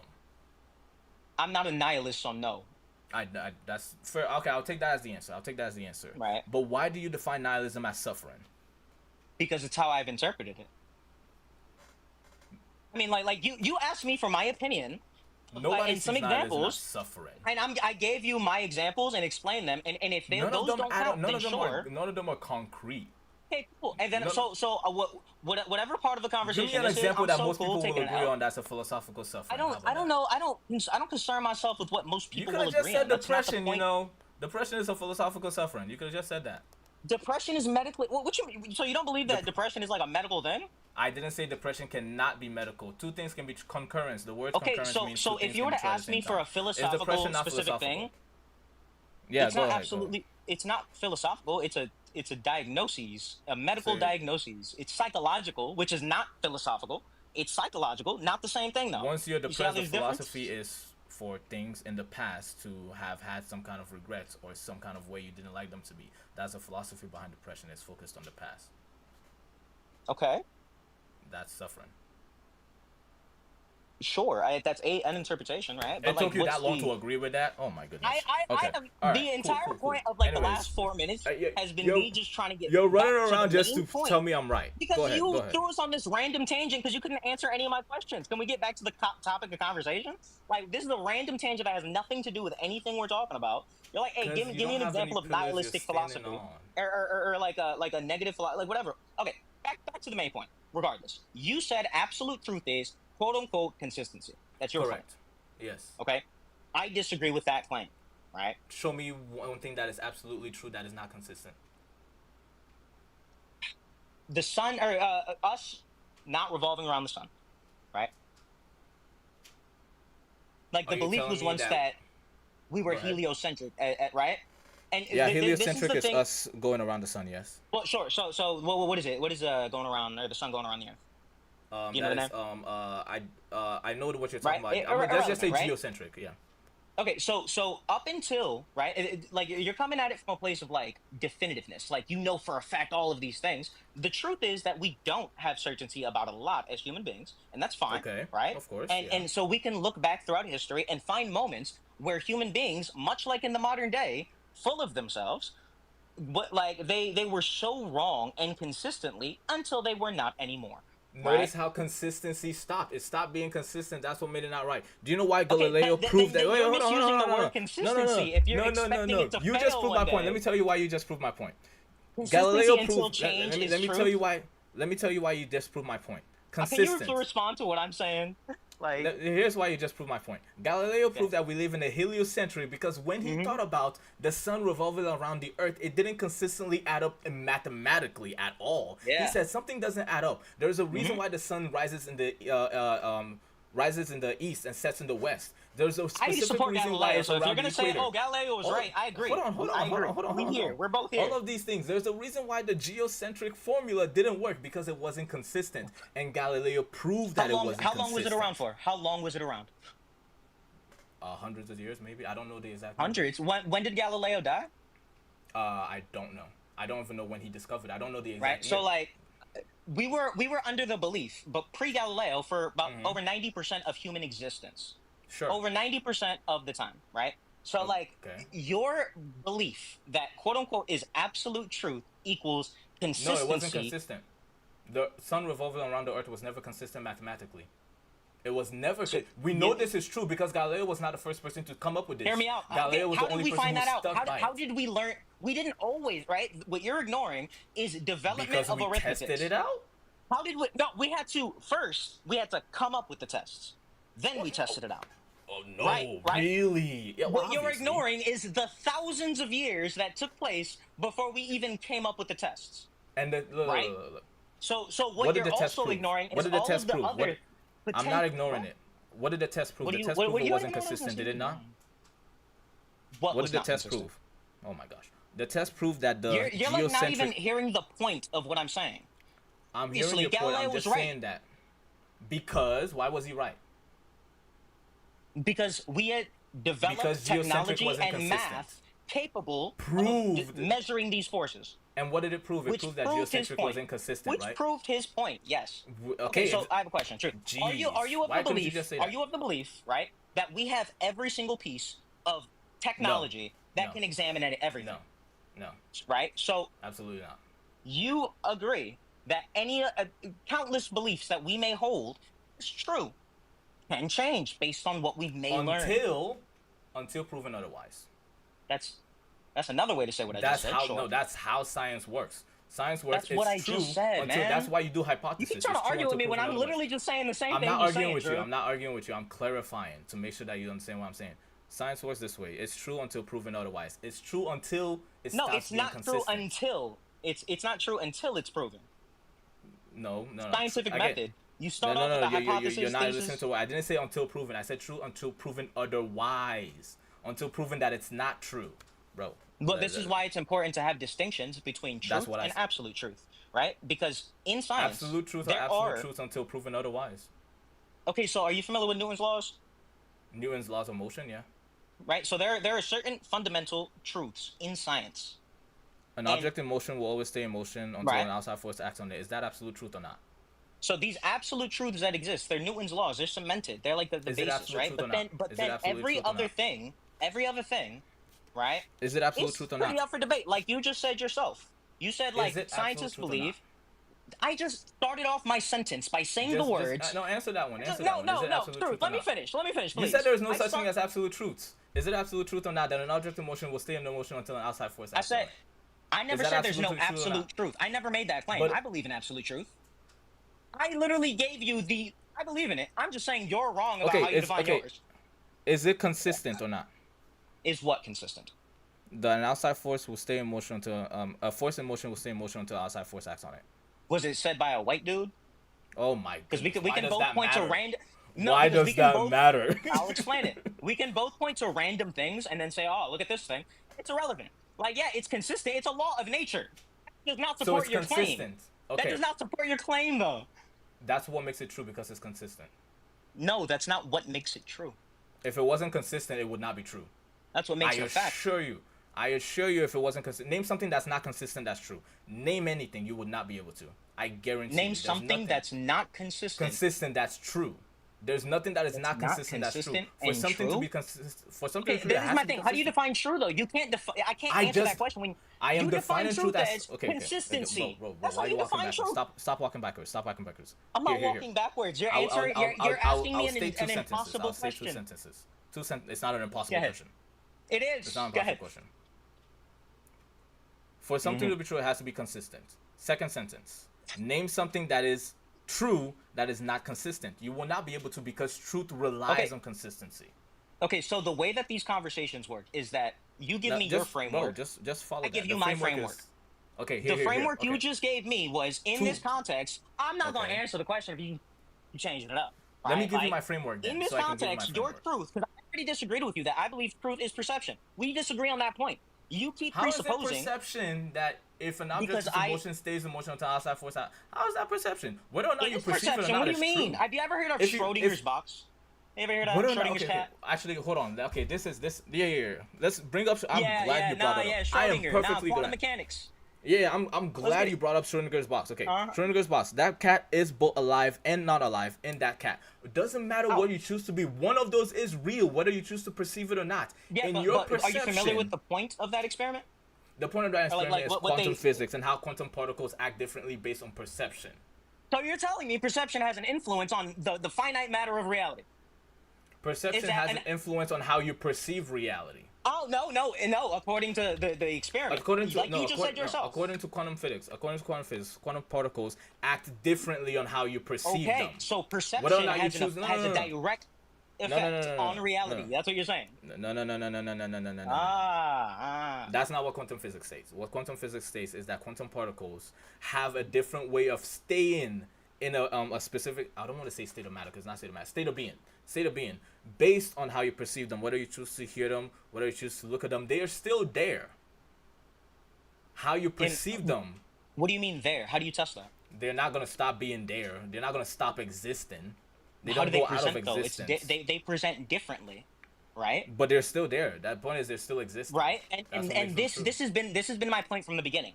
Reality is so expansive. All that we have is our own short, small, limited perception as single human beings. There's only so much that I, as one person, will ever be able to absorb of everything that the world gives me. So, and how do you, my okay. truth, the distinction between reality and what I perceive as truth is what I understand and perceive. It's all of the things that I've absorbed. Reality is way too big for any one Is person. reality not also what you understand and perceive?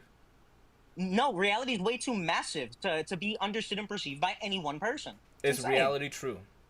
Does it exist? Of course it's true. But it's... Hold on. If reality is way too big for you to perceive and the truth is what you perceive, hold on. You notice how this doesn't add up? Okay, so if you ate a piece of a cheesecake, right? And then I was Okay. like, oh, did you eat a piece of that cheesecake? And then you were like, Yes. yeah, I did. Then I responded with, so you ate that whole cheesecake? That wouldn't be the same shit. It would be different. I never said that. Would you say that if you ate that piece of a cheesecake, are you able to determine that the rest of it is still cheesecake? Based on the consistency of the fact that every piece you eat is a cheesecake? You can't perceive all of it at once. That's exactly what I I'm saying. never said Amari. that. I never said that. That's not what I said. Well, that's what I'm saying. That's what I'm saying. And what I'm telling you is that if you consistently eat it and every piece so far has been a cheesecake, is it true that it's a cheesecake? No. How do you know It's that not- it's a cheesecake? It could just taste like a cheesecake and look like one. It's You not a don't trick know that. question. That's what I'm saying. It's not a trick question. If It doesn't every piece matter. of it you've It's eaten, a genuine answer. it's no, it's not. It's an ignorant answer. It's a It's literally, disingenuous we're answer. having a philosophical discussion. You're asking me, if it Oh my looks like it goodness. and smells like it, is it it? No, Yes! Things are more than Yes! that. Things are way more than that. Have you If ever it heard of quacks fool's like a gold? duck and Have you sounds ever heard like of a duck- fool's gold? Are you familiar with fool's gold? Look. If Well, every piece you've eaten Have so you far heard is of fool's gold? Have you ever fool's heard of gold can be tested to not consistently be gold. it? Not with your physical senses, which is all I that never you gave said me. anything. I never said it required physical senses. Oh my gosh, you're moving the goalposts. I said if it's not consistent, then it's not true, right? How So do you fool's know gold that it's is not consistent? How do you know? because the second you see that it doesn't add up. Okay, look, here's how. Okay, but in this right, example that so I the gave second you, you here, see it, here, right? Like here, you just said, the second you wait, see wait, it with your wait, eyes, one of the senses. wait. In the example that I gave you, the reason why it wouldn't be true is this: if every piece you ate is cheesecake, and then you ate another piece and it didn't taste like cheesecake, suddenly you don't think it's cheesecake. Oh, so it was a trick question. Oh, so. No, that's the whole point I'm trying to make to you. Why are you trying to move the goalposts? That was the whole point. So, like, I've never at any point, right? I feel like the disagreement here is that when I say truth, right? Like, and I hear where you're coming from, because a lot of the conversations I've had with people, they say similar things to me. That's where they're coming from. So, right, when I say truth, understand truth is, from my perspective, internalized, right? I am not like. It doesn't require you. If you're not there, the truth still exists, does it not? It's not internalized. Facts exist. Rocks exist in the galaxy. You know what I mean? Like the Is that not suns true? exist. Is that not true though? Sure. Yes, it's true. So then it doesn't require you. That's not a requirement for it to be true. Internalization is not a requirement.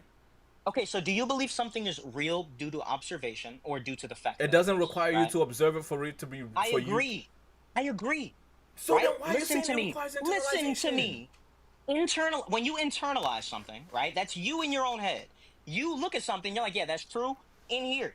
Like, you're internalizing it. It's all internal. You don't project your truth. Does it require that is not a thing. Okay, so why is internalization a part of the definition then? It doesn't require that. Of truth? No. For me, like I've said several times, I believe there's fact, truth. There's distinction. There's these words. Is there a difference between fact and truth? So, like I said from the beginning of this conversation, right? We disagree on what we believe, quote unquote, truth is. That's been the entire basis, right? I believe a fact exists irrespective of people. Truth can only be ascertained by people. No, it doesn't. Truth doesn't require Then people. how do you... Because something can be true whether or not you choose to believe it or not. It doesn't require people. That's just where we disagree. The truth exists independently of what people choose to see. It does. I hear you. I am very confused here. If the truth... What do you think? What do you think my truth consists of? What do you think it does? I don't think your truth is a thing. I don't think that's a thing. Okay, Here's so what I'm saying. that's the issue. You're refusing to even engage with the possibility, dog. Just please, for 5 Because seconds, what do you think my truth consists of? What would it? When someone says my truth, what do you think they're referring to? They're referring to your perspective. And what else? That's it. All? Yeah. Okay, and what is that? Okay, so when you say someone's perspective, right? That's essentially everything that they've experienced, how they've internalized it, right? Okay. Okay. Okay. What they perceive, right? Mm-hmm. It's reality. So no, everyone's truth. Perception is not reality. Listen to what I'm saying. What you do with your eyes is that you perceive outwardly reality, the things around you. You look at the ground outside, right? Am I wrong? Yeah. Correct. How am I wrong? Oh, okay, word. So that's what I'm saying. So you perceive reality, and the reality that you perceive as a human being, you can be right about any infinite amount of things. All human beings throughout the history of humanity from the beginning have been wrong about any countless amount of things, right? That's irrelevant to the truth that exists outside of them. I agree with that. Now, the point I'm trying to make is it does not require you. The truth exists outside of people. People are not important in any of that factor at all. What you're referring to is perception. Perception requires people. Facts and truth are not separate at all. They are the exact same thing. For something to be true, it has to be a fact. For something to be a fact, it has to be true. So what was the argument? So the distinction, right, is that there is no distinction between the two. You asked me, and I'm trying to answer. You take the fact, right, that is objective, right? Okay. And then based on your own personal experiences, whatever they may be, it doesn't require you to experience. We're talking about two different things, dog. Two different things. That's what I keep telling you. Oh my God. That has been my point, truth. That has been my point. Like what is the confusion, my guy? What's the confusion? I'm telling you that we should. The entire time I kept telling you you're moving the goalpost. Stop talking about a different thing and focus on what I'm talking about. I'm telling you that the truth and the fact are the same thing, and they cannot be different. You keep telling me that there is no such thing as absolute truth. That's not what you just said, though. What you just said was I've always said that. What you said was truth relies on consistency. Fact. No. Oh, no. Wait, real quick, right? Like 3 sentences ago, you said truth relies on fact, and then I was like, yeah, I agree with that. I don't say they rely on each other. No. Wait. And then what you just said was they were the same thing, right? So it was in like the last 4 or 5 sentences. There was like that's the slight distinction. I believe 100% truth entirely relies on fact, right? They're the same thing. They're not different. I don't think that they can be. Okay, because for example, there's no way that you can know all of the facts about a situation. Of course. Right. Of course. Okay. But you can know the truth of that same situation. You're ignorant of the facts You of. can't know all the truth about the situation. I didn't say you. I didn't say that. No, I'm saying I'm repeating the same thing that's just not in what's different required. words. I'm repeating the same thing in different words. Well, when you change the words, you change the question. No. No. I haven't changed the question at all. The question has still been the same. In order for something to be true or in order for something to be fact, that has to be consistent. That has never changed. That wasn't what the well, sure, obviously. That was okay, always so, the definition so I that, posed. that's It it. never That's a changed. but that's not a definition. That's a tenet of truth, right? Like, what is truth defined though? Like, in order to define something to be true, it has to be consistent.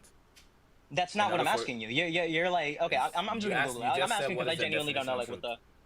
Did you not just ask? And that's a measurement of it, right? Like if you were to ask me, what's the definition of an inch? Okay, well the definition of an inch is that you take a ruler and then you measure the thing. Okay, fair it's enough. Like fair that doesn't enough, tell fair you what an enough, inch fair actually enough, is. Fair enough. Fair enough.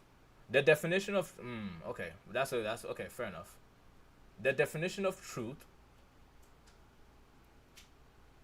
I don't want to give the I don't want to use a one-word answer. The one-word answer I would say the definition of truth is reality. Okay.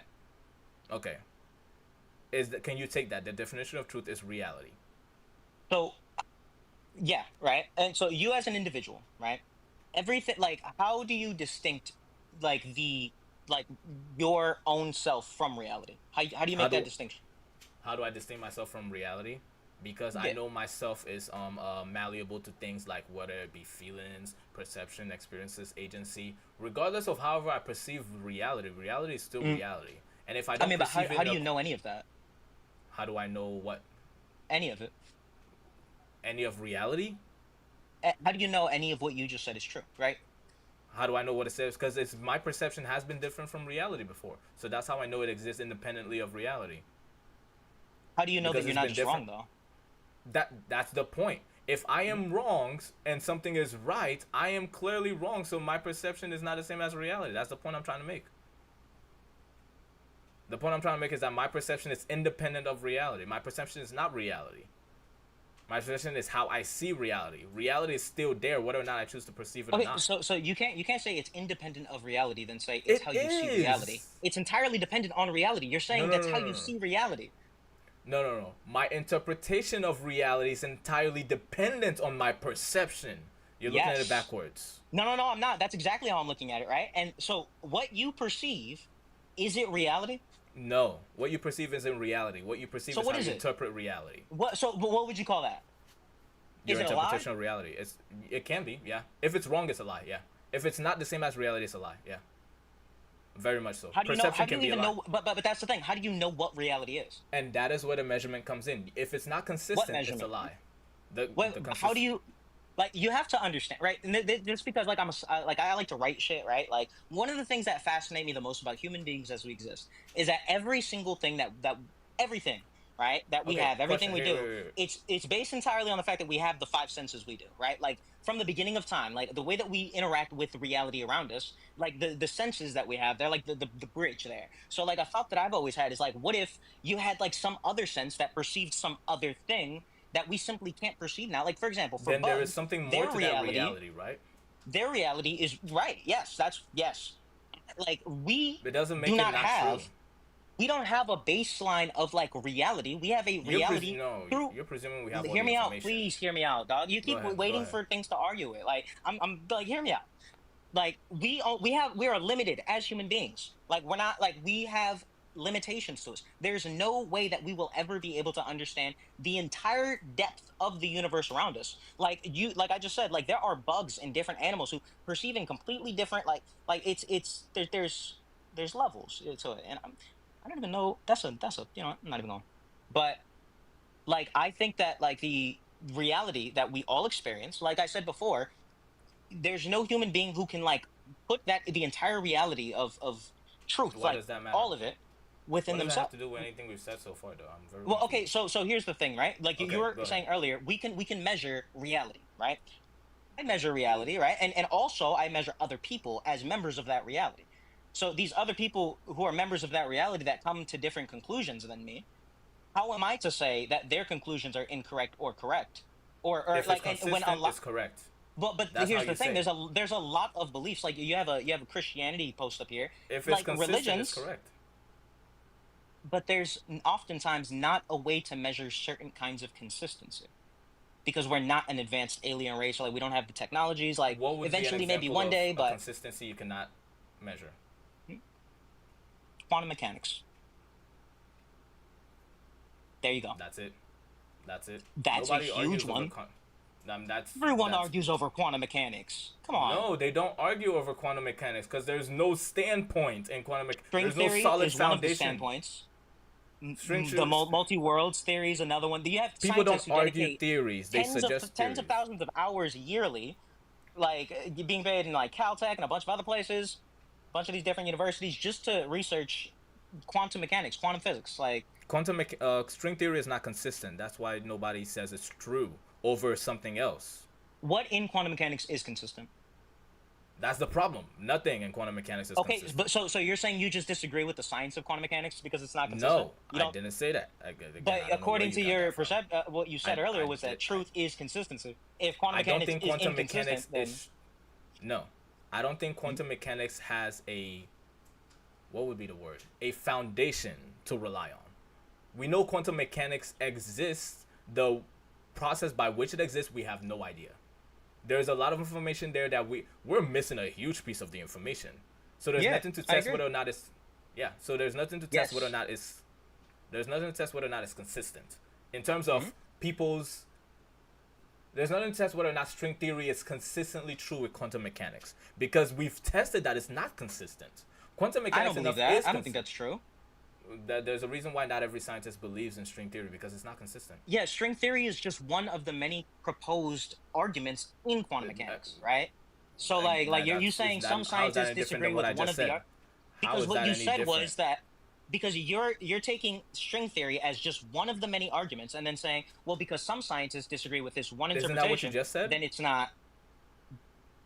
No, that's not what I just said. You just said that string theory is one of the many arguments.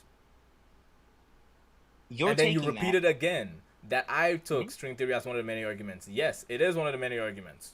No, it is not the what only I said one. that you did, right, is that you took string theory and then you said what you said because some scientists disagree with string theory, even though there's a couple other different arguments there, I throw it all out. Like I throw quantum mechanics all out because some scientists disagree with one potential answer. I don't throw it all out. So that's why I asked you, right? That's why I asked you. You said that it's inconsistent. I'm just saying that there's nothing to go off of there. So what? How do you? So you can't believe in absolute truths if you believe in this uncertainty, right? No. If it's consistent, it's absolute. But it's not consistent as you've just claimed. Quantum mechanics isn't. Yeah, that's why I don't consider quantum mechanics to be an absolute. Quantum mechanics is the basis of reality. No, sorry, not quantum mechanics. String theory. I don't consider string theory to be an absolute truth. Cool, fine. Yeah, that's fine. Right? Quantum mechanics, though. You said yourself. Quantum mechanics is inconsistent. That's what you said. Yeah. Okay, and you said truth equals consistency. So if quantum mechanics equals inconsistency and truth equals quantum mechanics isn't inconsistent. String theory is inconsistent. Quantum mechanics is real. It just doesn't have any way of us. What? Yeah, no, you're good. What? Someone said, "Can we get back on topic?" I mean, yeah, Sure, I'm not gonna hold you. Truth, this has been a great conversation. Like I've enjoyed this a lot. I have. Yeah. In order for something to be true, it needs to be consistent, and everything that is true, we can consistently measure it to be true. Well, see, okay, this is the important thing, right? Because like when it comes to things like love, right? How do you know that love is true? How do you measure love? Okay, be more specific because there's. Choose any love, like familial love, parental love, like romantic love. Pick one. Romantic, I suppose. Okay. Like how is love given value in this, like, you know? Those are two different questions. How is love true and how is love given value are two different questions. Pick a question.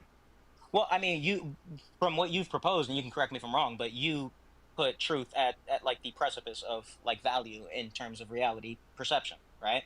Like what is true is at the top and most important, and then like what is, and so when you love, and you can correct me if I'm wrong. Is that a wrong like perception? That's a different conversation. Whether or not truth is valuable, that's a different conversation. But love, let's say for example, romantic love, let's say between you and your spouse, that is true because you can see, love is defined by choices. choosing something over another, that's how you define love. It's not defined by any feeling or anything, because love is irrespective of feelings.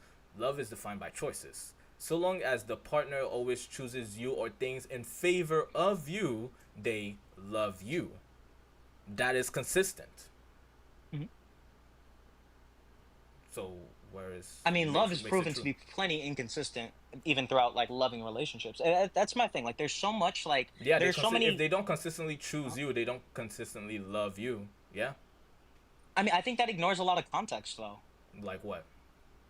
Like the context of all of these different scenarios and situationships. Obviously, like one person, obviously. like okay, like when you're saying some person stops choosing them, like, do you think that just happens? Like they just like no, stop feeling I that way, understand or? that. I know things lead to things. I'm not saying that's not the case, but regardless, love is true.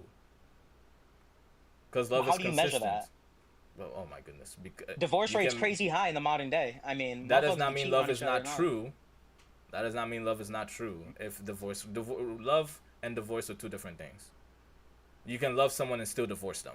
That is very much the case for a lot of people. Sure. Not for everyone. But then what does love mean in that sense, though?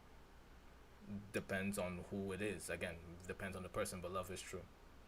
Okay, well, sure. I mean, even like love as we see it throughout, like, you know, poems or all, like love as a powerful force, right? That unites people and breaks people apart, like this thing. Like I think humans are like, even on like people call me a heretic if I would share to them like my cosmological beliefs, but I'm of the belief that like human beings inherently they share like compassion, like this, like the soul of who we are. We have this like connection to everyone around us and life itself, and like there is, I think, just like a history of love and its importance throughout like everything in all of society. It's been the driving force throughout so many different things. Like it's fundamentally important even to the everyday aspect of the modern person.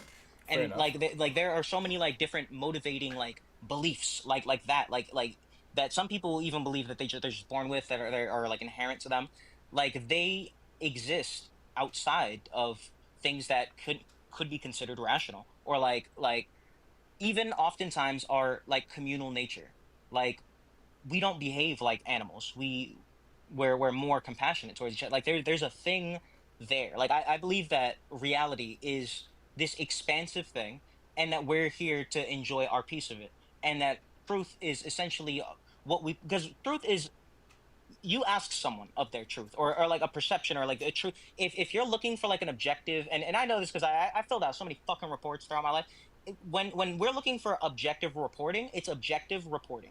It is a clear distinction between like factual speaking and then like, okay, get this person's statement, get like truth. It often involves like, what is this thing, and evidently how this thing affects like you know, it's more than just this thing happened. So when I say truth, right, like that's how I use it, because I think that it encompasses more. And if I'm gonna say like reality or fact, I just say those words. But I don't believe that like people can have independent truths that are like contrasting reality in any kind of definable way. Like if you believe that like the earth is flat, cool for you. That doesn't make the earth flat, and it's nonsensical to expect anyone to believe that the earth is flat because you do. Well, it depends. I think lies are dependent on intent, right? I think that people are allowed to be stupid. People are allowed to what be is the wrong. opposite of truth? The opposite of truth is a lie. You don't have to intend. That's where we disagree. We've already just. You just said the agree to disagree. Wait, hold on. The opposite of truth, whether or not. Okay, what is the opposite of truth? It's a lie, right? Lie. Mm-hmm. And if what you're saying, if somebody said that the earth was flat, and obviously the earth is round because it's consistently been round, whether or not you intended to or not, it's still a lie, is it? Well, no, because you have to be consciously present of every perspective. You don't have to be consciously present of a lie for it to be a lie. Okay, so I have a question. If you had somebody who was a Muslim come up here, would you be like, hey, you're a liar because you believe in Allah? Would you say that? If the Christian God proves this to be consistently true, then anything else other than Christian God would be a lie, yes. No, so I'm asking you, if an Islamic person, right, because like you're allowed to have a difference of opinion, right? You're allowed to not believe what someone else believes without them automatically being a liar, or like they can just be wrong. And the reason why it's important to come to that distinction is because if someone is just wrong, they can learn. Like more often than not, people aren't attempting to be wrong. They just are. So in more information provided to them oftentimes will solve the problem. If someone is lying, if their intent is They to don't. deceive, It doesn't if have their to be an intent, intent. No, it doesn't have to be an but intent. it matters because the reason it matters, and as I'm explaining now, is because of the way people move forward, the way people behave moving forward after these like things are shared. That is what changes. That's and so like yeah, in the context of like reality, there is a distinction between a lie and just being wrong. Then that definition, if lies are defined by intent, that definition has to be also true with its opposite. Is the truth defined by intent? It's not. Yeah. No, it's not. You don't What do have you to do with intend the for truth? something to be What true. do you do with it? You don't have to tell intend it. for something to be true. You tell but no, you tell the truth, right? When they have you Okay, swear on a Bible, wait, actually, okay, what do no, they- let's wait, go what with do that. they- Let's what go do with they that. Let's have go you with that. do? Let's go with that. What do Let's they go have with you that do? statement. You Let's go. you tell the truth. Wait. Stop. Let's go with that statement. You said you have to tell the truth, right? Yeah, good faith, honest Wait. truth. Hold on. If you don't tell it, is it still true or not? It didn't matter for you to tell it, right? It's still true. What do you mean? If the sun is hot, if you tell someone the sun is hot, does that mean it's not? If you tell someone the sun is hot, that's the truth, right? Yeah. Did you have to tell it to them for it to be true that the sun is hot? I've never argued again. No. No. Wait. No, obviously not. No, Bro, wait, obviously wait. not. The answer is no. Okay. So you don't have to tell them for it to be true that the sun is hot. So if Obviously someone told not. you, wait. So if someone told you that the sun is not hot, that's a lie, whether they intended for it or not, because it's the opposite of the truth. Whether they intended for... Why were you arguing against that then? Because you're using this example of is the sun hot? Obviously, that would be a lie or not a lie. How about this? Even right? if How about this? if I told you it's not hot, whether or not I intended to lie or you or not, is that a lie? Whether or not I intended it to Whether lie or or not you intended to lie to me, is that a lie? Yes. I've already explained to you that I believe lies depend on intent. That's a yes or no So question. That's a obviously- yes or no question. But it's a nonsensical question when we've No, already it's not. gone No. over this. Yes. Okay. Look. Can we agree that the sun is hot? Yes or no? Sure. I'm gonna walk you through logical.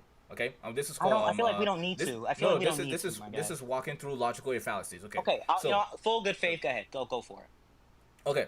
Is the sun true? Yes or no? Is the Sorry, my bad. Is the sun hot? Yes or no? Is that true or not? Yes or no? Yes. The sun's Okay. hot. If I said that the sun was not hot, is that a lie? Yes or no? That would be a lie. If I said it even though I didn't intend to lie, was it still a lie? Yes or no? If you didn't intend to lie, then no, it wouldn't Yes. be a lie. But it's not true. Yeah, but you didn't intend it. Oh my Which is goodness. why I said we've already Why does done it this. matter We're going if back and I... forth. Oh Because, my gosh, bro. What you mean? Oh We've my... I've Why does it explained that matter to if you. I intend... Truth. Like truth. But it's not true though. We just established that the truth and the lie are Okay, opposites. I have a question. Truth. Is everyone who lie, if you lie, are you a liar? Yes. Okay, right? If someone is wrong, are they a liar? Yeah, they said a lie. Yeah. There's what is wrong with that? So if you're wrong about something, you're a liar. Yes. So whether or not this you is where intended we to or not. disagree. This is where I think that the word liar, the reason it carries so much negative connotation, right, is because liar, it's someone who there's the intent. That is what that is. It's the intention to be malicious. That's why there's negative connotation there. Fair enough. Right? Okay, so enough. you're pretending like this negative connotation that is connected with liar, right? Liar does have a negative connotation. I would not disagree with that. Yes, that is true. It does have a right. negative connotation. And so like, where does that come from? Because lying or not, the line is outside. Lying isn't reality. Is that where the negative connotation comes? So why does it have a more negative connotation than being wrong? Because lying gives you the idea that they intended to do it. So you agree with me? That it gives you the idea that they intended to do it? Yes. That's what lying is. It's the intention, right? Yes, but lies don't require intent. Okay. Thank you. Lying gives you the idea that somebody intended. But if I told you ignorant of the fact that I knew whether the sun was hot or cold, it's still a lie. Then I'd be wrong about you. Intended. No, I'd be wrong about calling you a liar, which is why you just followed that entire logical like step and you answered yourself. No, you wouldn't be wrong about calling me a liar. Whether or not I intended to be a lie was a different story. Same thing with stealing. You can't unintentionally be a liar. That's my claim. You can't accidentally lie. Yeah, you can. I think you can be wrong. Right? If you accidentally lie, you'd call that a mistake, correct? Yeah, you mistakenly told a lie. Yeah. Mistakenly told a lie? That sounds like you mistakenly did something on purpose. Right? Like if somebody told you, "Oh, I accidentally lied to my teacher," right? So let's say you have a kid, right? To be intentional. Okay, well let's say you have a kid, right? And they came to you and they said, "Hey, hold on. I was going to do this homework, right? But like I accidentally lied to my teacher and I accidentally lied to you about having done it. But it was an accident though." What would you say? Would you be like, "You were just wrong"? It's the same thing. No, sorry, I'm thinking of something else. Somebody in the chat said, lying isn't the same as saying something false. I can agree with that. That is 100% true. I can agree with that. The opposite of something is Wait, the so, opposite. real of, quick. Wait, hold on. Okay, sorry. Go ahead. Is the opposite of truth a lie, or is the opposite of truth false? Is the opposite of truth a lie, or is it false? It depends how you're using truth. Truth has a couple definitions, right? Truth in the context of definitive statement based on perception, where your answer is true or false, then false is the opposite, right? But in intention, right? Like when we're talking about truth as it exists and truth in the way that we deal with it, right, day to day, the opposite would be lie.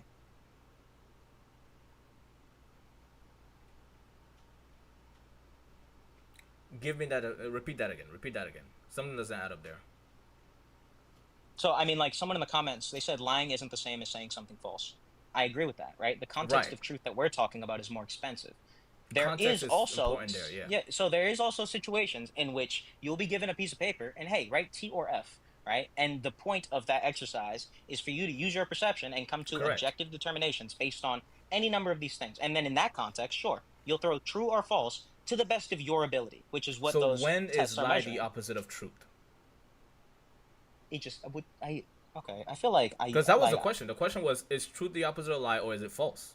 And you said it depends. So when is lie the opposite of truth? Is truth is that what? Because I thought we were talking about that was the the question I comment asked, that and you said that it depends. You said it depends.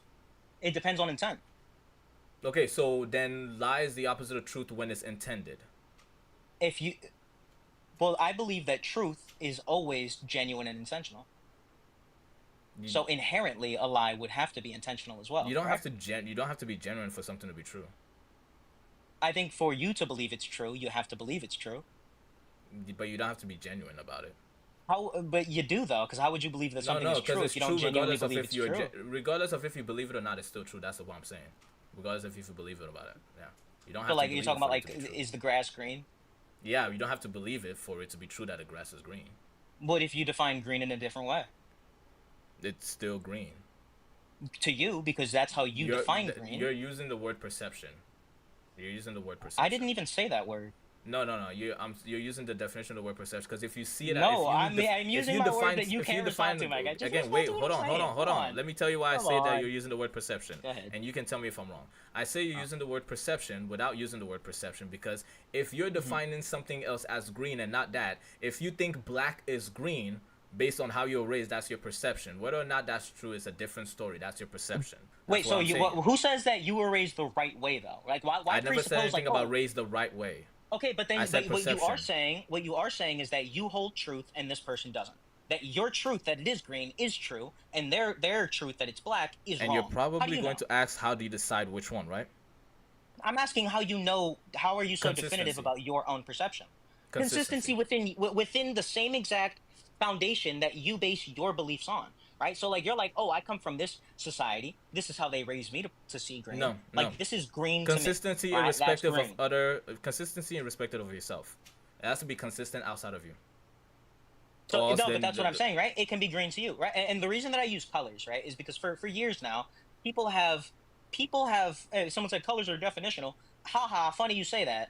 some people I don't think so. potentially see colors differently than the next person. I don't It's think just they're that we are definitional. all. It's just that we are all raised to recognize this is red, that is blue, right? But there's a likelihood that our perception of our visual perception it's varied, right? So there are some people who will naturally perceive this to be a slightly different color than what you perceived, and you're saying, hey, although I recognize that this grass exists literally in every single color because color is not determined in my eyes, it just is, right? Like bees and a whole bunch of other insects, they see a ton of different colors and shit. Like if they were to look at flowers, who they have a shit ton more experience with flowers than we do, they would see them in a bunch of different colors than we would, right? So that's my entire point. Humans, Do we you are know why limited that point doesn't because stand? of our perception is the basis of reality. That's where we start off, perception. Do you know why that point doesn't stand, and it doesn't matter whether you're there or not? Whether you're there or not? Yeah, the whether or not whatever color something is does not is still that color irrespective of you, because that's how colors work. Colors of light bouncing off of wait, colors of light bouncing off of object.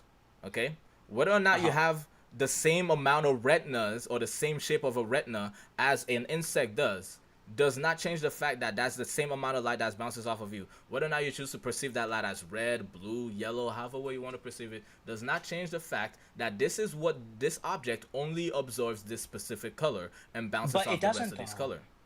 But that's not the way that that's how color is defined. It looks Colors green to us. Okay. Do you think it And looks if- green wait, to every wait, animal? Wait. If it looks green to us and then a different animal sees it differently, their retinas is interpreting what we interpret as green differently. Yes. Does not change the fact that the Yes. what Okay. wait, hold on. I'm so sorry, but you wait, just said... wait.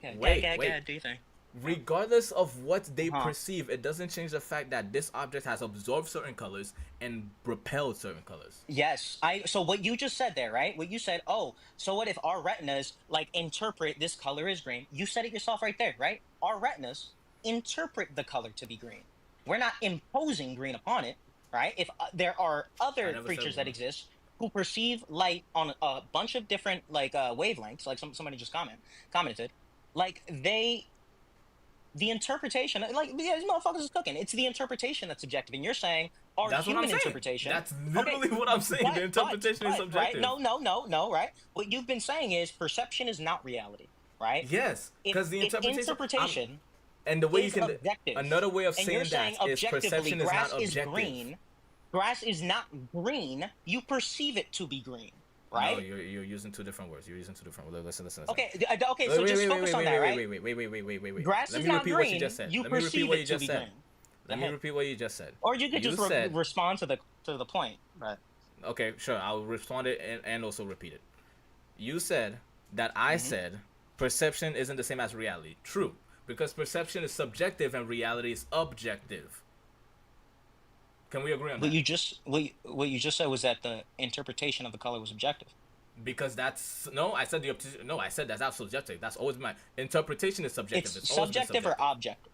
Interpretation? Subjective. SUB, subjective. Okay, but how do you determine interpretation if not like perception? Exactly. Perception is subjective. That's what I've been telling you. Perception is not interpretation. Perception is how you interpret things. No, it's not. Internalization is how you interpret things. You perceive things just by looking. And then once it's absorbed, you internalize it and interpret it, right? It's important because, like, sure. We're arguing semantics at this point. Yeah, you're minding words here. It's semantics. They're the same thing. They're both subjective, but sure. So you yourself are now saying that grass being green is subjective. Yes, and that the grass itself. Wait, no. You gotta be technical about it. You seeing the grass as green is subjective. Regardless of if you choose to see the grass, it's still green. That's objective. Oh my God. Okay, so really quick, what makes it not true is that let's say a bug were to walk up onto this leaf, right, like this grass, and they have a higher depth of wavelengths available to them. Can I ask a question in regards to that? They would perceive it in a different color, right? Can I ask a question in regards to that? Yes or no? Yes or no? Okay, first repeat the question so I can answer that, and then I'll ask a question in regards to that. right? Like you yourself admit, right, that insects and other animals who have like different perceptions, who have different Okay. access to different wavelengths, the way Correct. that they would see this grass would be a Uh-huh. different color than the way humans see the grass, right? Your claim is Possibly. Possibly. the grass is green objectively, right? What I'm saying is that's entirely based on your human eyes, your perception. That's your perception Do you that know what you're I'm? imposing Do you want on me to reality. clarify it? Do Because you it's want me to not clarify green, it? it's multicolored, right? Like the entire planet, thousands of different colors and sounds that Wait, we can't wait, even wait, perceive. wait. Do you want me to? I clarified it earlier. I thought you were going to base it off of the clarification I made. I don't know why you didn't do that. When I clarified that the glass was green, it means that this object has chosen to absorb certain light Yeah, but you're wavelengths and wrong other- there is what I'm wait, saying. because it did. It only absorbs certain light waves and reflects certain light waves. That is No, not that's subjective. entirely on our eyes. That's all. That's no. The light waves that we recognize, it's subjective based on our own perception. Recognize, There's a regardless limit of to how much we can see. again. But there's no set limit as to which light wave it chooses to absorb or reflect. But you admit, right, that there are certain colors that even human beings can't perceive, that other animals can. I wouldn't know. Well, then it's true. There are tons of colors that human beings can't perceive. I wouldn't know because again, And I would there have to- are like thousands of different Are there variations certain of sound wavelengths frequencies. that human beings can perceive? That's true. And there's also like sound frequencies that we can't pick up on with our ears. Oh yeah, of right? course, yeah. So like there are other creatures, other beings that existed on this planet long before us, right? They had different perceptions of the reality around them. We have different perceptions of the reality around us. Even our like borders are defined by our cultures and our history, right? Like so. I never got to ask my question. Go ahead. So like that's just been my whole thing. Like I think reality is this big, expansive for everything, and that like And that the most that we can independent discern of from you, it. it's still there, right? Of course. And independent of what you say to be true, it's still true, right?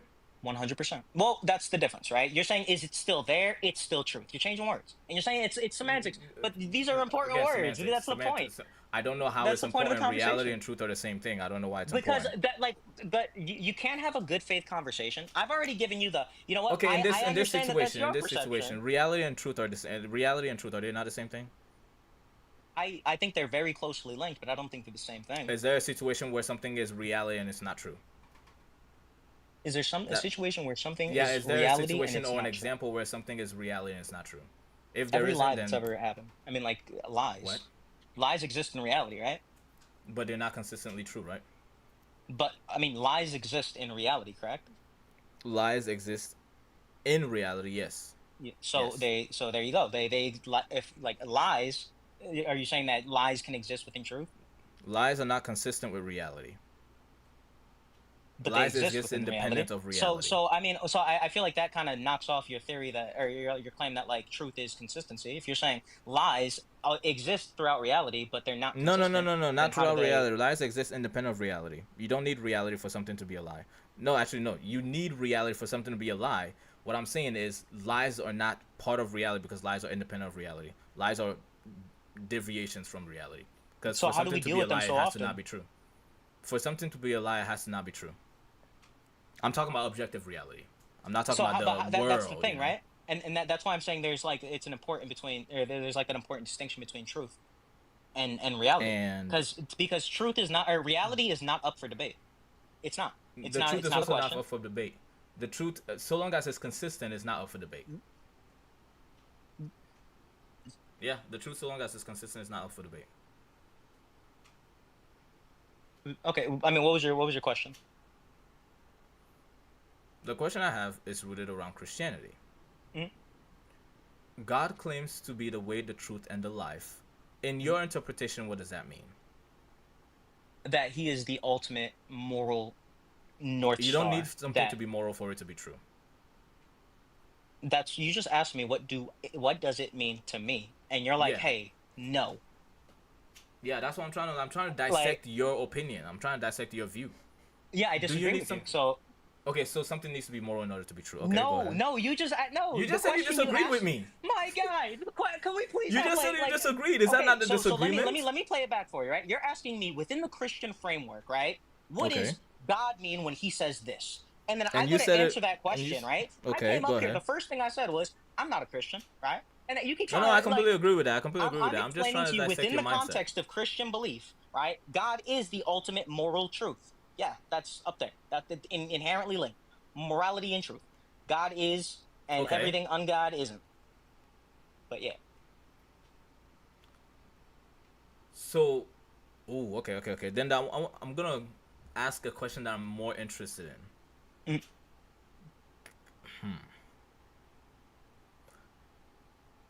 First, I need you to clarify, because again, this would be, if I ask this question, it might come into bad faith if I'm interpreting it wrong. What do you mean by God is like the ultimate moral truth? If that's what you said. If that's what you said. I think like what the Christian like doctrine proposes is that So you don't agree there. with it? I'm just asking. Do you agree with it? How many times No, have I repeated I'm that I'm asking not a if you agree Christian? with it. I mean, but if I'm You not a don't have to be a Christian, then I Christian don't to agree agree with with it or it. not. That's you Yes, don't that's have what to be. I mean, how do you define Christianity if that's the case, you know? If Christianity you is don't believe giving in your the life to Christian Christ. doctrine, In order to be a that's how Christian, you you have to become give a your life to Christian, right? Christ. That's like earlier our like definition of like ancient truth. That's how you become a Christian, right? But like Yeah, what in order is to it become a Christian, what you does have it to mean give to your life be to a Christian, Christ. right? There's a lot of theologists who like jokingly call Christianity Paulinism because of how much influence he had over the way that people should actually live their lives and like the influence he had on like the structure and infrastructure of the church. And so like I mean there's it's a lot more, it's more so like of how you live your life. But I think what's being proposed is okay, God the creator, the ultimate good, right, this like out of nature like or metaphysical being, and everything that he trickles to us is the closest that we can ever get to ultimate moral good. So if you want to live a good, happy, successful like life, a fulfilled life, a life of meaning, then live your life as close to God as you can, as it's set up here. And if you want to Okay. live the opposite life, then live far away from life, or live far away from God. Okay, now this is why I said this that the question might sound like it comes in bad faith. Give me a second. Sorry, I'm getting a notification. Let me fix this. Gotcha. So, irrespective of you being Christian or not, right? Irrespective of you being Christian or not, do you agree with that? I disagree with that. Well, Okay. Do you want to know like what my actual beliefs are? I mean, that's. Yeah, right. Like I'm I feel trying like to figure out if some, that's some important in this right. context. You're right. I feel that. No, I do feel that. I do. Yeah, because it's like a whole but like it's like I like Jesus. I like Christianity, and I like Jesus, Buddha, like even Zoroaster. Zoroaster. Are you familiar with Zoroastrianism? No, I'm not. It's an Iranian religion, but You said Iranian? Yeah. They all were very similar in their approach, in the way that they preached like compassion and love, and like it was those beliefs that I cling to more than anything, and how they've all been so like they've perceived, they've stayed around for a while. They've been consistent, right? But no, I don't believe that.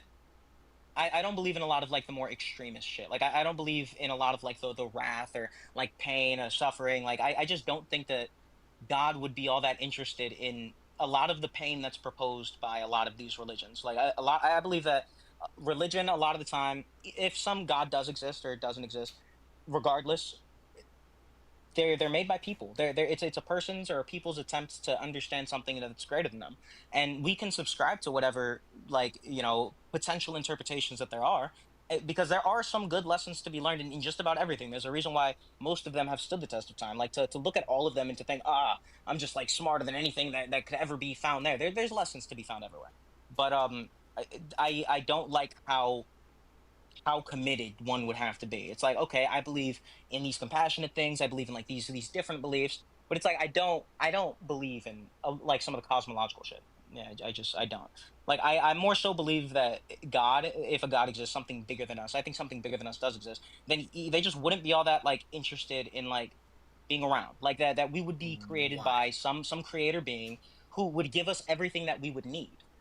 And that's just because that's like the ethos that I think I would want to impose upon my children, or upon whatever legacy that I establish. Like, hey, I want So to you set you believe guys that up out to of be in a position. convenience? I'm asking, is that the case? I mean, ultimately, I think that every belief everyone has dives down all the way deep down into some level of intuition. Like, there's really no way to know about anything. I think that we rely on our own personal intuitions and kind of like lean in that way or the other.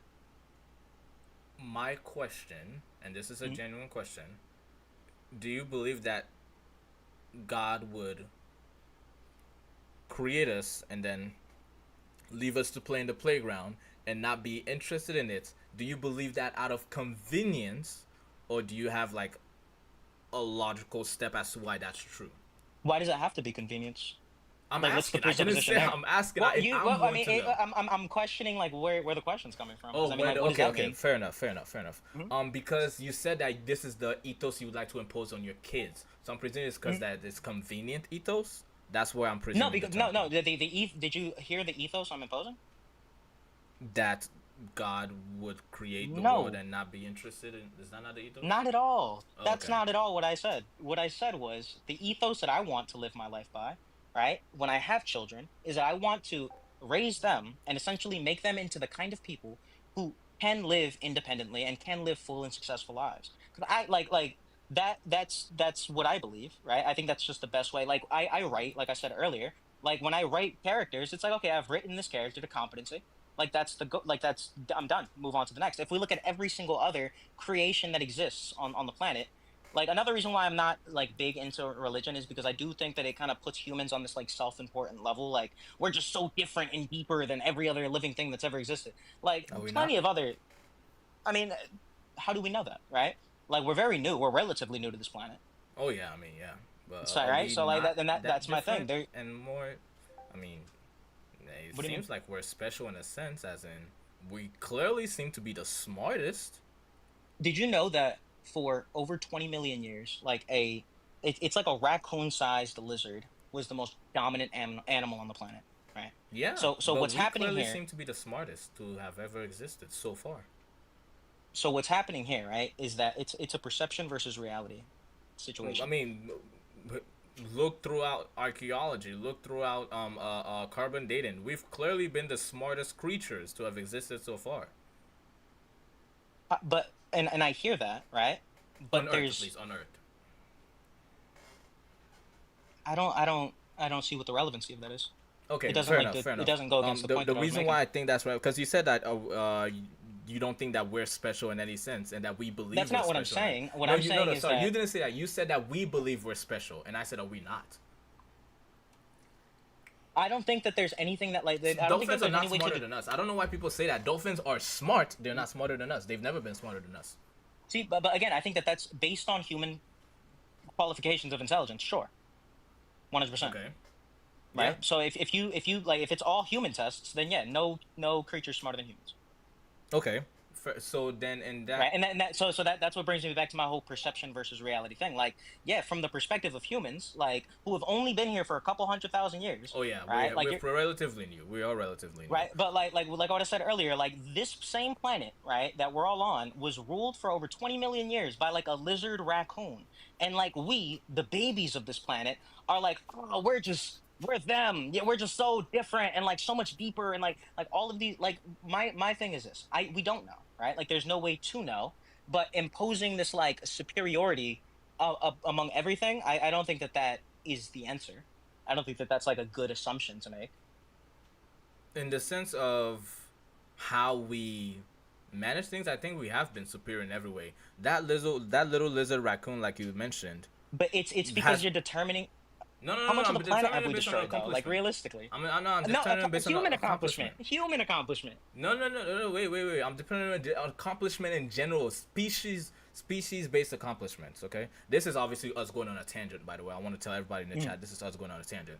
But in terms of species accomplishment, the human race, human species, have accomplished more than any other species has accomplished themselves. Like let's just say lizards in general haven't accomplished anything in terms of like technological advancements.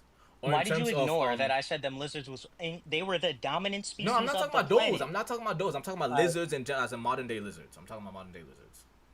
I don't know about those lizards. Okay, I'm talking about modern day lizards. I mean, for example, my point is like that yeah, you're looking at one very specific portion of history and you're cherry picking it because you got the human bias. No, I was gonna keep going. I was gonna keep going further back. I was gonna keep going further back. I was just using different examples. I was using modern day, then further back. But let's take. Also, I'm sorry. I see the comments. If you want to kick me at any point, feel free. It won't be disrespectful or anything. I'll kick you out whenever I'm not I here feel. for up. Yeah, no, yeah. I get that. I got you. Just. Okay. For the spirit of the conversation, it's only fair that I don't go on the tangent. For the spirit of the conversation, the next part of the question is about 90+% of Christianity seems to be rooted in some form of spirituality. There is God, there is the devil, there is demons. Do you believe in any of that, or do you believe there's some kind of credence to any of that, credit to any of that? So I really did like some of the things that the last dude was saying. So I hope he said it because I kind of shitted on him when I came up here. But like how he made reference to like the demon, like the Greek interpretation. I I believe that there's more just because, and or like 100% this time out of convenience, just because I genuinely want to. Like, I don't subscribe to any definitive definition of what exists because, like, I don't know and I don't really care to know. Like, I do like to think that there is something more after this life. But even then, right, I'm of the belief that if there is, if that person does have like a God servant relationship with us, they would be happier if I came to them and I was like, hey, I lived my life on Earth and I just tried to make Earth better. I tried to live my life interacting with people and that's it. I didn't like subscribe to beliefs. I didn't like I was just living. I think that's what they would want. That we're human beings are put on this planet to live and die, and that's it. Like it's not deeper than that. Like it shouldn't be. Like, and that the pursuit of anything after is irrelevant because we're gonna get there eventually, literally all of us, but yeah. Fair enough. Is if you could condense it down to a yes or no, what would it be? Mhm. If I believe in like supernatural beings, I'd say yes. I'd say yes. Okay. This is a question out of convenience. Do you believe that the Bible's or the Christian definition of, or like the Christians architecture of how supernatural things happen, do you believe that to be true or no? This is my convenience. See, my thing with Christianity is that there's it's so diverse as a religion, right? Like it's an umbrella religion at this point. Yeah, yeah. I mean, you got Protestants, like Catholics. You got like denominations. yeah, Pentecostals. Okay. Yeah, that's what I mean. And they Fair like enough, Pentecostals, for example, right? Like they arguably some of the most extremist interpretations of the Bible, and like they take it the most literal. Like they like there are churches that I've been to in my life where like women don't even wear pants. Like they don't like there's no makeup, no like these people are strict because they genuinely believe like yeah, there are demons out there. And if I don't live my life according to this very strict gospel, them demons are going to see me as a Christian that's kind of like, floating on the side, and then like they're going to come after me. That's their perception. But then I also know like a lot of Catholics who are like, Satan's just bad vibes, and so like it really does depend. I think that a consequence of the modern day is that all religions across the board are like losing some of their like spiritualism. Like a lot of people are treating religions more like philosophies nowadays. But I think when it comes to Christianity, it's primarily because they've done kind of a bad job organizing a canon that is understood and should be accepted by all. Right? Like I think that for a lot of time in like the mid 60s, 70s, 80s, they were more so like, hey, we don't care how you believe it, so long as you're Christian, so long as we spread Christianity. And so we got a bunch of these different interpretations, like especially in America during like the evangelical period, right? And then not even talk about Mormonism and all the crazy shit going on there. But now, like the Catholic Church, who saw themselves as just like top head, like, oh, whatever they say goes, they've lost a lot of their like informative clout. Like tons of churches out there just don't even take the Pope seriously. There's really no organization when it comes to the to Christianity at this moment.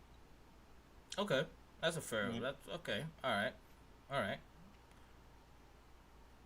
Now, this next question was also gonna be out of convenience, but nah. But yeah, no, thank you. I'm gonna try to bring one more person up here. But yeah, no, I definitely appreciate you. I got you. Hopefully you stick around and you continue to watch the. No, yeah, I'm gonna give you a follow, yeah, my G. Yeah, I appreciate that, man. It's nice to meet you. Of course.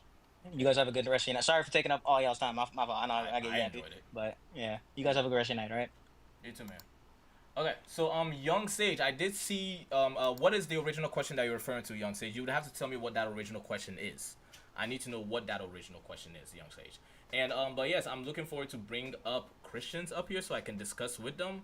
Because I have some questions about Christianity. I'm gonna bring one more person up here, and then we'll go ahead and move from there. One more person. I just need one more person. But yes, Young Sage, what is the question you're referring to? I'm Christian. I mean, I know, but you said you wanted to answer the original question. Are you that? Do you know what question you're referring to, or do you want me to just ask you the original question? Is that what you're saying? You want me to ask you the original question? Because I would like that. He wanted the question of how all of that started. The prompt says, yeah, okay, gotcha. Okay.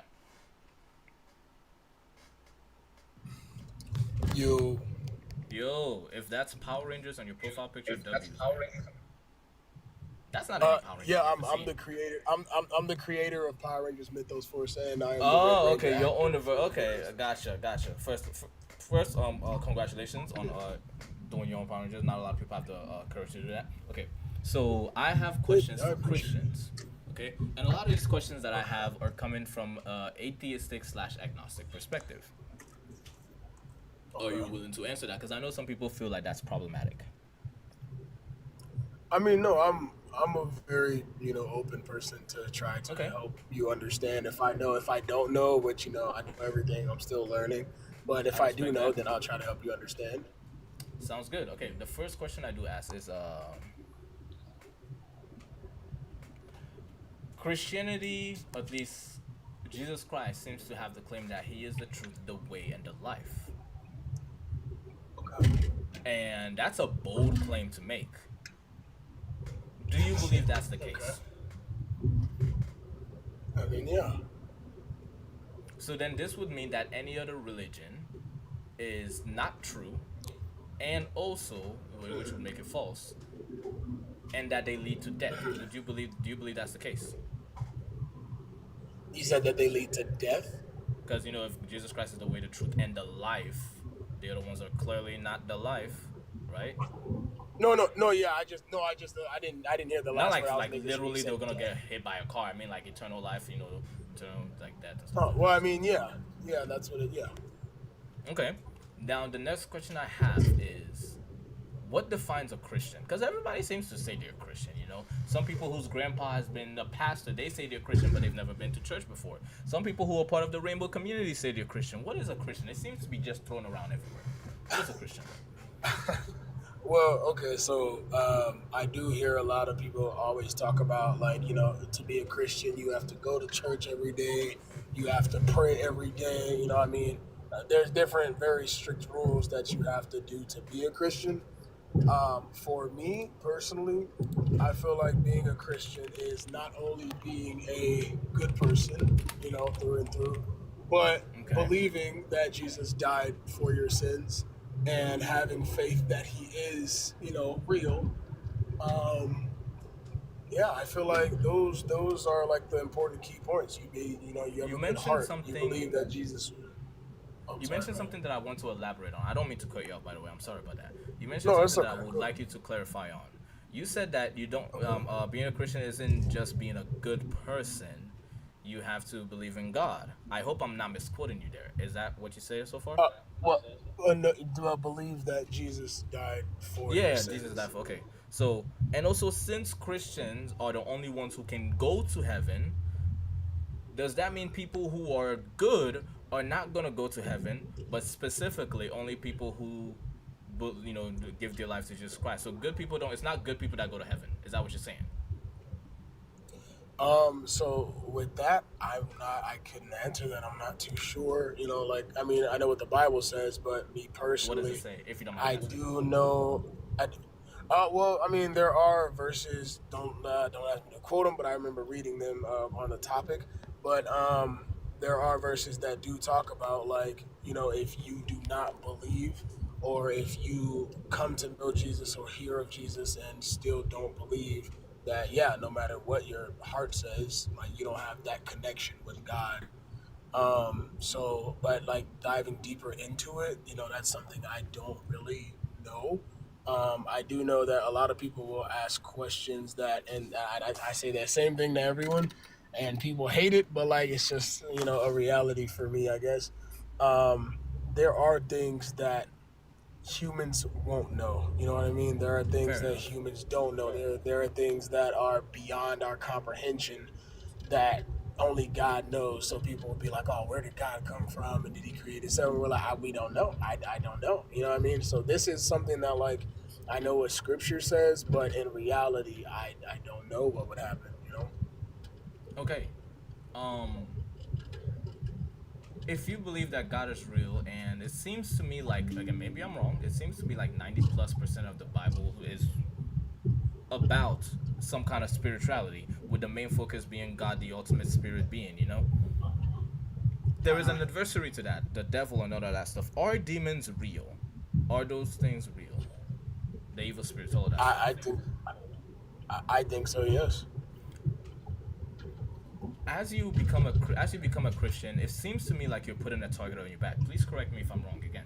It seems to me that you are putting a target on your back, because it says that the devil is going around like a roaring lion seeking who to devour and all that stuff. Cool. And he seems to be coming for Christians, because non-believers, he tells the non-believers that you are of your father the devil. The devil already has them, the demons already have them, all that stuff. But he seems to be coming for Christians specifically. The temptations, the trials, the tribulations. We wrestle not against flesh and blood, but against principalities and power. All of that stuff. It seems to me like the devil and these demons are coming after Christians. How do you cope with the fact, or wrestle with the fact, that you becoming a Christian puts a target on your back?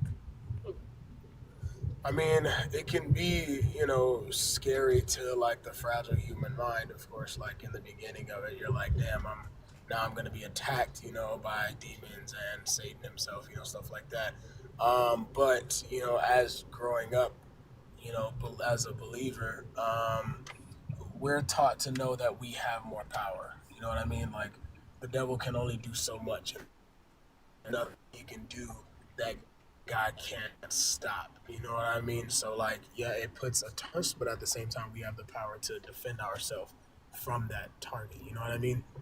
So I mean, you know, when I was a kid learning about it, I mean, yeah, it was scary. I was like, what do you mean? Like, like, this is gonna happen, and this is gonna happen. I'm like, damn. But then, you know, like, I experienced firsthand what it was like to fight against it and it working, and it happened multiple times throughout my whole life. In my dreams, yes. So I've seen, yeah. I've seen one in real life. One time, my whole life, it was the most terrifying thing I can ever remember. When I was 7, I would never forget it. I actually put it in one of my songs. But when I was younger, I used to have very, very, very bad dreams. I never knew why. To this day, I don't know why I had such repetitive bad dreams.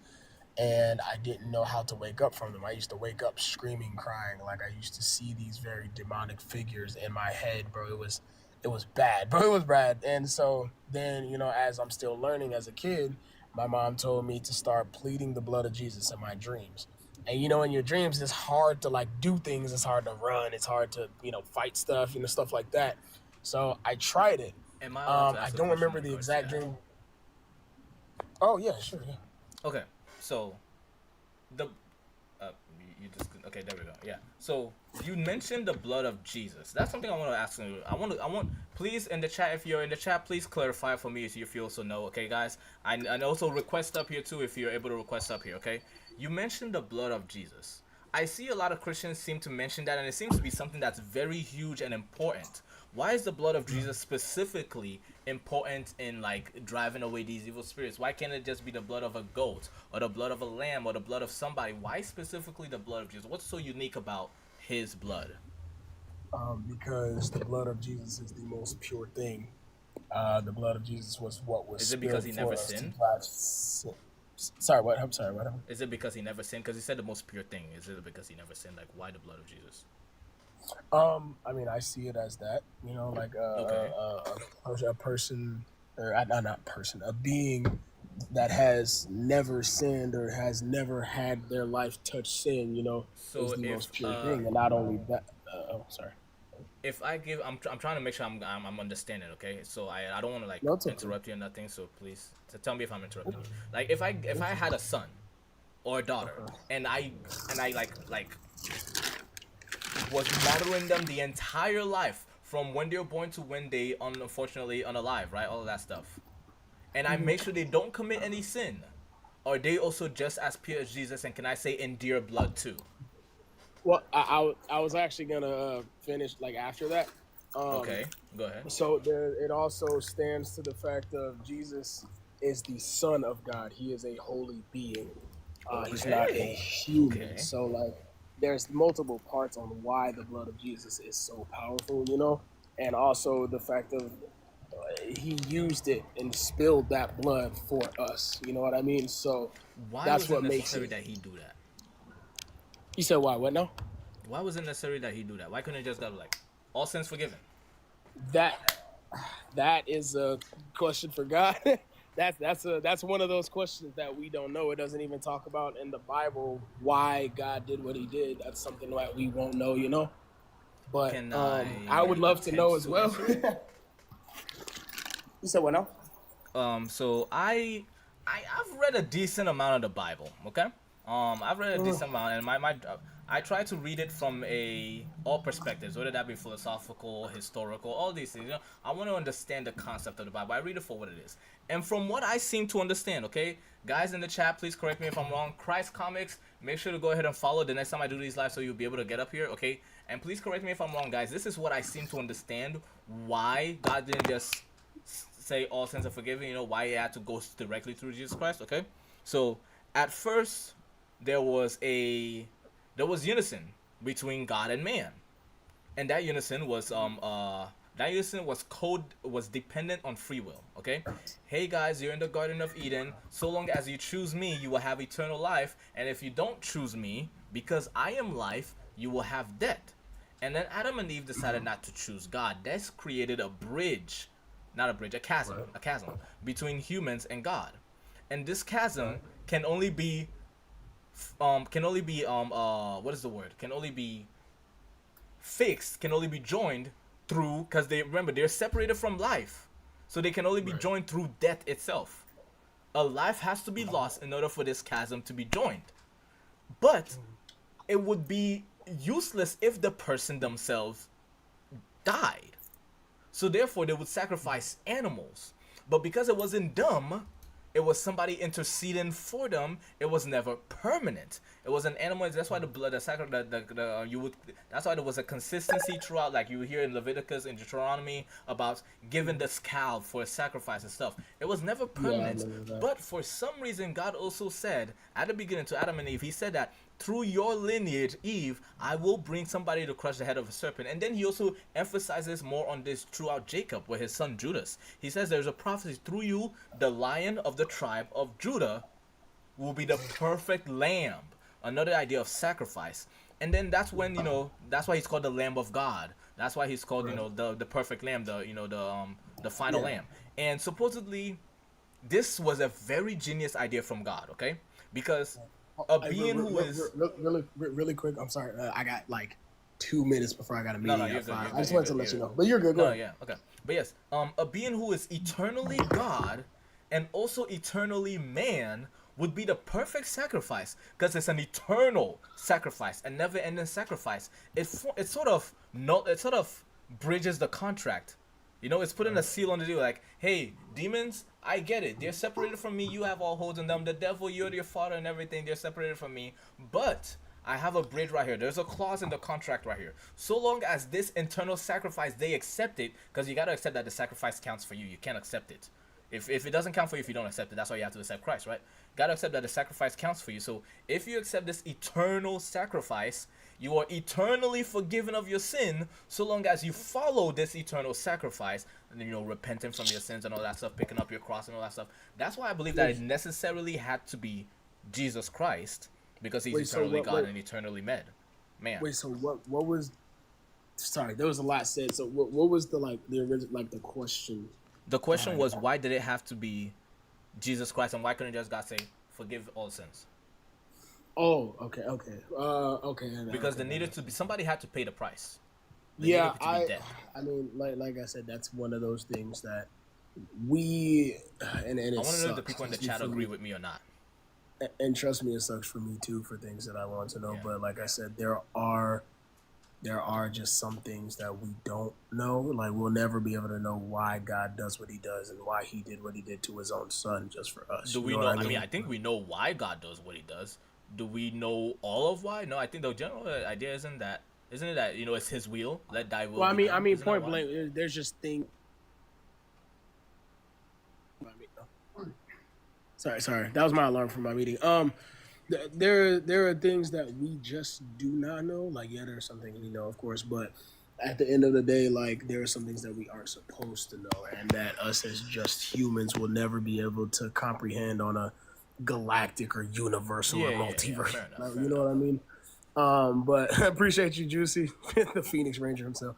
But no, I do have a meeting, but after I definitely would like to come back to finish answering your questions and stuff, though.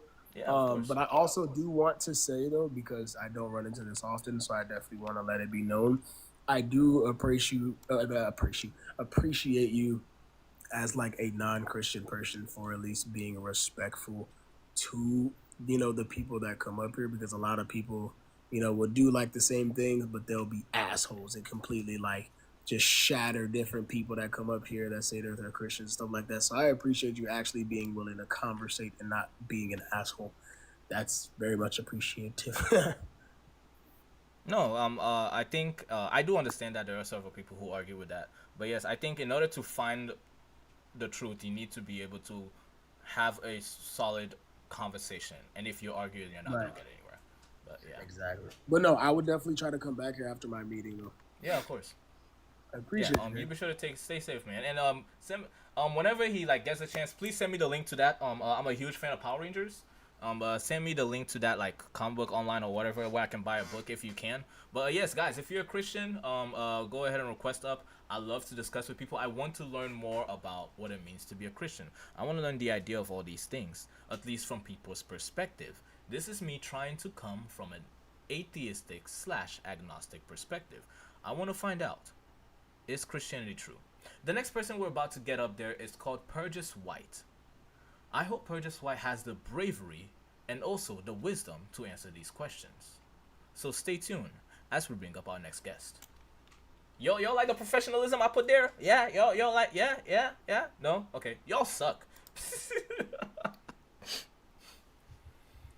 Hello? Yo, what's up? What's up, man? How you doing? I'm doing good. Okay, my job is to ask Christians and interrogate them and figure out what they believe in and what Christianity is. Are you willing to answer those questions? Yes, sir. Go ahead. I should specify, though, I am a Catholic, which is a branch of Christianity. Okay. We have our first question. I'll go ahead and ask. Is it important? Because it seems, from what I've read in the Bible, there doesn't seem to be any part where the Bible condones denominations. In fact, it seems to argue against denominations. Does denomination matter? I believe it does. Okay, why is that? Because depending on the denomination you believe in, you have different results and different practices. For example, you could say Catholicism, we don't pray to the Virgin Mary like as she was a god, but we pray to her to intercede for us. For example, where I know that in Christianity, like how Jesus intercedes for us. Similarly, but I know that in Christianity, it's more you're so told not to pray to saints or ask for saints to intercede for you, and it's mainly you ask for that from God Himself.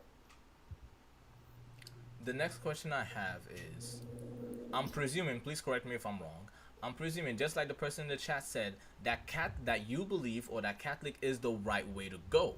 If that is the right way to go, do you have any proof for that being the right way to go and why other ways are the wrong way to go?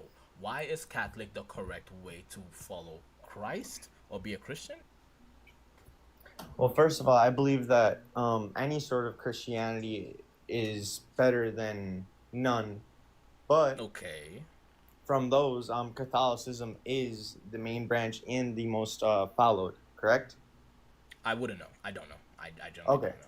Okay.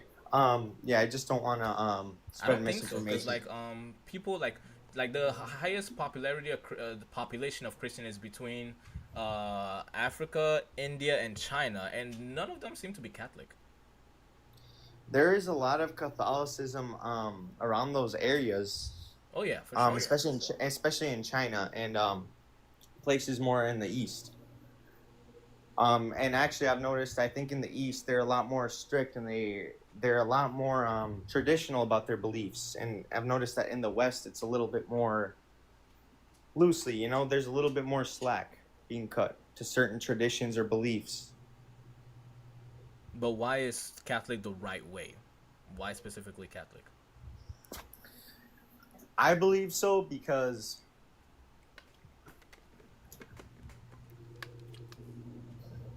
I agree with the part that we should intercede and pray to saints, not worship them, of course. And by that meaning, that's my reason for Catholicism. I'm not in disagreement with that. I also am a believer in we should take the host and the body and blood of Christ, which is the Eucharist and the blood and the wine, correct?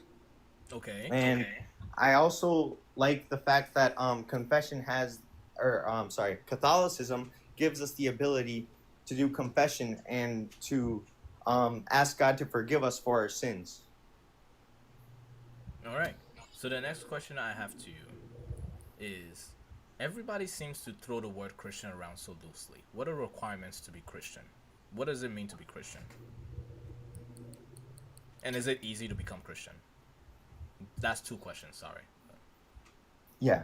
In my opinion, because I am not the one who sets the rules, but in my opinion, to me, a Christian would be someone who is choosing to, or at least attempting to follow Christ, correct?